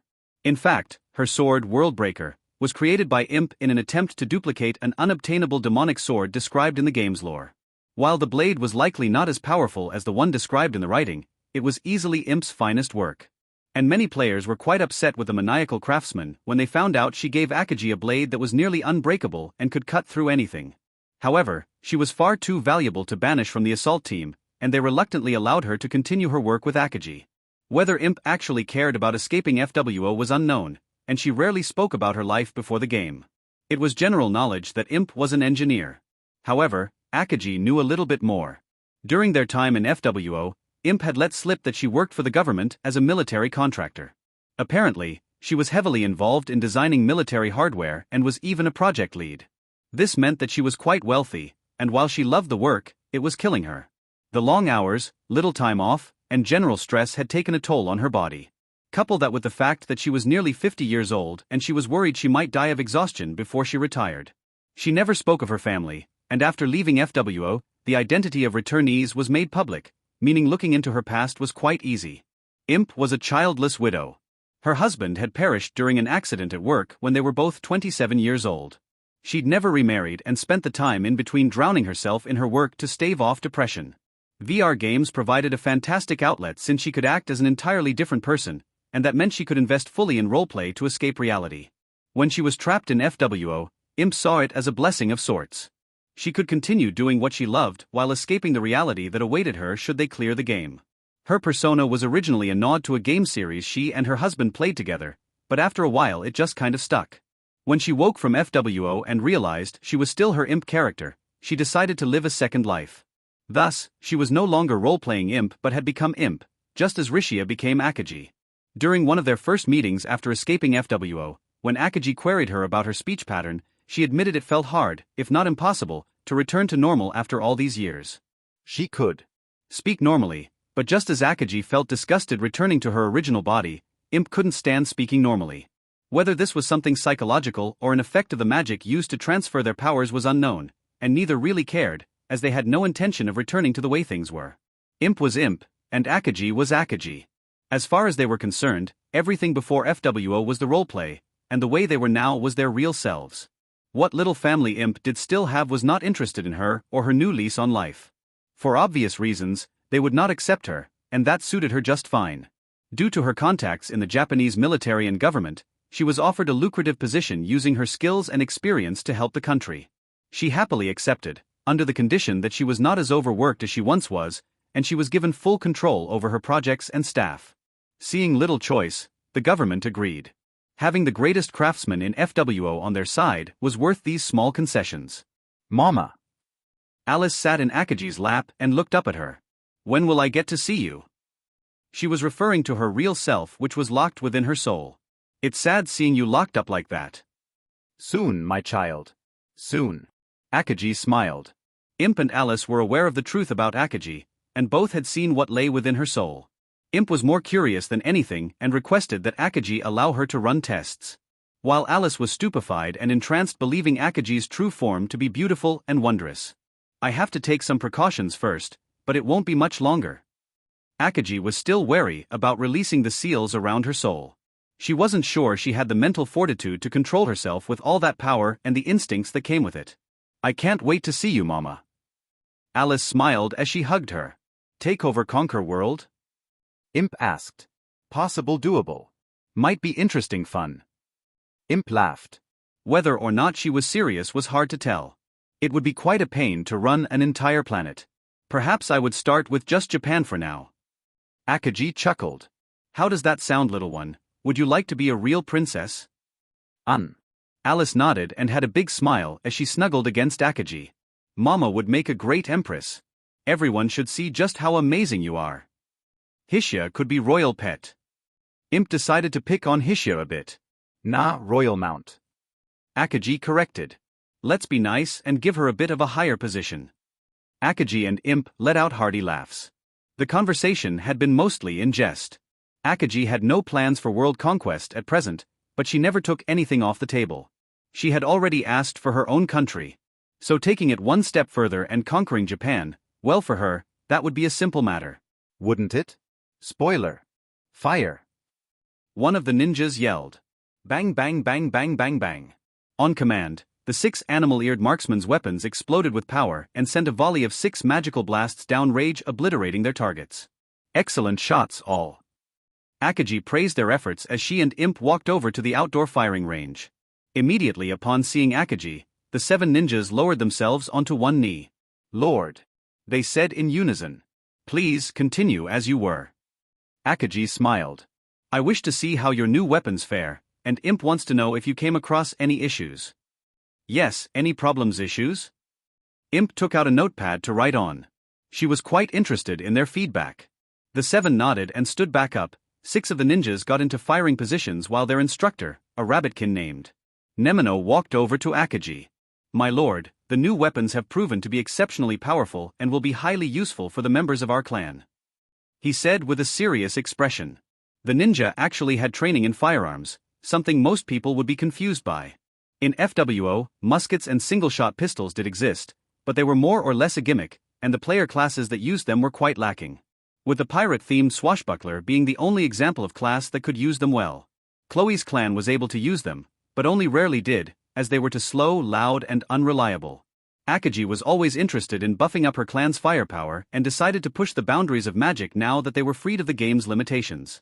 Knowing that Imp was working on something similar, She offered the mad scientist the chance to work together jointly on weapon development, something Imp leapt at, and the two decided to work on turning the lackluster firearms into powerhouse weapons. What Imp delivered was an interesting concept that blended magic with modern weapons. Essentially, the muskets were powered by a magical crystal within them. This enabled the user to channel their power into loading and firing large blasts of magical energy, even if they themselves were magically inept. As for why muskets and not more modern weapons? That mostly came down to the novelty of the weapons and the unpredictability of them. So for now Akagi and Imp decided to go with something familiar and simple first. Fire! Nemino yelled. Bang bang bang bang bang bang. All 6 shot together and destroyed the newly rebuilt targets. The weapons were surprisingly effective and ensured that even those that lacked magic could do major damage since the crystals could fire a limited number of shots on their own energy before needing to be recharged. This type of magitech was still in its early days, but Imp was excited by the possibilities, and the field test here proved to be quite insightful. Akagi was just as interested as Imp in fusing magic and tech, and she was planning on making it a founding principle of her nation. Seeing the weapons in action, both Akagi and Imp seemed pleased with the results. When the ninja were finished, Imp barraged the poor rabbit boy with questions while Akagi tried her best to hold in her laughter. Once Imp got into engineer mode, there was no stopping her, and something like this had piqued her impish curiosity. She needed to know how the output of the weapons was, any issues in channeling power, limitations on practical use, unintended side effects, and other important things that Akagi didn't understand. Luckily Nemino was able to answer her questions, and the two entered their own little world as they discussed things that Akagi couldn't comprehend. For all her new power, she was still no smarter than before. But that was okay, she'd get the dumbed-down report later. After some time, Kana, Mika, and Naomi found their way to the firing range accompanied by Yumi. That sounded like gunshots, Naomi said as she shivered. And why are you guys outside? This cold is awful. My lord, Kana asked me to bring them so they can do some studying for term finals, Yumi said with a smile. I figured, and Kana doesn't have to ask to bring her friends here. Akagi looked at her sister. You can just bring them whenever you like, and you don't need to run things past me. I consider them my friends too. She smiled. I know, but it's still just polite to do so. This is your home after all. Kana said with a smile. It's our home, Kana. And it always will be, even when you move out on your own. Akagi chuckled. Aw, ain't they cute? Mika laughed. Yeah, it's so sweet I can feel my blood clotting from the sugar. Naomi wasn't really happy to stand in the cold. Can we please go inside? I'm freezing. It's not that cold out. Mika tilted her head. I barely feel anything. Yeah, it's not that bad, Kana added in. I'm quite comfy. Akagi smirked. Kana, that's because you're a yokai. You don't feel the cold. Naomi was referencing the topic she'd brought up at the mall. Mika, you've been spending so much time with your girlfriends that I'm surprised you haven't turned into a Yukiana. And Akagi, you don't feel the damn cold unless you want to. So quiet you. Her reaction made the girls laugh. Aw. Mika put her finger on her lip playfully. Are you sure you're not just jealous? Naomi had never had a boyfriend/girlfriend, so Mika figured she would poke fun. Arg. It's too damn cold out here for me to want to deal with you. I'm going inside with or without you two freaks. She walked away, causing Kana and Mika to laugh hysterically. I guess us freaks have to stick together, huh? Kana asked. Maybe we should try to find her someone from among Akagi's family. Someone here could warm her up, I bet. Mika's little innuendo didn't escape Kana or Akagi, who burst out laughing. Well, the way things are going, it wouldn't shock me, Akagi said, trying to contain her laughter. There are over 100 people here, so it's possible. Well, Naomi did slip up and call Akagi mom at school that one time, so maybe. Mika looked at Akagi with an absolutely mischievous look in her eye. I don't need two people who call me that, so please no. Akagi sighed. And I'm not interested, I've already got Yumi, and that's good enough. Wait. Who else calls you mom? Kana asked. Akagi realized she slipped up. Damn it, why do I always do that to myself? She wasn't intending to tell Kana about Alice just yet, but it looked like that was happening now. More secrets. Kana glared at her. How many do you have? Plenty more, and hopefully they stay that way. Akagi retorted. Oh well, I already stepped in this, so let's head inside for a chat. She looked back at Imp. Are you good? You can join us if you want. Imp turned around. No, no. She shook her head. We'll stay, do testing research, need data information. She was more interested in seeing her new weapons in action than chatting over tea. Okay, well, just let me know when you want to head back to Tokyo. Akagi fist bumped Imp, and she and the girls went inside. Walking inside the house, they came across the amusing scene of Naomi sitting close to the fireplace. She really hated the cold and had gone right up to the warm fire to drive away the chill that plagued her. "Aw, this is so much better." Naomi's face showed she was in bliss. "I really hate the cold." "I can tell," Akagi laughed as she walked into the room. "Here, this will probably work a bit better than sitting next to the fire." She snapped her fingers and a small orange magical energy engulfed Naomi. "What did you?" Ah? Naomi stopped speaking. Ah, this is so nice. She felt like her entire body had been wrapped in a heated blanket. "What did you do?" Kana asked as she took off her jacket. "I just cast a spell that regulates air temperature around someone to keep them warm." Akagi shrugged. It was a basic spell that every player was given when they started in FWO. It was part of a spell called Prestidigitation, and it could do a ton of useful little things. "Okay, cool, so can we talk about that whole mom thing?" Kana on the sofa her words caused Naomi to jump and redden in embarrassment. "Not your mom thing, Naomi. Though we can talk about that too if you want." Kana grinned. She was gonna get mileage out of that one. Naomi lowered her eyelids and just glared at her. Yeah. Mika sat down. "I didn't know Akagi had a kid. I wonder where she is." What? Naomi jumped up. "Akagi has a child?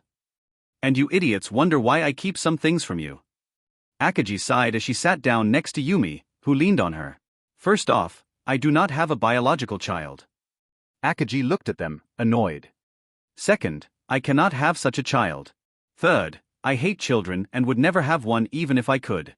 The one you're referring to is a unique exception." Wait, you can't. Kana was surprised by this. Why not? She knew Akagi disliked children, but an inability to have children was not something Kana was aware of. "Because whatever my kind is, it is unable to have children." Akagi didn't really want to discuss this, but it was too late. "Can't tell you the exact mechanics about it. But no matter what form we take, it will fail each time.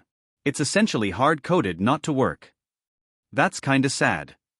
Mika knew several people who were plagued with the inability to have children, and it was almost always a sad story. Yeah. Naomi nodded. "Not really," Akagi shrugged. "I don't care about any of that.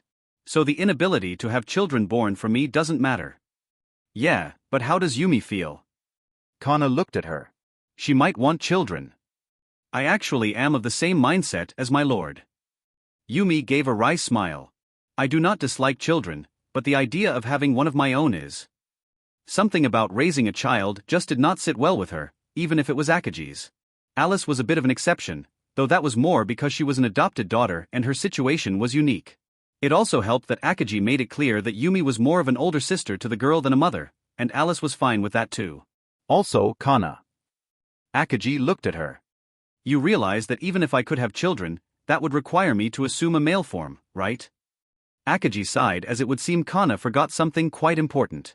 "I have zero interest in such a thing, and Yumi can't exactly transform into a guy, not that I would want that either. Even temporarily, such a transformation is undesirable." Akagi may have been a genderless being due to her changes, but she was unmistakably female in mind and a woman who only liked other women at that. It didn't help that the thought of a male version of herself touching Yumi in such a fashion actually disgusted her, though she suspected Yumi wouldn't actually mind that much. "Wait, you can turn into a man?" Naomi asked. "I thought your appearance changing was more limited than that." Akagi hadn't really explained her ability to transform the two of them, so her misunderstanding was expected. "I can transform into anyone or anything. I can even transform into non-living objects," Akagi said. "So yeah, male Akagi is very possible." She shrugged. "I kinda wanna see Akagi as a guy now." Mika smiled. "Maybe you would steal my heart." She winked, which caused Kana to bonk her on the head. "Ouchie. You've already got 2 girlfriends. You don't need anything more than that." Kana did want to see an older brother Akagi but was hesitant to say anything more. "I have transformed into a guy before, but it really didn't do anything for me. I do look different, my hair is much shorter, My body is a bit larger and I'm much less soft. It didn't feel wrong like my Rishia body, but it was little more than a curiosity and not something I'd really use long term. Akaji shrugged. Technically, my kind do not have a concept of sex, meaning that currently, I am actually not even a female. Akaji waved her hand lazily. The three girls tilted their heads, not understanding. Ah. I'm confused now. Kana said. Kana, you saw me changing several times. Akaji looked at her like she was dumb. Did you really not notice that important things were missing? She figured it should have been quite obvious, and the two had even bathed together in the massive hot spring at the estate. Kana thought back to those times and came to a realization. Wait, then does that mean I can't call you One-Ichan? Kana exclaimed. Why didn't I notice any of that until now? Probably because you just weren't exactly paying attention to my appearance. It would be strange if you were ogling your older sister in the changing room. As for what you call me, I don't care. Calling me sister isn't really wrong either, as regardless of my kind's lack of sex, I still view myself as female. Akaji sighed. As for the missing body parts, I can add those missing things back, but why would I? It's not like I have any use for or an interest in them. It's the same reason this body here has no blood, nerves, organs or anything else. If you'd cut it open you'd just see black shadow with a very well done external skin placed over it. When Akaji said her human body was an illusion, she wasn't lying. I'd rip an arm off and show you, but I doubt that would go over well. She gave a wry smile. Please don't. Kana sighed. Wait, so you're not just flat? Mika looked at Akaji's chest. I thought you were just a sad case, but I guess that means Kana didn't steal all the assets from you. Compared to Akaji, Kana and Mika were much more developed in that department. My original body was flat as a board, even more so than Yumi. Akaji laughed. But this one simply lacks that feature altogether. When I first woke up in the hospital, my shadow body had tried to mimic a human body as close as possible, and I left it that way for a while as to not raise suspicion. Once I left though, all those extra parts got deleted. Yeah, but isn't that kinda weird to remove that stuff? Even if you don't need it, it's part of what makes you human. Naomi asked, not convinced it was good to remove parts like that. It kind of detaches you from who and what you are, doesn't it? Naomi, I am not human. Akaji morphed her body into Rishia, allowing her voice to briefly distort. This body. What you usually see. Or even this. She snapped her fingers and transformed into Hishya. Are little more than an illusion, a vessel, a tool for me. She continued. I never was human to begin with, so why should I continue to act like one? Yeah, but I mean. You spent all those years thinking you were. So what's wrong with keeping hold of what you learned, what you were molded into? Naomi asked. Is there something wrong with being human? No, there is nothing wrong with it. Akaji shook her head. However, that humanity is what's keeping me locked up, contained, and sealed. It's something enforced on me externally. It's false and does not represent who I really am. I have no interest in continuing to put on a mask and pretend I'm something I am not. Akaji laughed. I am a demon, and a proud one at that. You say that, but if your humanity is sealing you, then why haven't you gotten rid of it yet? Naomi pressed, not convinced by Akaji's statements. Isn't that because you still see yourself as human, despite what you might say? Hearing Naomi's words caused Akaji to laugh uncontrollably, almost maniacally. Seeing someone in the shape of Hishya laugh in such a bone-chilling way was unpleasant, and the girls were once again reminded that Akaji was much different than them. She was not human, and expecting her to act like one was foolish. Akaji continued to laugh for a bit more until Kana walked over and bonked her on the head with a rolled-up paper fan. Bam! Can you please not laugh manically like that in other people's bodies? Kana had a vein bulging on her head. Ouchie! Akaji winced in fake pain. How could you hit me like that, Kana? Why are you being so mean to me? Akaji started to fake cry. What happened to the nice and cute little girl you once were? It never existed. Mika x Naomi. Because you're acting like that while looking like Hishya. Kana sighed. If you want to act like some crazy person, at least have the decency to do it in your own body. HMPF. Akaji turned away and puffed out her cheeks. Kana's been learning domestic violence, poor Hishya. Seeing as Kana was still next to her, Akaji got a funny idea. Kana. Akaji said. What now? Kana responded. Can you please come here? Akaji asked meekly. Wary of her sister's sudden attitude change, Kana inched closer. Okay, what do you dash? She was interrupted and Akagi grabbed her and pulled her down onto her. Gotcha. Akagi smiled. One-chan, what are you doing? Kana sighed. As she did, her face got close to Akagi's, who was still transformed into Hishia, causing the girl to blush slightly. Ah, that's cute. Akagi smiled. Alright, you had your fun, so let me go. Kana tried to wriggle free to no avail. Alright, just one last thing, Akagi said. Fine, what do you dash? Kana was once again caught off guard as Akagi kissed her on the cheek. Ordinarily, this wasn't something to care about, but Akagi still looked like Hishia, which caused Kana's head to start spinning. Kana quickly backed up, after Akagi let go, and her entire face turned bright red from embarrassment. What's the matter, Kana? Akagi looked at her. Is it so strange that I'd give you a kiss on the cheek? Akagi's smile morphed into a grin. I thought you'd be happy. I just argh. Kana exploded. Why did you do that? She knew exactly why her sister had just done that. Akagi decided she wasn't done just yet and curled her legs up cutely. What's wrong with a little peck? Haven't we done so much more together? Akagi looked at her with an absolutely awful glint in her eye. Don't tell me our snuggling meant nothing to you. Naomi and Mika looked at each other and burst out laughing. They'd never seen Akagi act like this and never expected her to have this level of playfulness in her, and they liked it. Stop laughing. It's not funny, Kana yelled. Her face was now completely red, and she dove at Akagi, intending to make her pay for her statements. Not one to be caught so easily, Akagi hopped over the back of the couch, and the two began running around the room, with Kana unable to lay a hand on her.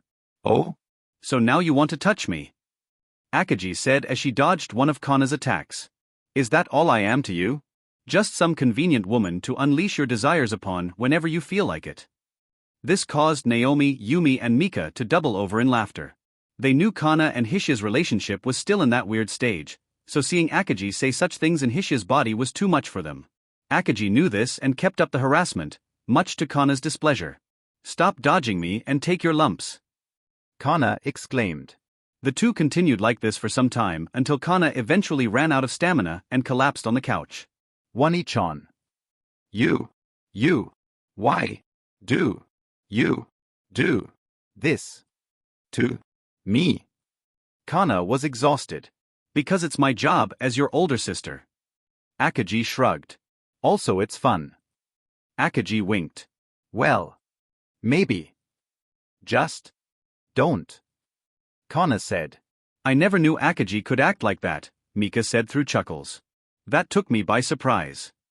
Yeah, since when were you the type to do things like that? Naomi asked. Her face flushed from laughing. I knew you could pick on Kana a bit, but that was great. Since always. Akagi tilted her head. Aren't I always like this, Yumi? She looked to the priestess, who was also red from laughing. Yes, though I think normally you keep things a little bit more restrained than that, Yumi said. Though recently, you've kind of let loose a bit more. I don't think you've ever picked on Kana like that in front of others. At least she couldn't recall an event like this before. Ha!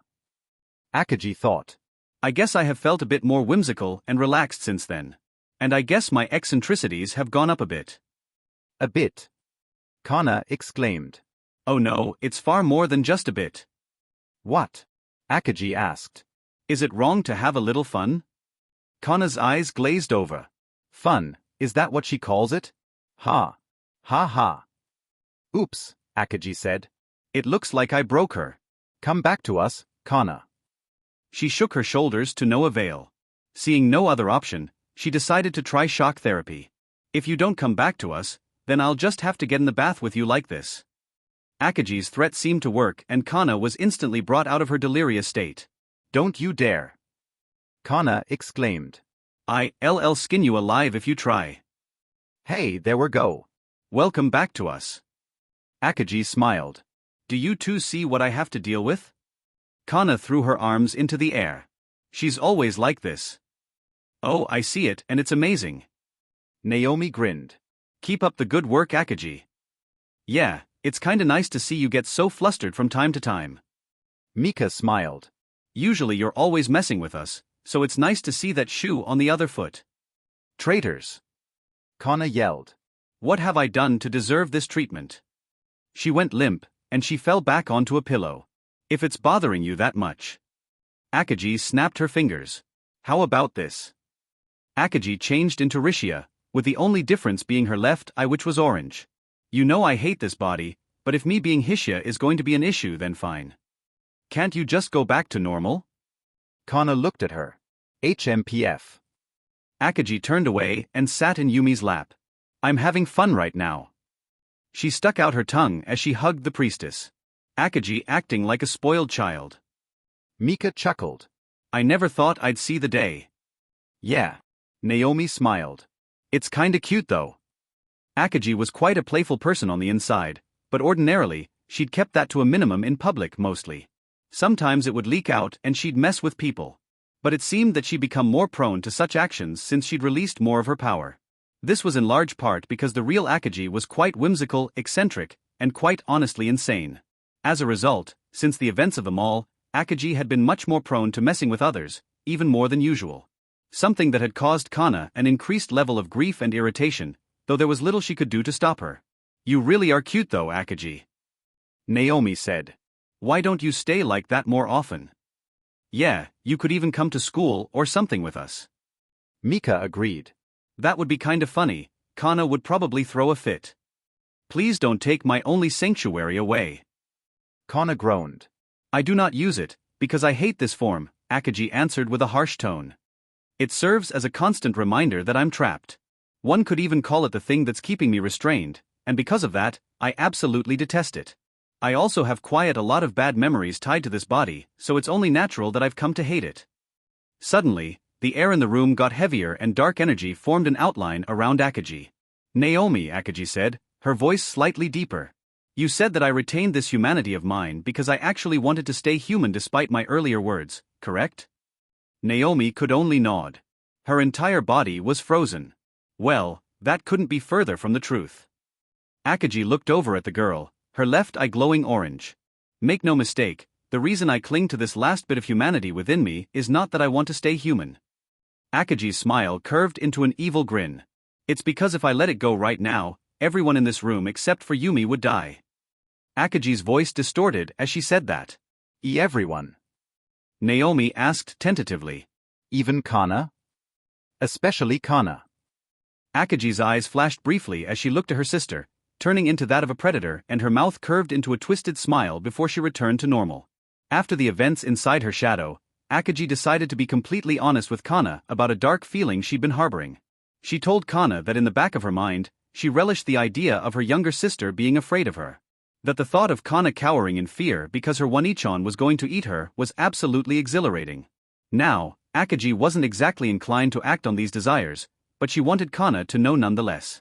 Kana wasn't entirely surprised to find out about this. She figured that somewhere inside her sister's heart some darker emotions relating to her existed. Though wanting to torture and mutilate her was a bit beyond normal resentment. Kana was grateful that Akagi opened up to her about this issue, and told her that it was okay.